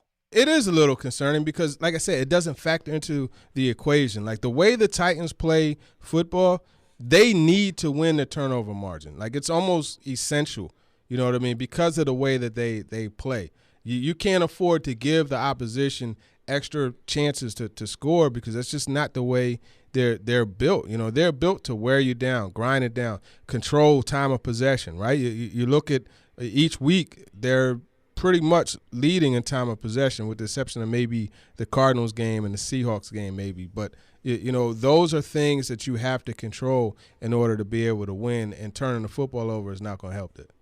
And I just think you turn it over against the Colts, you're probably going to lose. Let's go to your phones, 615-737-1025. Phone lines driven by WilsonCountyHyundai.com. Adam has been waiting patiently. He's going to kick us off. Thank you for calling. Go ahead, Adam. I'm really nervous about the Colts game, honestly. It's in Indianapolis. The Titans historically don't play very well when they have a little cushion. And so, this game makes me really nervous. I understand what you're saying about Tannehill's turnovers. I think a lot of it was protection. I don't hear the name Pat O'Hara a whole lot. And you think last week against the Chiefs, when he just threw the ball right over the middle of the linebacker because he panicked, is because of protection? I mean, they all out blitzed, and he saw somebody about to kill him, and he just handed the other team the football. I think, you contradict yourself a lot, because you like to say, I don't want Tannehill to be one of these top-tier gunslingers, but then you also say we got to hold him to a high standard. I think he's trying to make plays. The standard of not turning the ball over. I'm not asking Tannehill, Adam, I'm not asking Tannehill to throw the ball 450 yards. I'm asking him to not turn it over. I understand that, but he also has to take risk and compensate for not having a very good tight end, not having great protection, wide receivers who can't stay on the football field. He's playing for a lot of dudes right now, in my opinion. So I'll defend him. I'll be that one guy you were talking about. I'll defend him all day long. Thank you for your call, Adam. Do you believe that it's everybody else's fault, not Tannehill's fault, that he's turned the football over more than normal? I think that mentality is incredibly dangerous if you want to talk about winning the AFC, getting the top seed in the AFC, going to the Super Bowl. Like, I hear Adam, Ryan Tannehill does have to compensate for a lot of weapons that this team just does not have. But continuing to make excuses, because like you said, we're not asking Ryan Tannehill. You know, I'm not nitpicking him for throwing for 150 yards against the Jets, I think it was, and not 450 and 4 touchdowns. That's not who Ryan Tannehill is. But I think that if you are a starting quarterback in the NFL, it's not too much to ask to just not throw the ball into the other team's hands. And it's going to happen. But it's been happening at an alarming rate for Ryan Tannehill. So you got to be very, very careful when you make excuses for your quarterback like that, because if you want to be a Super Bowl caliber team, you have to hold your players accountable. I think fans treat their coach and their quarterback the same way.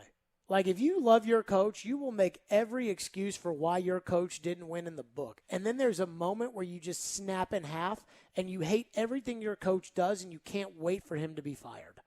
And I think that quarterback is the same way, where there's going to be a moment where everybody just turns on Tannehill. And the second that happens, it's going to be like, well, he threw the interception in the Ravens game at the end, and he missed a wide-open A.J. Brown at the end of the game, and he missed a wide-open Cam Batson in the fourth quarter, and Tannehill doesn't this, and Tannehill doesn't that. And I look at it like, Tannehill's good, but the standard has to be better. It's just ball safety and hitting the open man. Case in point, he threw a touchdown against Jacksonville in which 2 Jag defenders left Michael Pruitt, went off somewhere else, and he just threw it right over to Michael Pruitt. Michael Pruitt turned around, ran in the end zone for a touchdown. Against the Ravens in the playoffs, on a 3rd and 2, the Titans essentially ran a pick play with Jonnu Smith and Cam Batson, and 2 guys for the Ravens went with Jonnu Smith, and Cam Batson standing in the middle of the field doing a jumping jack, asking for the ball. And if Tannehill just sees that both guys went with Jonnu, turns his head and delivers it over the middle to Cam Batson, Batson's going to turn around, probably run that ball into the end zone. If not, get tackled at the 6. Instead, Vrabel punts on 4th and 2 from like his own 39, and everyone gets mad at Vrabel, and they should have. But, I mean, Cam Batson's wide. I'm asking you to see the wide open guy. I'm not asking you to do superhero things like Lamar Jackson can do. I'm asking you to see the open guy, not panic and throw the ball to the other team. That's all I'm asking Tannehill to do. It's text line guy. One texter texts into the text line and says, as a Titans fan, I'm trying to stay humble because history shows that we can barely sweep the Colts year in and year out. The last time we swept the Colts was 2017, and it was not an elite quarterback the Colts had. So what I'm saying is until the Titans can repeatedly sweep the Colts, they will always be put behind the Colts in the South, no matter how awful the Colts are that year. So, I mean, every Titan fan has Colts horror stories. And I remember 2 years ago talking about the Colts curse. And we've all seen the horror stories surrounding the Colts. I understand your feelings. I think this game's all about the Titans. I think it's all about the Titans. When's the last time the Titans let an elite back go off on them and lost a game? They let Dalvin Cook last year go off on them, but they didn't lose. Like, when's the last time an elite back went off on the Titans and they lost? So to me, this is all about the Titans, and this will tell us who they really are. I think there's a chance. I mean, today you can argue they're the best team in the AFC. But you lose Sunday, and all that talk to me goes away for the rest of the season. But to the texter's point, they say Ron says it wasn't an elite quarterback that the Titans swept the last time they did it in 2017. Do you consider Carson Wentz an elite quarterback? No. But I don't think he's considering Wentz an elite quarterback either. That's just kind of what I assumed based off of this text. Well, I think he's saying, like, hey. Last time we did it wasn't anyone that we should be afraid of. I mean, look, the Titans have lost Jacoby Brissett at quarterback for the Colts. Mm-hmm. That 2017 Colts team was awful. Like, that's how they got Quentin Nelson. They had the 3rd overall pick. They moved back to 6 so that the Jets could take Sam Darnold, and they drafted Quentin Nelson. But, I mean, like, I understand the sentiment that Ryan Porth has, that my dad has, that a lot of Titans fans have, which is Titans are going to go in there and screw it up. And I understand that feeling. I get it. Titans are going to screw it up. We've seen that story. Scott is up next here on Stillman & Company. Thank you for calling the show. Go ahead, Scott. Hey, Jared.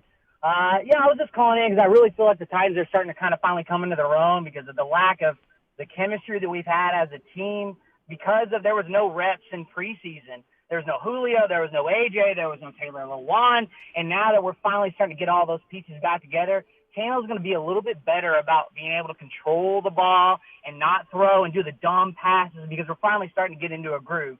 The bad thing is I feel like the Colts are just now starting to get into that groove as well.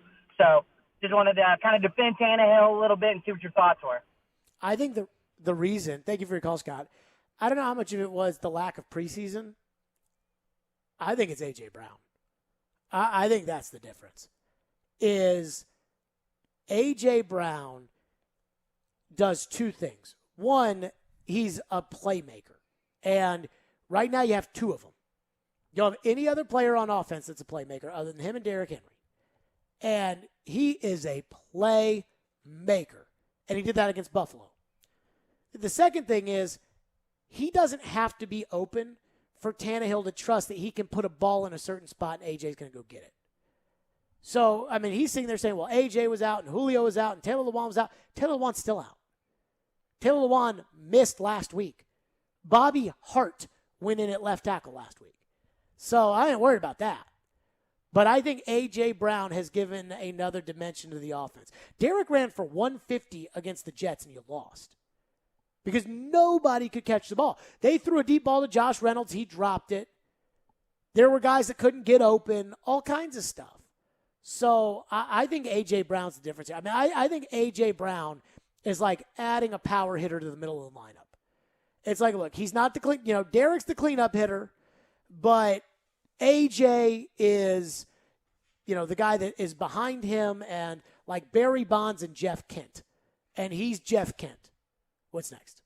Another texter texts in and says, it's definitely fair to say that about 60% plus of Tannehill's picks can be attributed to an atrocious offensive line and banged up receivers. I don't get this. Like, all of a sudden, we sit back and we say, hey, the offensive line is really starting to come together, and that's why they're beating Kansas City and Buffalo. Tannehill's interceptions are because the line stinks. Well, the line did stink. Right, but last week's interception was not on behalf of the offensive line. Buffalo's that was because interception. Tannehill freaked. Buffalo's interception. That was not because of the offensive line. Indy's interception. What was the Indy interception? McNichols and Tommy Hudson ran to the same place. Tannehill caught the ball because that he wasn't ready to throw it, and then he threw it anyways when he shouldn't have. It was not an offensive line issue. But, I mean, to the texter's point, some of it you have to put on the offensive line. Tannehill has 5 picks. Okay. We just went over 4 of them, and we said that they weren't the offensive line's fault. Okay, fair. Chester Rogers, the 4th one is the ball off Chester Rogers in the air. The other one was against Arizona. Ball went off Julio's hands into the air and intercepted. I don't think any of those are the offensive line's fault. And I still don't even think the offensive line, like I told you when they gave up the 7 sacks, I wasn't just dumping all over the offensive line. And I talked to coaches who know the Titans, who were telling me, look, you can't just say it's this. You can't just point one thing. I mean, Kansas City brought that. Tannehill threw the ball in less than 3 seconds on average on Sunday. And I think it's because, unlike the Jet game, he knew A.J. Brown was going to win his matchup, so he just threw it where A.J. was supposed to be, and then A.J. was where he was supposed to be and won his matchup and caught the ball. And he could trust A.J. to do that. He threw one over the middle for Michael Pruitt, where Michael Pruitt went up and made the play. But to act like Tannehill is devoid of blame for Tannehill problems drives me just freaking bananas. And I'm going to tell you why. Remember the throw on 3rd down against Buffalo where Julio Jones was running a crossing route and Tannehill threw it and Julio had to jump and it hit the top of his hands? Yeah. The offensive line didn't screw that up. No, that was on Tannehill. I mean, like the interception against the Chiefs, I'm not saying Tannehill's bad. I'm not saying Tannehill's, not helping you right now. I'm saying Tannehill's got to cut the bad things out because you can't win with the bad things from him because that's the hallmark of who he is, that he's been the last 2 years, is that he doesn't do the bad things. He doesn't do the extraordinarily, unbelievably great things, but he doesn't have to because he doesn't do the bad things. That's all I'm saying. Brett Favre did the unbelievable, jaw-dropping wow plays. I don't need that. Mahomes, I don't need that. I just need you to take care of the football. Nate is up next. Thank you for calling the show. Go ahead, Nate.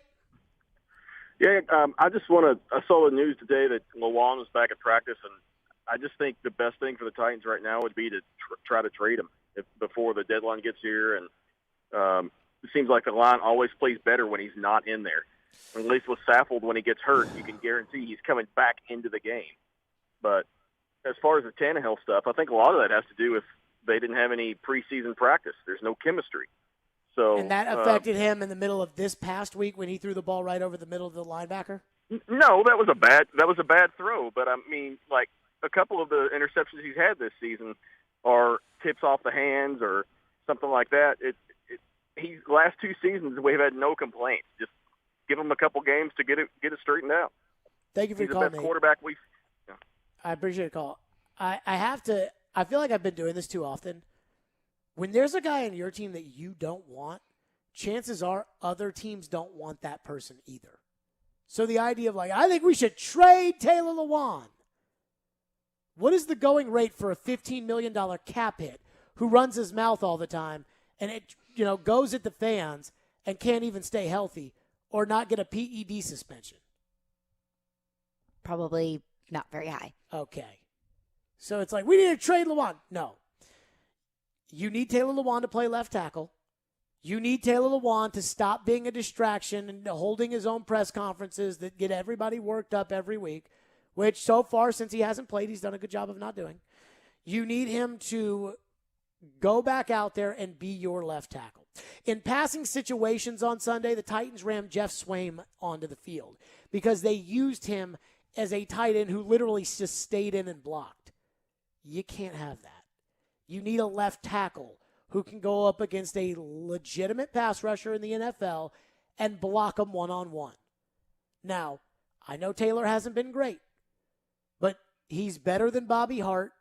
He's better than Kendall Lamb. He's obviously clearly better than Dylan Rayden. You need him to do that. And if not, you cut him at the end of the year and you move on. But that's, to me, it's a very binary with Lewan. 615-737-1025. Boy, we got a doozy on Thursday Night Football. I mean, I am legitimately excited for Thursday Night Football. So we're going to get to that coming up next because it's a great game. And I think there's one big element to this game. And I have not seen anybody talk about this on TV, but it's the most important part about Thursday night's game. We'll get to that coming up next here on Stillman and Company. Edmunds. I was on the Edmunds website earlier today playing around, and if you're just looking for a car, just put in exactly what you're looking for. And as soon as you put that through, bang, they will narrow your search and make it easier so you don't have to spend all day trying to figure out exactly what kind of car you want. I absolutely love that about my friends at Edmunds because they do a fantastic job. And they'll do a fantastic job for you if you go to Edmunds to start looking today. I absolutely love the fact that you can use Edmunds. Car shopping can be overwhelming and a hassle, and that's why their editors drive over 500,000 miles every year, testing thousands of hours on hundreds of new vehicles. They review almost every car on the market and rank the best ones in each category so you can narrow your search and compare options side by side to find the best vehicle for you. When you're ready, Edmunds makes it easy to find options in your area with accurate price estimates. I love the fact, too, that they've got the top-rated awards, so don't settle for second, because you want the best, and they've got their award. So you can just see right there, okay, which one's best for this, which one's best for that. They got the Edmunds Award. There you go. Edmunds is here to guide you to your perfect vehicle. Visit Edmunds.com to see their best car rankings and search for vehicles near you. That's EDMUNDS.com for cars. There's Edmunds. Titans, Colts. Who wants to talk football? Bring it on, Chuck. Let's go. The Two-Tone Blues seeks an AFC South stranglehold. Tune in Sunday at 9:30 for NFL pregame with Jared Stillman, Chris Sanders, and Mark Howard. We'll go inside the playbook. You better believe they're going to come out fired up. These guys aren't used to covering a running back. Live from Corner Pub in downtown, we are Nashville's best sports talk. ESPN 102.5 The Game and the Game Nashville app. Hey, Robbie Stanley here, and NFL Week 8 is upon us, and FanDuel Sportsbook wants you to get the most out of every play. That's why they're giving everyone a $10 risk-free bet every week and Thursday night. A great opportunity to give it a try. All you got to do is bet a same-game parlay bet with 3 legs or more, and if your bet doesn't win, FanDuel will pay you back up to $10. My beloved Green Bay Packers and the Cardinals coming up. A great one on Thursday Night Football. Give me Aaron Rodgers over on the passing yards, Devontae Adams over on the passing yards, and give me the Packers on the money line. But you take it any way you want to take it. Offers like this are why I love betting with FanDuel Sportsbook. It's America's #1 sportsbook, and you can get your winnings in as little as 2 hours. So if you're new to FanDuel Sportsbook, sign up today with promo code ROB to also receive 25-1 enhanced odds on any touchdown during the Sunday night matchup between Dallas and Minnesota. Win $125 on a $5 bet. That promo code is Rob. Must be 21 or older and present in Tennessee. Refund issued is non-withdrawable site credit that expires in 7 days. A max refund of $10. Restrictions apply. See terms at sportsbook.fanduel.com. Same game parlay available for multiple sports in all states on mobile and web. Gambling problem? Call the Tennessee Red Line at 1-800-889-9789. Hey, it's Jared Stillman. Guys, are you tired of feeling old? You know that feeling. You don't have any energy. You're gaining pounds. Well, guess what? My friends at Invigorate Health are the ones to help you. They don't just focus on one area of the aging body. They take care of all of it with so many different therapies that can restore your vitality and are designed with you specifically in mind. So give them a try. Invigorate Health, if you want to feel young again. Out in Mount Juliet at 615-288-4777 or InvigorateHealthTN.com. We're back for Saturday afternoon in Smashville, October 30th at 12:30 p.m. Your Nashville Predators take on the New York Islanders at Bridgestone Arena. Get your gold and bring the family. NashvillePredators.com/tickets. Single game and family tickets are on sale now. Family pack starting at $129. We need you there loud and proud to see the Preds take on the Islanders. That's NashvillePredators.com/tickets. Hop online and secure your seat now. Let's go Preds! Attention Nashville, 3 Day Blinds is here to solve your window treatment needs. 3 Day Blinds has more than 40 years of experience designing, installing, and manufacturing high-quality custom window treatments. We transform homes with custom blind shade shutters and drapery with expert in-home design consultations. Your 3 Day Blinds design consultant is with you every step of the way, including setting up your installation. Book your free in-home design consultation today at 3dayblinds.com. That's 3dayblinds.com. Sunday afternoon. It is caught by Godwin for the touchdown. It's our NFL Game of the Week, brought to you by Red Spirits and Wine in Bellevue. Tom Brady and the Buccaneers visit the New Orleans Saints. Touchdown, New Orleans. Coverage begins at 2:45 on ESPN 102.5 The Game. Hey Nashville, this is Paul Feinbaum, and you're listening to Nashville's best sports talk, ESPN 102.5 The Game. Don't miss the pregame show live from the Corner Pub downtown this Sunday. Robbie Stanley in for me. I'll be at the World Series. Mark Howard and Chris Sanders get you set from 9:30 to 11:30. Corner Pub downtown, 151 5th Avenue North. Prior to the Titans and the Colts. The pregame show is brought to you by TriStar Moving, Parman Tractor and Equipment, FreedomTireGuys.com, FanDuel, E2, Roofing, Hillside Medical, Social Furniture, and Screwball Peanut Butter Whiskey. Big Thursday night football game tonight.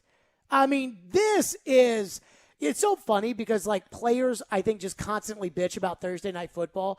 They don't care about our safety because we play Thursday night football. Short week of rest. And I'm like, you guys collectively agreed to that. Like, that is bargained in there that you have to play a Thursday night football game. I freaking love Thursday night football.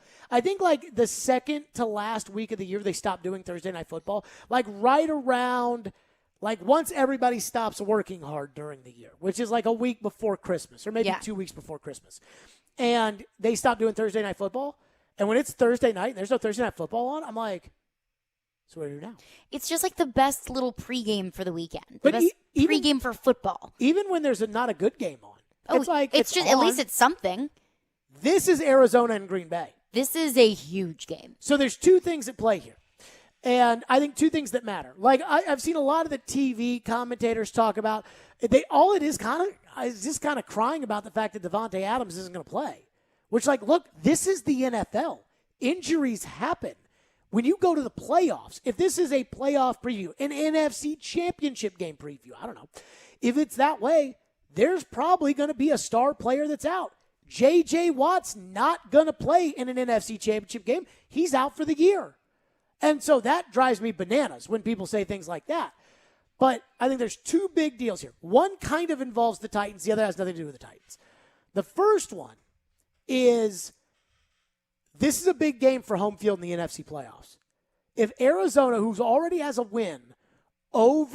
big win over the Rams, and gets the Rams again and plays the Cowboys, if they beat the Packers, they will be in the driver's seat. Now, there's nothing to worry about Tampa, but they will be in great shape towards getting the number one overall seed in the NFC playoffs. And I think that's a big deal for them, specifically with Green Bay, because Green Bay is the one place that I would not want to take Kyler Murray, and I would not want to take my team that practices in Phoenix and plays in a dome, because Lambeau Field in January, February is not where I want to be. And remember, everything is pushed back a week because we have a 17th game. So the NFC Championship game, I think, was January 20th last year. It's going to be January 28th in the future. I don't want any part of if I'm Arizona, I don't want any part of playing that game in Lambeau Field. Kyler Murray, small quarterback. It snows in Lambeau. Mm-hmm. He doesn't play in that weather. And it's not like he's never played in that weather. He was a quarterback in the SEC and in the Big 12. No school like that outside, like maybe Kansas, snows. And then he goes to Arizona where he plays in the NFC West. So he doesn't play in any of those kind of climates.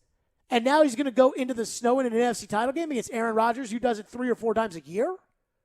So that's the big thing, because I think Green Bay is out as far as catching Arizona for the 1 seed if they lose tonight. I mean, sure they could, but it feels like Arizona's too good to slip up too many times with a tiebreaker. The second thing, this is Kyler's first national TV game. He's got a Monday nighter against the Rams, and he's got a Sunday game against Dallas, which I got to believe is going to be put on Sunday Night Football. Oh, for sure. Kyler, people mention him with the MVP discussion, but I don't think anybody is like all in on Kyler for MVP because Kyler has not won a big game on national TV. Pat McAfee is on Sirius talking about, hey, you got to see Kyler play. This is must-watch TV. This is, Arizona. Oh, yeah, look at this play. It's against Texans. I don't want to watch that game. Mm-hmm. So you only get a couple of national TV games. Here's your shot. Aaron goes out there and dominates you today. You're gone from the MVP talk. You go out, throw for 400 yards. You're right up at the top. And the other guys I think he's competing with, Lamar had a 400-yard game on Monday Night Football, and he beat the Chiefs on Sunday Night Football. Derrick Henry had 150 and 3 touchdowns against the Bills, and everybody knows about Derrick. So I think this is a big game for Lamar's possible MVP Kyler's possible MVP candidacy. So those are the 2 things I think really here at play. Home field advantage in the NFC playoffs. Do not want to go to Green Bay in January or February, and the MVP race with Kyler.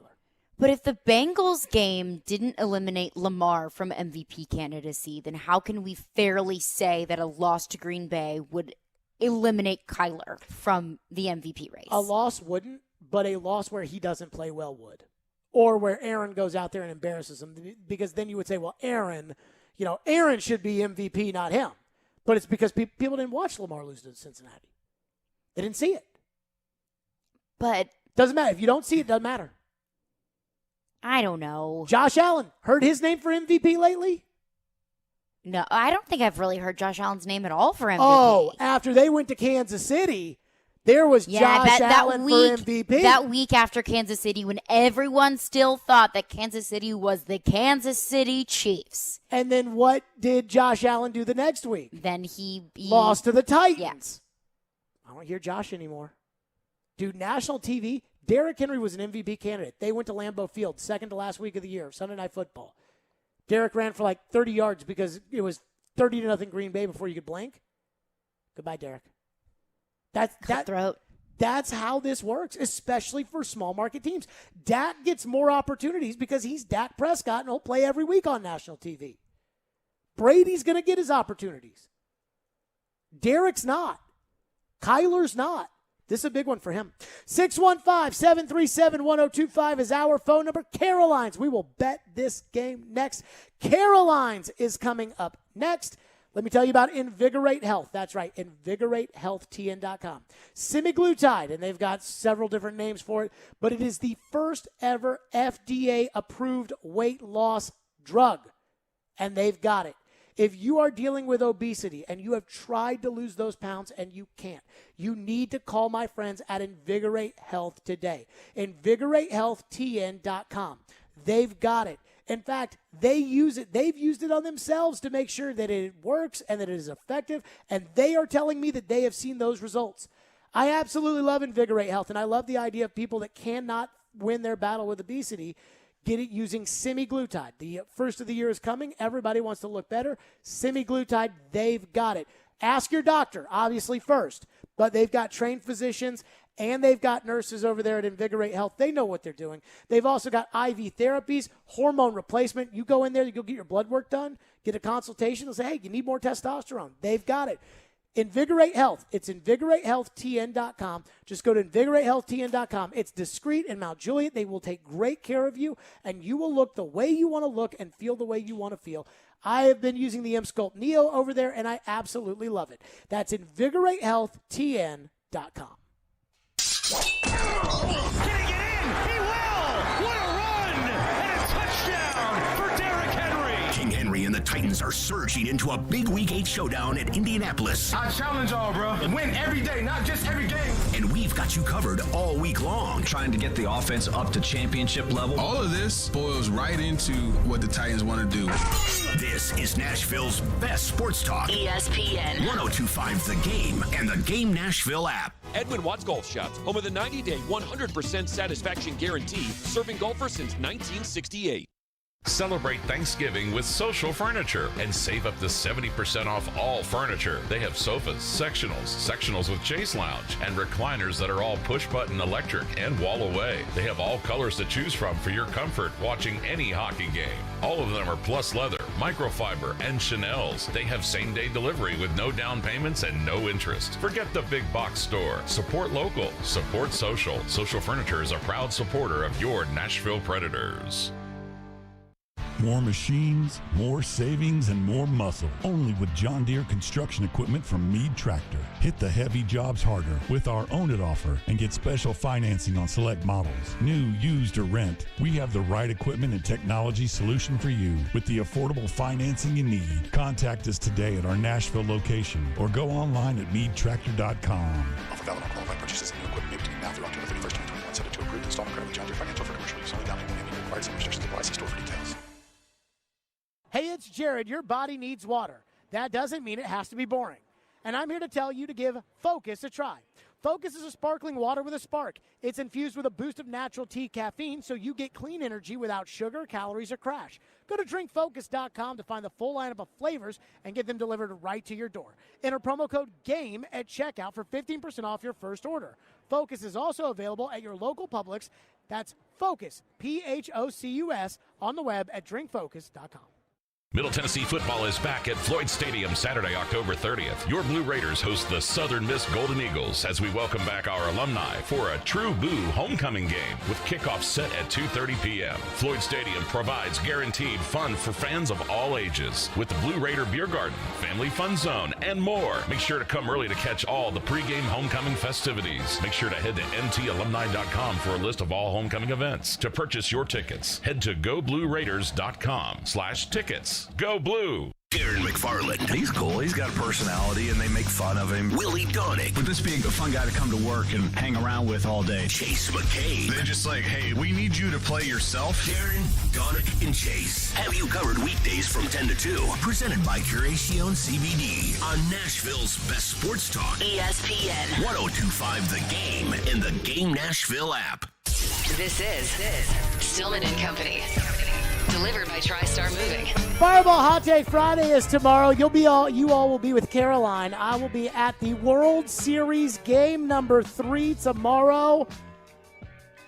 I'm so excited. You should be. It's going to be a blast. I am so excited. I was talking to one of my best friends today who lives in Houston, born and raised in Houston, huge Astros fan. She was able to go to game 1, and I said I think that is something that every baseball fan should be able to do is go to a World Series game. So I'm excited about that. And I know a lot of people are excited about a lot of stuff. But that is tomorrow. Game number 3, Caroline and Mark Howard tomorrow. But now we got a big Thursday night game. Devontae Adams is out. J.J. Watt's obviously hurt. DeAndre Hopkins is in. So let's get to Caroline's. Get in on the action.